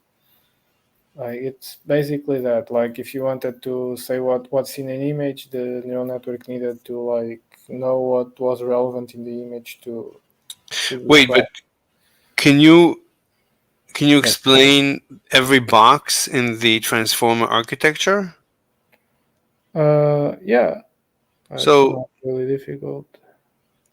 so it says on the bottom left inputs. So like a transformer can input what, text, image, anything? It doesn't Could care? be Okay. text, could be image. Depends on your model. Depends on what our model is trained to do. This architecture is good for both? Yeah. Okay. Well, Now, so you're feeding it the input, but you're also feeding it the outputs shifted right. mm, Where's the outputs coming from? That's the top? outputs shifted right. Okay, let me see where the outputs come from in this model. They don't actually say it. The outputs. I remember this more or less. Mm-hmm. Okay, so this is an encoder decoder. So, how an encoder decoder works is that you put your Wait, what's an Right. encoder? What is the output embedding? What? But first, I'm trying to understand where it says outputs shifted right. I mean, I'm trying to follow this diagram. So, Yeah, like, that's a good question. Why they shifted right? I don't remember that. no, what does it mean outputs? Like, where That's what where's I'm it? trying to explain. Like an encoder is basically like an encoder decoder is like you No, but you input something, it transforms that into something, and then it outputs that exact same thing. wait, Yeah. hold on. So inputs, I understand, is whatever your data is. Yeah. But where is outputs coming from? Is it from the top of the diagram where it says output probabilities? Is that where is it coming from? It's coming out of nowhere. So what is it? Yeah, honestly, I don't know where it's coming from here. Honestly, do not know where that's coming So from. in order to understand, okay, let me try another video of ChatGPT architecture design, because the first one, as soon as he said LLM and he just moved on, that's no good for me. I need something slower. Now, let me ask ChatGPT about this. Yeah, Where those outputs come from? It's actually not clear at all, and I don't remember this. It's okay. Finally, okay. So wait a It's minute. fine. I mean, if we can watch videos, it doesn't matter. Let's see if he helps us. The real challenge in AI is not just creating eye-catching images. That's easy. It's making designs that are practical, affordable, and buildable. Today, I'll be using AI to brainstorm some ideas for this Octagon housing project. I'll explore real design inspirations and see how... That's not what you want. What does that have to do with That's- anything? Oh, okay. I was just hearing it, and I was like, wait, what? ChatGPT explained this is 20. And notice that even with all of this... Wait, I started watching this? This is from Kyle with 2.3 million subscribers. Aria, could you write me a full explainer for ChatGPT in the style of John Oliver, please? Processing. Uploading to your interface now. ChatGPT, the revolutionary AI chatbot that can write poetry, pass the bar exam, and fabricate celebrities like Machine Gun Kelly. No, you cannot convince me that this is a real human being and not just the ghost of an old tattoo that haunts young. Okay, wasting my time.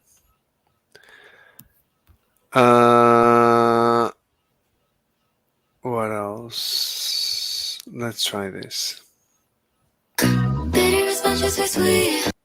Okay, wasting time. Inside LLM. Oh, 3 blue, 1 brown. The initials GPT stand for Generative Pre-trained Transformer. So that first word is straightforward enough. These are bots that generate new text. Pre-trained refers to how the model went through a process of learning from a massive amount of data, and the prefix insinuates that there's more room to fine-tune it on specific tasks with additional training. But the last word, that's the real key piece. A transformer is a specific kind of neural network, a machine learning model, and it's the core invention underlying the current boom in AI. What I want to do with this video and the following chapters is go through a visually driven explanation for what actually happens inside a transformer. We're going to follow the data that flows through it and go step by step. There are many different kinds of models that you can... I remember this encoder thing. Okay, so these actually the output embeddings really are just really the output of the encoder. Like the encoder will output some embeddings, and apparently in this model they shift them right. So the outputs are from the top, from the output probabilities. Oh, that's I don't know. No, it should not be that way. It's very strange. Like the output should be from the encoder. I'll try to ask ChatGPT. The output should be from the encoder. Like. But what do you think about this video from 3 blue, 1 brown? Let's watch it. And build using transformers. Some models take in audio and produce a transcript. This sentence comes from a model going the other way around, producing synthetic speech just from text. All those tools that took the world by storm in 2022, like DALL-E and Midjourney, that take in a text description and produce an image, are based on transformers. Even if I can't quite get it to understand what a pie creature is supposed to be, I'm still blown away that this kind of thing is even remotely possible. And the original transformer, introduced in 2017 by Google, was invented for the specific use case of translating text from one language into another. But the variant that you and I will focus on, which is the type that underlies tools like ChatGPT, will be a model that's trained to take in a piece of text, maybe even with some surrounding images or sound accompanying it, and produce a prediction for what comes next in the passage. That prediction takes the form of a probability distribution over many different chunks of text that might follow. At first glance, you might think that predicting the next word feels like a very different goal from generating new text. But once you have a prediction model like this, a simple thing you could try to make it generate a longer piece of text is to give it an initial snippet to work with, have it take a random sample from the distribution it just generated, append that sample to the text, and then run the whole process again to make a new prediction based on all the new text, including what it just added. I don't know about you, but it really doesn't feel like this should actually work. In this animation, for example, I'm running GPT-2 on my laptop and having it repeatedly predict and sample the next chunk of text to generate a story based on the seed text. And the story just doesn't actually really make that much sense.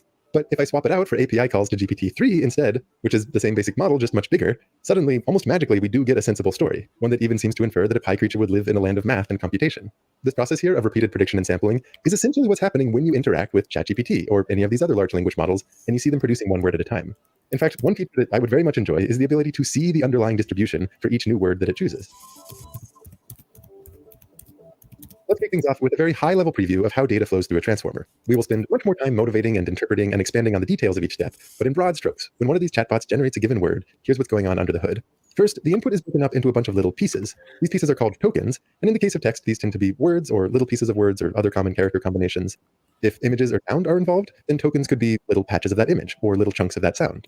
Each one of these tokens is then associated with a vector, meaning some list of numbers, which is meant to somehow encode the meaning of that piece. If you think of these vectors as giving coordinates in some very high-dimensional space, words with similar meanings tend to land on vectors that are close to each other in that space. This sequence of vectors then passes through an operation that's known as an attention block, and this allows the vectors to talk to each other. Wait, let me clarify one thing. Those word embeddings are like they're already trained. They're the result of passing the text to already trained neural networks. Wait, what are you talking about? With the 3 blue, 1 brown, or Yeah. The vectors that he was talking about, the embeddings, are already the result of encoding. Those are the result of encoder decoder of an encoder decoder architecture.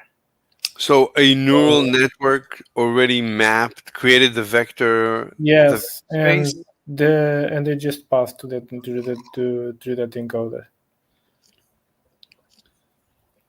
That's genius. So a neural network creates basically the associations. Like it Yeah. sees this word is similar enough to that word. So that's amazing. So a simple neural network places different word parts or image parts that like almost have nothing to do with each other, but they're similar enough in one way or another. Yeah, it's basically like a multidimensional array, and words that are similar to each other land on that array. And it also depends on context, right? Like But it's it takes like usually these models, they take like a series of words in the sentence that came before that word and the series of words that come after that word. But what you see, it's So- not. It's So not it encodes the meaning of the word in the sentence. It doesn't actually encode the word. right. It's not words. It's tokens. It's like Yeah. things that actually should have no meaning.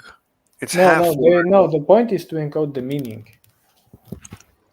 The point is to encode like the relationship that word has to the rest But of look, to the look rest at of the. the words that But look at. that token in the sentence has to all other possible tokens. But look at my screen. So the way he divides up the tokens. Oh no, that's already on the attention layer.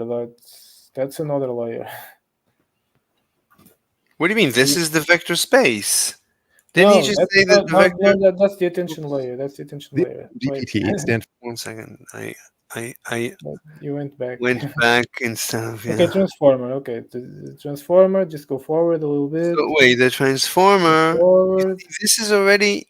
No, go Oh, forward. these Go are forward. these Go are actual forward. word. Yeah, Forward. yeah, but go forward. Go forward a little bit more. Forward. Attention. So these are actual words. Yeah, I mean it's. But you see apostrophe s, dot. I mean period quote. Let's just go forward a bit more. These are whole words. Yeah, go But here forward. you see open parenthesis. Yeah, I guess these are whole words. No, but go forward again. Continue. These are Continue. whole words. Continue. Okay. Wait. You Yeah, see? Go back. No, it was the right frame. Yes. Okay. So you see, first is embedding, attention, MLPs, and embedding. The link that matches those vectors or those meanings, those vectors- tokens is the embedding part. I see. So the vector is of That's real fine. words. Yes, the vector is of real words, and then it tries to encode the meaning of those words in. But is it every variation of every word? Or is it No, it's like it picks a lot of text before the word, It probably and a lot is. of text after the word. But it's I would assume every variation of every word would show up in this vector space. Yeah, basically. So But learning. it's even better than that, because if you give it a new word, it can infer what the meaning of that word is by the context, by I the see. words that come before it and the words that come after it. So it doesn't even need that. It's smarter So than it that. doesn't need. So it has its own. So it doesn't. So you feed it. It doesn't really have actual words in the space. No, You it just. doesn't. It has something. You don't know what it has. Yeah. Whatever it has some understanding of these words in a vector space. Yes. Basically, what these things are trained to, it's just like you feed them into a neural net. You feed a bunch of text into a neural network, and then it encodes the text in like some kind of dimensional vector, and then it must output that is, you know, that the. But the question That's is, like a matrix, you know, that's like a matrix, and then it has to output that text, and you feed it more text, and then it has to keep doing that. my until question, the parameters are trained just so it does it correctly. my question is this engineered or is this a neural network? The It's a embedding. neural network, but yeah, but I don't think, you know, I don't know if OpenAI trains that. I think that's already well established before. Maybe not. Maybe they trained it. But this is very universal. Like it's a very universal thing. I think you can probably I think you can find that. You can like download word embeddings. Okay, I Like, mean, let's yeah, go. like for various languages. When I was in college, there were still like they were building these things. Like the ones for the English language were already built, and you could download them. But for Portuguese, for example, was like very difficult to find something good. Right now, it's that's not a problem. I think.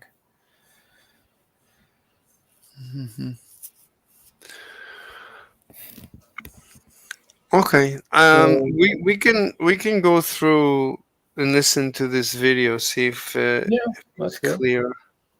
All right. More time motivating and interpreting and expanding on the details of each step, but in broad strokes, when one of these chatbots generates a given word, here's what's going on under the hood. First, the input is broken up into a bunch of little pieces. Let me skip forward. If is then associated with events in some very high dimensional space, Yeah, an you're operation already- that's known We weren't how here. So We're- the common attention little piece part. data flows. Where was I before? Wait, you were forward. You were ahead of that. You were like at GB. All the new text, including what it just added up, and having it repeatedly predict and sample. But if I swap, we do get a sensible story. Is essentially what's happening. One feature that I would very much enjoy is the ability. Let's kick things off with a very high-level preview of how data flows through a transformer. We will spend much more time motivating and interpreting and expanding on the details of each step, but in broad strokes, when one of these chatbots generates a given word, here's what's going on under the hood. First, the input is broken up into a bunch of little pieces. These pieces are called tokens, and in the case of text, these tend to be words or little pieces of words or other common character combinations. If images or sound are involved, then tokens could be little patches of that image or little chunks of that sound. Each one of these tokens is then associated. This is when it's trying to make the next prediction. This is nothing to do with its knowledge base. This is when you're asking it to write the the next story. prediction is a task. Wait, just yes. No, this is like general stuff. No, This but I'm does it saying for- this does it. It does that for all tasks. No. no. But what I'm saying is, it's trying to predict the next word. This is after No, it. that's what I'm trying to correct you on. That's predicting the next word is a task. Like this is just like it's just how it behaves regardless of what task you're No, trying no, to no. do. But this is already the end product. When you're asking ChatGPT to predict the next word, that's already the end product. This is No, after. I'm telling you that's not the case. But this is already after it's been trained and everything. Now you're No, wait. The embeddings and the tokenization is pre-trained. Like that's just a model Right. of the English language. That's Just like whatever. That's not That's not the more intelligent part of the rest of the model. Okay, but what he's describing here is the end product. This is the last step. So in the last step, he's No. tokenizing. No, No, that's the first step. this is he's asking for the prediction of the next word.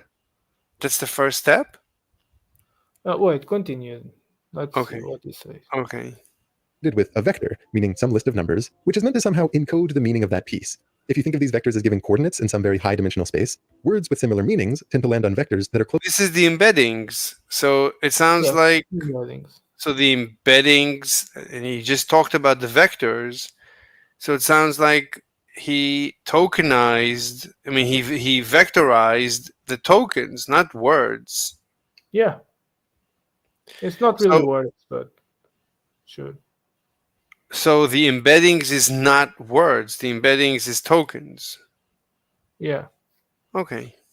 If you think of We these vectors say as giving words coordinates, simplify, no, just- Okay. But it's not really words. Okay. So here he says hop and jump, but it's not really hop and jump. It's tokens, which is Yeah, bizarre. exactly. It could be like jump up. That could be a token very easily. But also Ja could be a token. Yeah, J is probably not a token, but like something like, I don't know, But look at what. alter in the word authority could be a But token, look at. for But example. look at this. He has Kle and Ve and. No, that would probably never really happen. So why would he show? Why would he do this? I mean, okay, In reality, it actually tends to group words more than it tends to divide them. I mean, it depends on the size and what you tell it. This is the engineering part. I mean, Like in how reality, it would probably like it looks like the vectors are Well- of equal size. So whatever the vectors are, they need to be of equal size. Yeah, Anyway, that's let's not a continue. problem. Let's continue. Vector, meaning some list of numbers, which is meant to somehow encode the meaning of that piece. If you think of these vectors as giving coordinates in some very high dimensional space, words with similar meanings tend to land on vectors that are Like, close for to each other in that example, space. it starts with to date. Like it should that should be one token. To date and comma should be like one token. Yeah. Like to date, comma, and the comma probably not, but to date should be like one token. Like that's definitely because that's like an expression. Okay, we'll That see what should he be like says. one token. But it's not clear. It's Difficult fine. to know what The these question models is- are really doing. Right. The question is, if this is machine learning, then okay, then I But can it's- understand how yeah. they land on similar. Okay, let's continue. Space. This sequence of vectors then passes through an operation that's known as an attention block, and this allows the vectors to talk to each other and pass information back and forth to update their values. For example, the meaning of the word model in the phrase a machine learning model is different from its meaning in the phrase a fashion model. The attention block is what's responsible for figuring out which words in the context are relevant to updating the meanings of which other words, and how exactly those meanings should be updated. And again, whenever I use the word meaning, this is somehow entirely encoded in the entries of those vectors. After that, these vectors pass through a different kind of operation, and depending on the source that you're reading, this will be referred to as a multi-layer perceptron. So they talk to each other, but where is this knowledge of attention stored? So the It's just a neural attention, network. but the attention, that's like, it sounds like it's in real time. It doesn't, it's like it's stored. This is the attention of the conversation or of the current discussion. I don't think I get what you said. No, he didn't say. I'm saying that, right? They talk. He said they talk to each other and they update, but that sounds like it's in real time. That's like relevant to. No, basically, for example, you can have one neuron that receives inputs from all the other words in the sentence. Yes, I'm saying. Or something like saying what I'm saying is that this. It sounds like it has to do with the current conversation that the AI is having. That the architecture is that. having. Oh, it has to take into account the whole conversation. Is that what you're Anyway, saying? it doesn't matter. Let me No, just. I think what you're saying is that. What he's saying? No, I'm No, saying. I don't know what he's saying. Anyway, No, let's. what you're saying is it needs to be in real time, as in like Like right now, I'm talking to you, and in my head is the memory of the very sentence that I'm saying. Like tomorrow, I'm not gonna remember this. Oh, okay. So The context. No, but this is like this is like data pipeline. It's like a regular data pipeline. So just Right. passing I'm things, saying. like, I'm there's saying. no- I'm saying that this is a real-time architecture. This is not a long-term neural network. It's not going to remember the context for tomorrow. That's the thing. But you can always feed it the entire context again. Yes, but this architecture, when I'm talking right now, that's not going to influence the AI conversation with me. Is not going to influence the AI's conversation with anyone else. It's not going to change its long-term Yes, you're right. It should have a mechanism. consciousness. It should have a mechanism of memory as well that they don't disclose. No, I'm saying this sounds like it's the real-time current conversation. This is not long-term memory. This is not long-term training. This is an immediate, that's why it's called attention. It's like very short-term learning. It's teaching itself very short-term, instantaneous, and it must be separated from the other users. It can't be that my current conversation is going to influence everybody else's current conversation or future Oh conversation. no, this is trained. This is pre-trained. Like that's Right, it's but just a data pipeline. Like it doesn't actually change the. I don't think it actually changes the neural network, or does the attention layer change? Like that's a good question. it can't, because that would mean that I am influencing other conversations, and it's conscious. No, but you're not necessarily interacting. Yeah, you would have, in that case, you'd have different attention mechanisms to. The attention must be for the very Yes, current conversation. It cannot have long-term impact on any. Yeah, but like I think I get what you're trying to say now. Like this is like a generally trained attention network, so it's I understand. generally trained to. Yeah, but this is an immediate training. It's training. This No, is some no, it's not training. immediate training. Wait, it's generally pre-trained to Yeah, I understand. understand what Yes. what are the relevant words and the relevant Yes, meanings in the yes. conversation. That's the P, I guess, in the GPT. General Yeah. pre-trained. Fine, it's pre-trained. So But this right has now, been it's trained. also 1 second. But right now, you see, right now it's a multi-layer perceptron. This is real-time training. This is real-time training, No, but this it's is not real-time training. No, this is the part of GPT that has been trained before. That is pre-trained. I think in your conversation, you do have you do have a specific model that uses that pre-trained model. I think it works like that. But he said they're talking to each other. He said, Oh, These- that's a metaphor. Like, don't take it too seriously. Tend to land on vectors that are close to each other in that space. This sequence of vectors then passes through an operation that's known as an attention block, and this allows the vectors to talk to each other and pass information back and forth to update their value. so this is not AI. They're This is updating. not. They're not actually talking to each other. Like They're updating each other. Are they doing it with an engineering or with a neural network? No, they're just passing through a neural network. What do you mean? Then that's a form of training. That's an immediate training. No, training is updating the weights of the neural network. They're not updating the weights of the neural network. They're just being transformed in some way. Okay. All right. For example, the meaning of the word model in the phrase a machine learning model is different from its meaning in the phrase a fashion model. The attention block is what's responsible for figuring out which words in the context are relevant to updating the meanings of which other words, and how exactly those meanings should be updated. And again, whenever I use the word meaning, this is somehow entirely encoded in the entries of those vectors.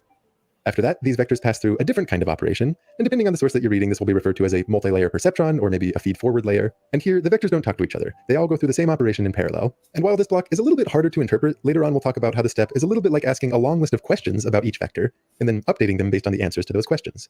All of the operations in both of these blocks look like a giant pile of matrix multiplications, and our primary job is going to be to understand how to read the underlying matrices. I'm glossing over some details about some normalization steps that happen in between, but this is, after all, a high-level preview. After that, the process essentially repeats. You go back and forth between attention blocks and multi-layer perceptron blocks, until at the very end, the hope is that all of the essential meaning of the passage. 12x is probably that's the 12x. It's linear. It's again and again and again. So it's linear. It perfects the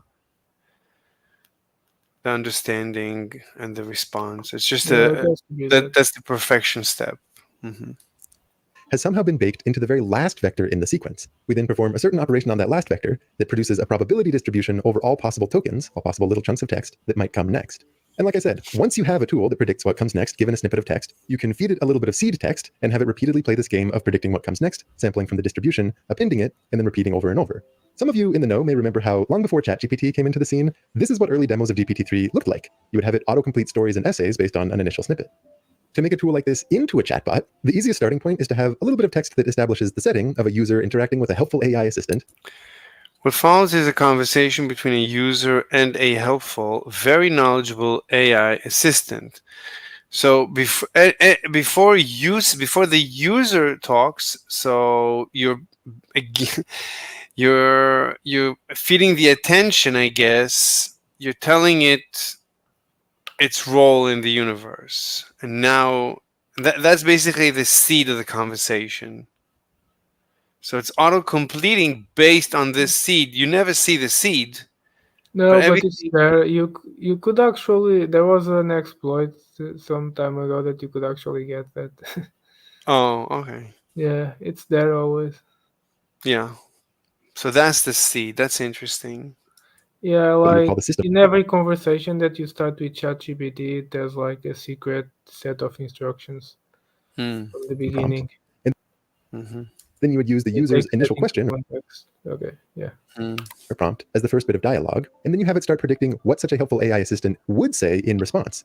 There is more to say about an added step of training that's required to make this work well, but at a high level, this is the general idea. In this chapter, you and I are going to expand on the details of what happens at the very beginning of the network, at the very end of the network, and I also want to spend a lot of time reviewing some important bits of background knowledge, things that would have been second nature to any machine learning engineer by the time transformers came around. If you're comfortable with that background knowledge and a little impatient, you could probably feel free to skip to the next chapter, which is going to focus on the attention blocks, generally considered the heart of the transformer. After that, I want to talk more about these multi-layer perceptron blocks, how training works, and a number of other details that will have been skipped up to that point. For broader context, these videos are additions to a mini-series about deep learning, and it's okay if you haven't. So this is chapter 5, because did you watch 1, 2, 3? Well, you probably know. I watched 1, 2, 3, 4. They're pretty good. Watch the previous ones. I think you can do it after. Oh. Yeah, this is like a while ago. This is maybe years ago already. No, I don't need to watch backpropagation and so on. That's Yeah. Part. Yeah, that's very simple. Of order. But before diving into transformers specifically, I do think it's worth making sure that we're on the same page about the basic premise and structure of deep learning. At the risk of stating the obvious, this is one approach to machine learning, which describes any model where you're using data to somehow determine how a model behaves. What I mean by that is, let's say you want a function that takes in an image and it produces a label describing it, or our example of predicting the next word given a passage of text, or any other task that seems to require some element of intuition and pattern recognition. We almost take this for granted these days, but the idea with machine learning is that rather than trying to explicitly define a procedure for how to do that task in code, which is what people would have done in the earliest days of AI, instead, you set up a very flexible structure with tunable parameters, like a bunch of knobs and dials, and then, somehow, you use many examples of what the output should look like for a given input to tweak and tune the values of those parameters to mimic this behavior. For example, maybe the simplest form of machine learning is linear regression, where your inputs and your outputs are each single numbers, something like the square footage of a house and its price. And what you want is to find a line of best fit through this data, to predict future house prices. That line is described by two continuous parameters, say the slope and the y-intercept, and the goal of linear regression is to determine those parameters to closely match the data. Needless to say, deep learning models get much more complicated. GPT-3, for example, has not 2, but 175 billion parameters. But here's the thing. It's not a given that you can create some giant model with a huge number of parameters without it either grossly overfitting the training data or being completely intractable to train. Deep learning describes a class of models that in the last couple decades have proven to scale remarkably well. What unifies them is that they all use the same training algorithm. It's called backpropagation. We talked about it in previous chapters. And the context that I want you to have as we go in is that in order for this training algorithm to work well at scale, these models have to follow a certain specific format. And if you know this format going in, it helps to explain many of the choices for how a transformer processes language, which otherwise run the risk of feeling kind of arbitrary. First, whatever kind of model you're making, the input has to be formatted as an array of real numbers. This could simply mean a list of numbers. It could be a two-dimensional array, or very often you deal with higher dimensional arrays, where the general term used is tensor.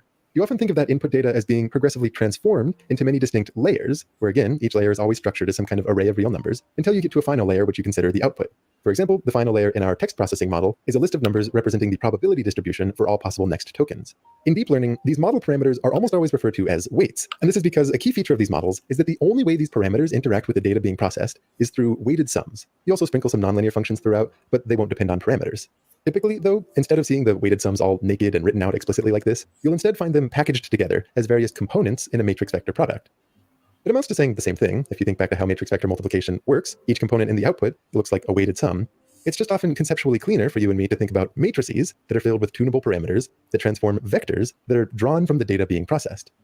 For example, those 175 billion weights in GPT-3 are organized into just under 28,000 distinct matrices. Those matrices in turn fall into 8 different categories, and what you and I are going to do is step through each one of those categories to understand what that type does. As we go through, I think it's kind of fun to reference the specific numbers from GPT-3 to count up exactly where those 175 billion come from.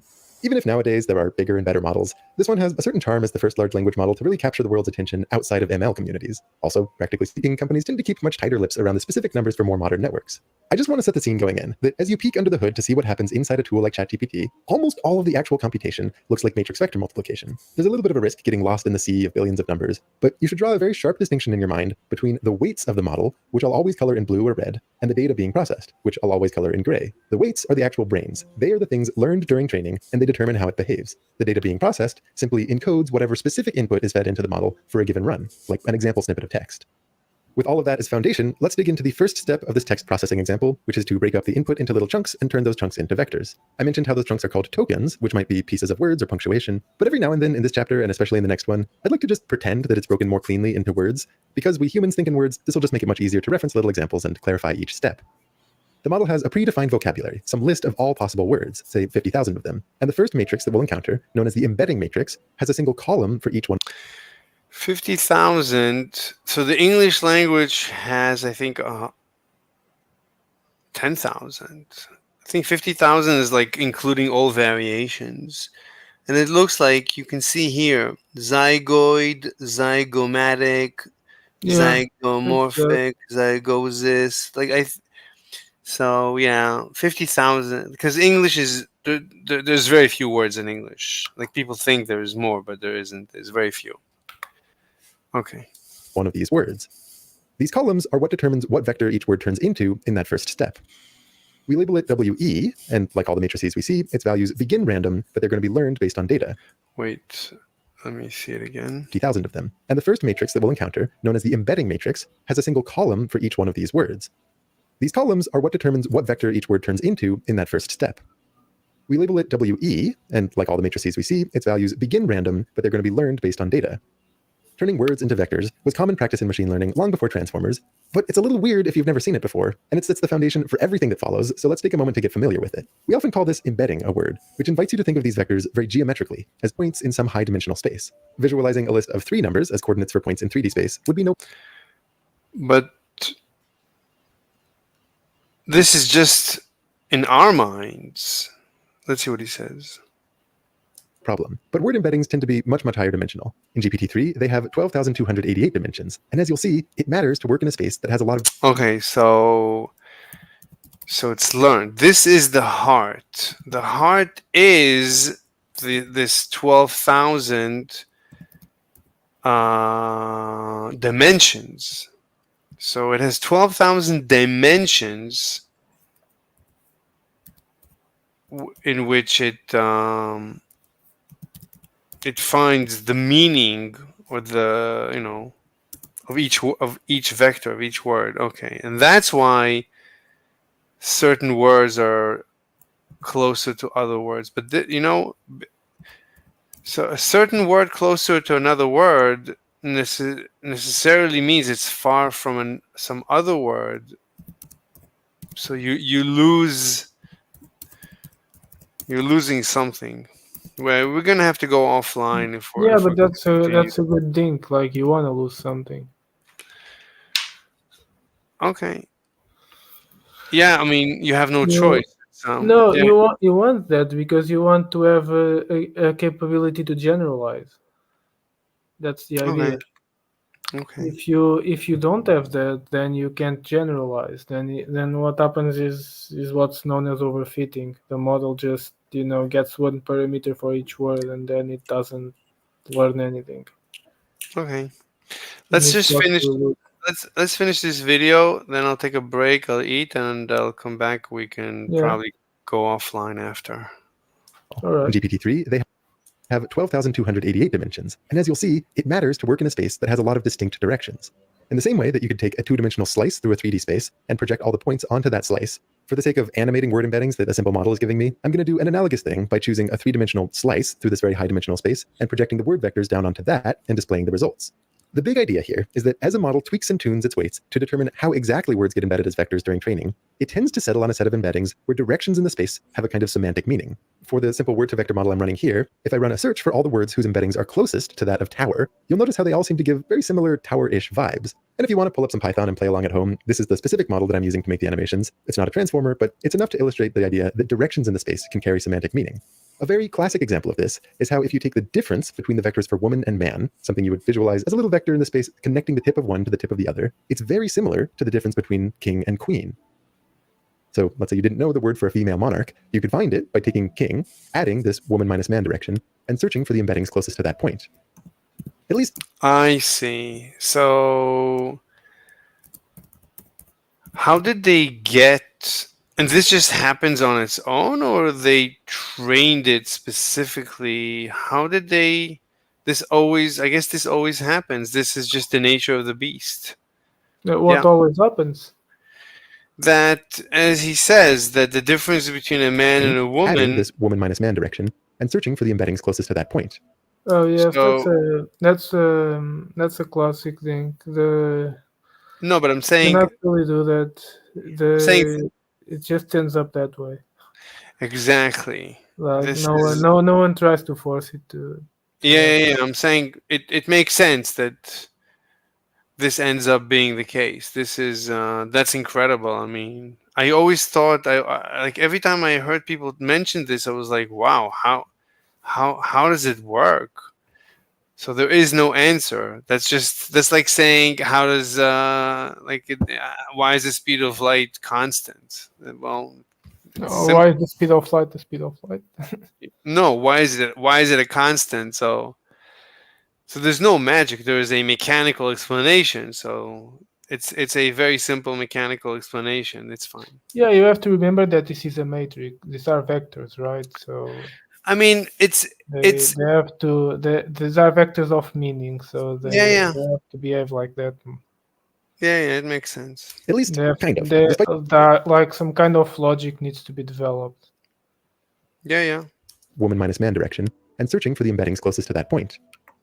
At least kind of. Despite this being a classic example for the model I'm playing with, the true embedding of queen is actually a little farther off than this would suggest, presumably because the way the queen is used in training data is not merely a feminine version of king. When I played around, family relations seem to illustrate the idea much better.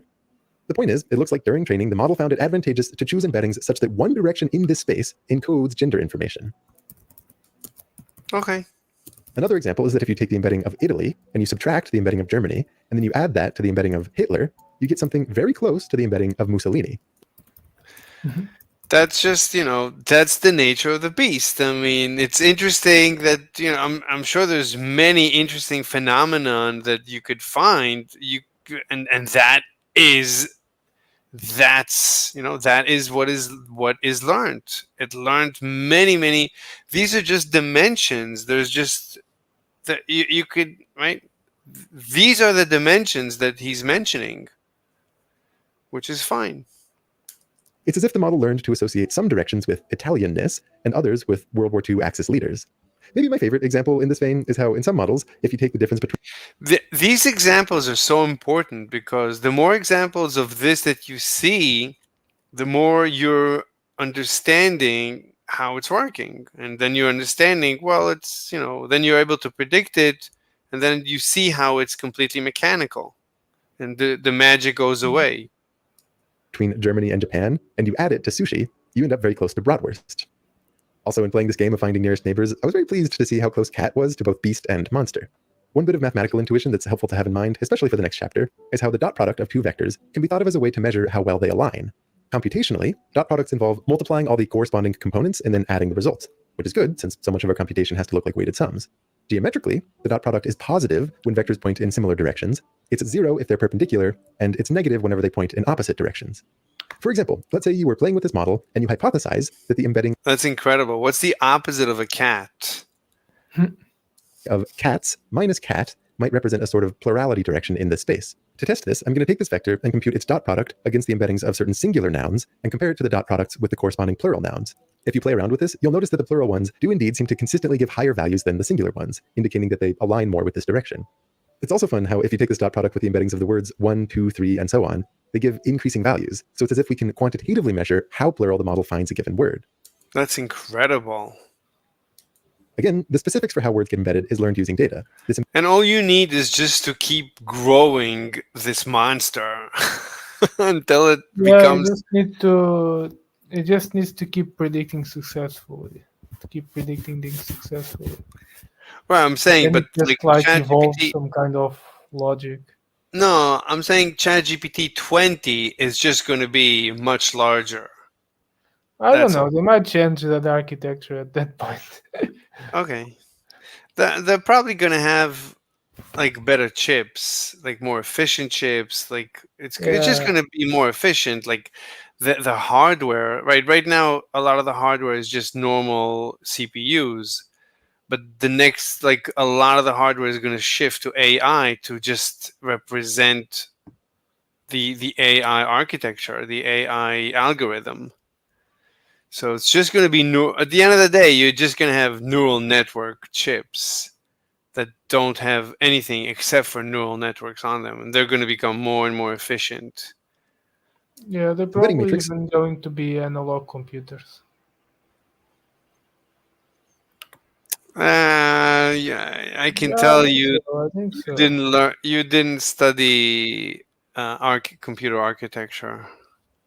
I did study for a while, but let me No. tell you, like, neural networks would do a lot better in analog computers. Every computer would do a lot better if it were analog. Every computer. That's the holy No, grail. you lose the determinism in some way. That's the problem. But the holy grail of But you every don't need the determinism in neural networks. That's the issue. look, every computer, the holy grail is to become analog. But even our brains are not analog. It's they either fire or they don't fire. So the brain itself ultimately is not analog. So even evolution like said, I'm not going to be analog. That's too hard. Yeah. Whose columns tell us Yeah. what happens to each word, is the first pile of weights in our model. And using the GPT-3 numbers, the vocabulary size specifically is 50,257. And again, technically this consists not of words per se, but of tokens. And the embedding dimension is 12,280. Second. The specifics for how words get embedded is learned using data. This embedding matrix, whose columns tell us what happens to each word, is the first pile of weights in our model. And using the GPT-3 numbers, the vocabulary size specifically is 50,257. And again, technically this consists not of words per se, but of tokens. Oh. So it's not words, gazed, informants, collider, regress, ominated, amplification. You can learn English from this. So it's tokens, but he seems to say that tokens means like percent, ampersand, and then there is end of text. Look, he has an end of text. That's an interesting token. But these are tokens, Yeah. but they're full words. Yeah, they're Compare. not. I mean, that's just for the sake of representation. But notice that some of them are capitalized and some of them are not. Anyway. Yeah, that probably makes a difference. Probably. And the embedding dimension is 12,288. Multiplying those tells us this consists of about 617 million weights. Let's go ahead and add this to a running tally, remembering that by the end, we should count up to 175 billion. In the case of transform. Okay, so that's the memory. That is the actual training or the pre-training. Okay, so we want to count up to total weights is 175 billion. So right now we're only up to less than just half a billion. You really want to think of the vectors in this embedding space as not merely representing individual words. Let's get back. Size specifically is 50,257. And again, technically this consists not of words per se, but of tokens. And the embedding dimension is 12,288. Multiplying those tells us this consists of about 617 million weights. Let's go ahead and add this to a running tally, remembering that by the end, we should count up to 175 billion. In the case of transformers, you really want to think of the vectors in this embedding space as not merely representing individual words. For one thing, they also encode information about the position of that word, which we'll talk about later. But more importantly, you should think of them as having the capacity to soak in context. A vector that started its life as the embedding of the word king, for example, might progressively get tugged and pulled by various blocks in this network, so that by the end it points in a much more specific and nuanced direction that somehow encodes that it was a king who lived in Scotland, and who had achieved his post after murdering the previous king, and who's being described in Shakespearean language. Think about your own understanding of a given word. The meaning of that word is clearly informed by the surroundings, and sometimes this includes context from a long distance away. So in putting together a model that has the ability to predict what word comes next, the goal is to somehow empower it to incorporate context efficiently. Wait, did somebody just... No, it was for me. Oh, okay. To be clear, in that very first step, when you create the array of vectors based on the input text, each one of those is simply plucked out of the embedding matrix. So initially, each one can only encode the meaning of a single word without any input from its surroundings. But you should think of the primary goal of this network. So the embedding, does it have context? Because he skipped to attention. He went from embeddings to attention, and these are two different things. Attention is the actual conversation, and the embedding is the pre-training. Wait, it's still on embedding. Does the embedding have context? Yes, that's what I was trying to tell you. Oh, The embedding, the meaning of the word is not really the word. It's actually Are you sure? Because look, the he's meaning of the token in the sentence. But so, for example, in a certain sentence, king can have a different embedding than in another sentence. Let's see again. In the case of transformers, you really want to think of the vectors in this embedding space as not merely representing individual words. For one thing, they also encode information about the position of that word, which we'll talk about later. But this is the attention. Is it the embeddings? Let me see. Again. No, it's still the embeddings. But he's showing attention. Where? In the case of look. Transformers, you really want to think of the vectors in this embedding space as not merely representing individual words. What? He's showing the attention. He's talking about... No, this is embeddings. This is embeddings, okay? Wait, don't look. focus too much on the pictures. But the attention and the And embeddings it's are also two... showing the multi-layer perceptor. One second.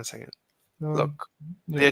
let me ask. The attention and the embeddings are two different blocks, right? Yes, they're two different blocks. So look, he's showing attention and he's saying embedding. Okay, it shouldn't be. You really want to think of the vector. He's talking about embeddings. Wow. 1827. What are you doing? I'm looking if anybody noticed that he's confusing no, us. There it is. Look, this is the clearest layman explanation. That's not it. That's not what I was looking for. So no one else is confused at this point that he's showing attention while talking about embeddings. Vectors in this embedding space as not merely representing individual words. For one thing, they also encode information about the position of that word, which we'll talk about later. But more importantly, you should think of them as having the capacity to soak in context.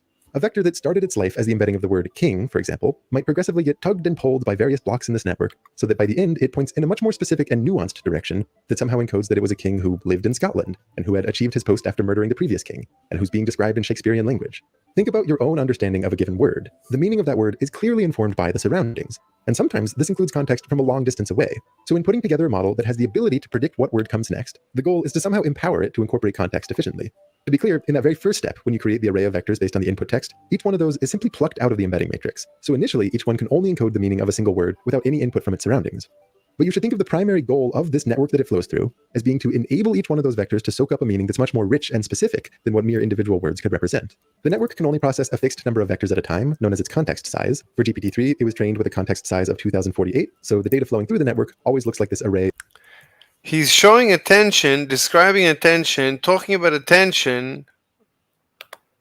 He's skipping between embedding and attention as if it's like, what is he doing? Does he understand the difference? I don't know. What's going on? Word is clearly informed by the surroundings, and sometimes this includes context from a long distance away. This is embedding still. Okay, this is embedding he's talking about. This is embedding. That's right. He learned the meaning from the reading. Okay. So in putting together a model that has the ability to predict what word comes next, the goal is to somehow what word comes next? That's attention. Empower it to incorporate context efficiently. To be clear, in that very first step, when you create the array of vectors based on the input text, each one of the embedding is simply plucked out of the embedding matrix. So initially, each one can only encode the meaning of a single word without any input from its surroundings. But you should think of the primary goal of this network that it flows through as now he's going to attention, being to enable each one of those vectors to soak up a meaning that's much more rich. What do you mean these vectors? But you're going to attention. Is the attention is the embedding a part of the attention? No, it's not going to attention. Look, he keeps switching from embedding to attention. It's like the embedding is built in the attention. No, it's not. Well, that's the only. I can't explain it in any other way. These vectors are the same vectors. These are the vectors. They are the same vectors, but they will be transformed by attention. Oh, so he plucks these vectors from the embeddings and puts them in the attention. Oh, so that he can play around with them. But he starts from the embeddings. Got it. The meaning of that word is clearly informed by the surroundings, and sometimes this includes. So when he plucks it, he's bringing the entire vector with all the dimensionality with it, with the weights, with the meaning. And then he's gonna, let's see what you can do in the context, in the attention. Context from a long distance away. So in putting together a model that has the ability to predict what word comes next, the goal is to somehow empower it to incorporate context efficiently. To be clear, in that very first step, when you create the array of vectors based on the input text, each one of those is simply plucked out of the embedding matrix. So initially, each one can only encode the meaning of a single word without any input from its surroundings. But you should think that's the initial part. So the top is embedding, the bottom is attention. The bottom is the attempt to predict the next word. The primary goal of this network that it flows through. So now this is the attention. Meaning of a single word without any input from its surroundings. But you should think of the primary goal of this network that it flows through as being to enable each one of those vectors to soak up a meaning that's much more rich and specific. Now this is a copy, and he's copying it over 12 times, and each copy he's playing and playing and playing and playing. He's what? He's changing things. Yeah. But why does he need? Are there 12 physical blocks?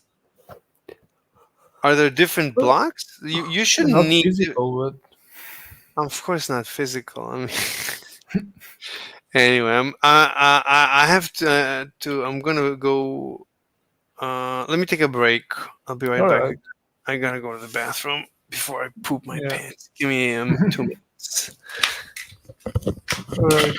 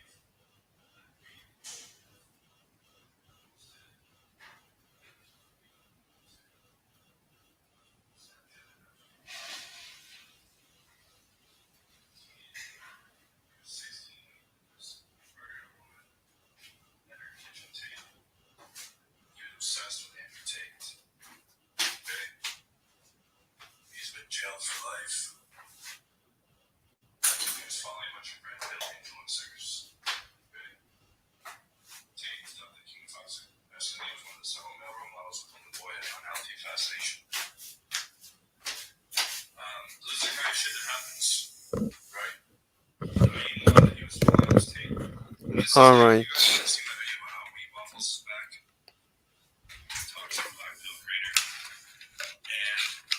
Can you hear me? Yeah, I can hear you. I was Okay. muted. Okay. All right, let's finish this up. Specific than what mere individual words could represent. The network can only process a fixed number of vectors at a time, known as its context size. For GPT-3, it was trained with a context size of 2048, so the data flowing through the network always looks like this array of 2048 columns, each of which has 12,000 dimensions. This context size limits how much text the transformer can incorporate when it's making a prediction of the next word. This is why long conversations with certain chatbots, like the early versions of ChatGPT, often gave the feeling of the bot kind of losing the thread of conversation as you continued too long. We'll go into the details of attention in due time, but skipping ahead, I want to talk for a minute about what happens at the very end. Remember, Which is weird because, I mean, text is insignificant next to an image or a video. So, like, it should be able to hold a very long conversation, probably a lifetime conversation should be doable compared to, like, images and video.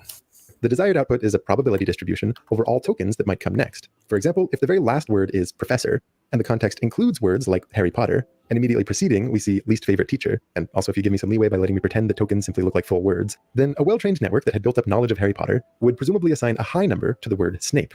This involves two different steps. The first one is to use another matrix that maps the very last vector in that context to a list of 50,000 values, one for each token in the vocabulary.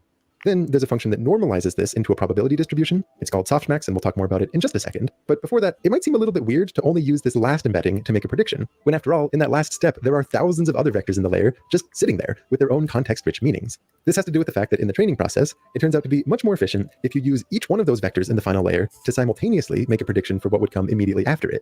There's a lot more to be said about training later on, but I just want to call that out right now. This matrix is called the unembedding matrix, and we give it the label WU. Again, like all the weight matrices we see, its entries begin at random, but they are learned during the training process. Keeping score on our total parameter count, this unembedding matrix has one row for each word in the vocabulary, and each row has the same number of elements as the embedding dimension. It's very similar to the embedding matrix, just with the order swapped, so it adds another 617 million parameters to the network, meaning our count so far is a little over a billion. A small... I didn't get, I mean, he was just discussing the very last column and suddenly he doubled the size of the total network. I didn't get it. Wait, he That's doubled the fine. size? I mean, whatever. I mean, he added, like, I don't know what he's doing now. This is easy. Okay, he wants to predict the next word. Includes words like Harry Potter, and immediately preceding we see least favorite teacher, and also if you give me some leeway by letting me pretend the tokens simply look like full words, then a well-trained network that had built up knowledge of Harry Potter would presumably assign a high number to the word Snape. This involves two different steps. The first one is to use another matrix that maps the very last... So he just wants to come up with this one most probable word. How does he do that? So he says this has to do with another matrix. Okay. Is it another matrix? high number to the word Snape. This involves two different steps. The first one is to use another matrix that maps the very last vector in that context to a list of 50,000 values, one for each token in the vocabulary. Then there's... So there's this another whole matrix, which is like a completely separate neural network that is being taught about all the next words predicted. I don't get it. It's being taught. It looks like this last column is training this extra matrix. So this matrix is only learning one thing: to predict the next word. That's its job. Based on the last column, it's learning to predict the most probable next word. Am I getting it right? That's what this matrix is all about, right? Are you following? Wait, I was a bit distracted. That matrix is from where? This matrix, it looks like it's being trained by the last column. This last column that represents the next word. What should the next word be? This is the final question. Okay, what should the next word be? It looks like this last column trained. No, it didn't train. It's being multiplied by that. Oh, so it's been pre-trained based on what? Yes, that's been pre-trained based on what the model went, what This based is on the- everything that all this the is- tasks of the model. But this is not the embedding. This is No, the, that's it the is. multilayer perception, right? I don't know. Yeah, go back. It should say. Text includes words like Harry Potter, and immediately preceding, we see least favorite teacher. And also, if you give me some leeway by letting me pretend that tokens simply look like full words, then a well-trained network that had built up knowledge of Harry Potter would presumably assign a high number to the word Snape. This involves two different steps. The first one is to use another matrix that maps the... It's another matrix. It's not the embeddings. It's a different yeah, it should matrix. be the multilayer perception. Should be the final step of the other. Okay, I You don't will- know. You will continue to explain. Okay. very last vector in that context to a list of 50,000 values, one for each token in the... Use another matrix that maps the very last vector in that context to a list of 50,000 values, one for each token in the vocabulary. Then there's a function that normalizes this into a probability distribution. It's called softmax, and we'll talk more about it in just a second. But before that, it might seem a little bit weird to only use this last embedding. So this matrix somehow has been trained to predict the next word. So that when you give it the next word matrix, or the vector, when you multiply it by the quote next vector, it gives you the most probable word. Mm. But he didn't say yet how this matrix was trained, which is what I'm Yeah, I curious. didn't say it yet. To make a prediction, when after all, in that last step, there are thousands of other vectors in the layer just sitting there with their own const- Right, and he says I'm ignoring the ones that before, but that makes sense because this last one includes the context of everything before, so it already has all the knowledge of the context. text-rich meanings. This has to do with the fact that in the training process, it turns out to be much more efficient if you use each one of those vectors in the final layer to simultaneously make a prediction for what would come immediately after it. There's a lot more to be said about training later on, but I just want to call that out right now.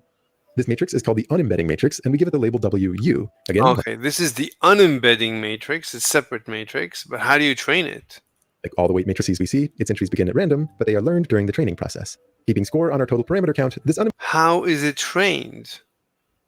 That's trained alongside with the encoder. What do you mean with the embedding? Yeah, So how- it should do that. It should be So able how? to wait. So how are the should weights? be able to do that. So how are the weights of the unembedding ever different than the weights of the embedding? It should be the exact same weights.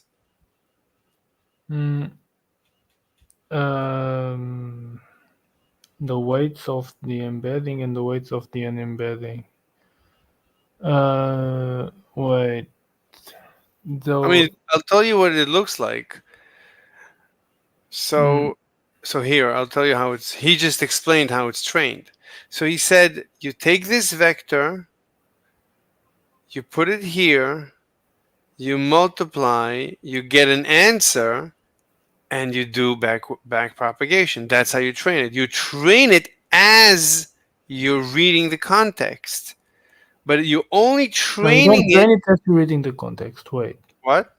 No, you don't train it as you're reading the context. That's not what's happening. Yes. No, no, this is already the Look. embeddings and unembeddings are already No, trained. but this during the training as you're reading all the context, the original. No, you have to training- generate the unembeddings. You have to generate. That's what generates the word. Yeah, but this look from the way you use it. That is how you train it. It can't be different. It's not going to suddenly give you the most probable next word unless that's exactly how you trained it. Which means during the yeah, training. but that's a task. That's got nothing to do with. What do you mean? That's how a you task. train. 1 second. No, That's a how. task. 1 second. 1 second. Look. Okay. Look. So we're wondering how was this ever trained? Well, let's look at how it's being used. The way it's being used must have been the way it was trained. Otherwise, Yes, but the training is something different. We're not No. talking about the training. it's impossible. That That's is a bit impossible. It was optimized to predict Yes, the it was trained to do that task, but Okay, that's how? a different thing. How is it trained? It was How was trained. it trained? Just like any neural network is trained by. No, here, this slide is how it was trained.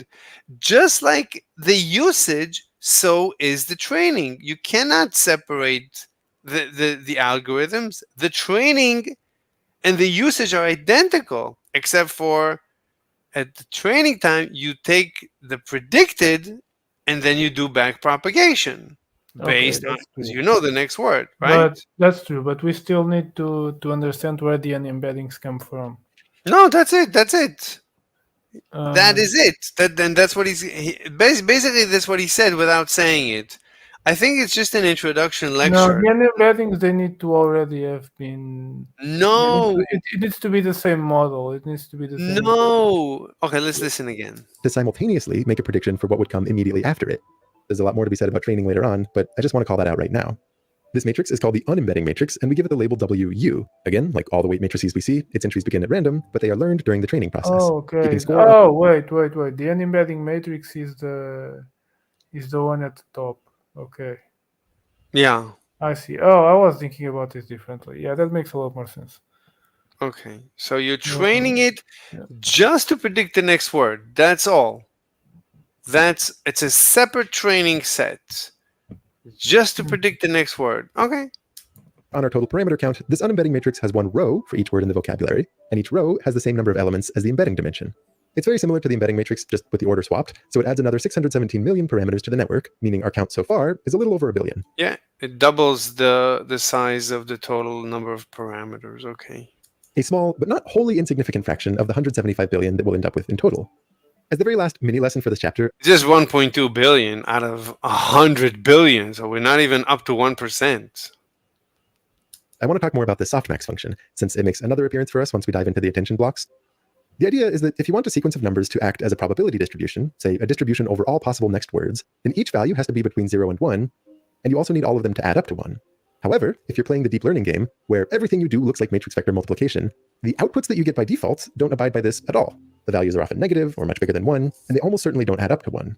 Softmax is the standard way to turn an arbitrary list of numbers into a valid distribution in such a way that the largest values end up closest to 1, and the smaller values end up very close to 0. That's all you really need to know. But if you're curious, the way that it works is to first raise e to the power of each of the numbers, which means you now have a list of positive values, and then you can take the sum of all those positive values and divide each term by that sum, which normalizes it into a list that adds up to 1.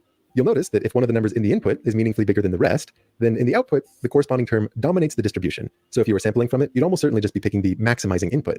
But it's softer than just picking the max, in the sense that when other values are similarly large, they also get meaningful weight in the distribution, and everything changes continuously as you continuously vary the inputs. In some situations, like when ChatGPT is using this distribution to create a next word, there's room for a little bit of extra fun by adding a little extra spice into this function with a constant t thrown into the denominator of those exponents. We call it the temperature, since it vaguely resembles the role of temperature in certain thermodynamics equations, and the effect is that when t is larger, you give more weight to the lower values, meaning the distribution is a little bit more uniform, and if t is smaller, then the bigger values will dominate more aggressively. Where in the extreme, setting t equal to 0 means all of the weight goes to that maximum value.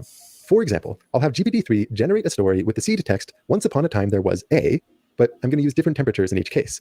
Temperature 0 means that it always goes with the most predictable word. And temperature 0 means it's deterministic, I guess. What you get ends up being kind of a trite derivative of Goldilocks. A higher temperature gives it a chance to choose less likely words, but it comes with a risk. In this case, the story starts out a bit more originally, about a young web artist from South Korea, but it quickly degenerates into nonsense. Technically speaking, the API doesn't actually let you pick a temperature bigger than 2. There is no mathematical reason for this. It's just an arbitrary constraint imposed, I suppose, to keep their tool from being seen generating things that are too nonsensical. So if you're curious, the way this animation is actually working is I'm taking the 20 most probable next tokens that GPT-3 generates, which seems to be the maximum they'll give me, and then I tweak the probabilities based on an exponent of 1/5. As another bit of jargon, in the same way that you might call the components of the output of this function probabilities, people often refer to the inputs as logits, or some people say logits, some people say logits. I'm going to say logits. So for instance, when you feed in some text, you have all these word embeddings flow through the network, and you do this final multiplication with the unembedding matrix. Machine learning people would refer to the components in that raw, unnormalized output as the logits for the next word prediction. A lot of the goal with this chapter was to lay the foundations for understanding the attention mechanism, Karate Kid wax on, wax off style. You see, if you have a strong intuition for word embeddings, for softmax, for how dot products measure similarity, and also the underlying premise that most of the calculations have to look like matrix multiplication with matrices full of tunable parameters, then understanding the attention mechanism, this cornerstone piece in the whole modern boom in AI, should be relatively smooth. For that, come join me in the next chapter. As I'm publishing this, a draft of that next chapter is available for review by Patreon supporters. I mean, he's incredible how clearly he's able to explain it so that if I need to build it now, I can basically do it. I mean, that's incredible.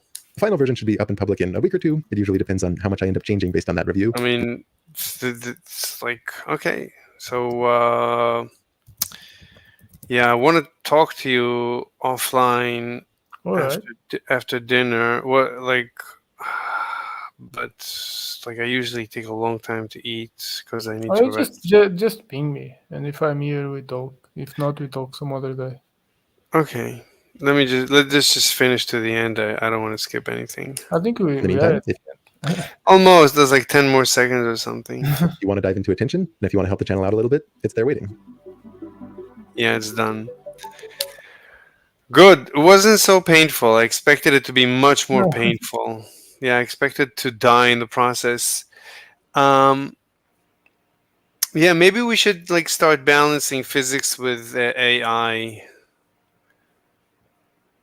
You know, because I have a lot of knowledge from actual like I study intelligence, like natural intelligence. So I have Okay, like. so you really want to build an AI from like the get-go? Well, I have very deep knowledge of and very like revolutionary thoughts. Okay. You know me. I'm revolutionary. Like I can't stop myself. That's so good. my actual knowledge is in intelligence. So maybe we can do something revolutionary and make a couple of dollars in the process. No, that would be good. Yeah. All right. Let me go eat. I mean, if we are going to do all this stuff, we better be rich. You're already rich, I presume. So I'm not.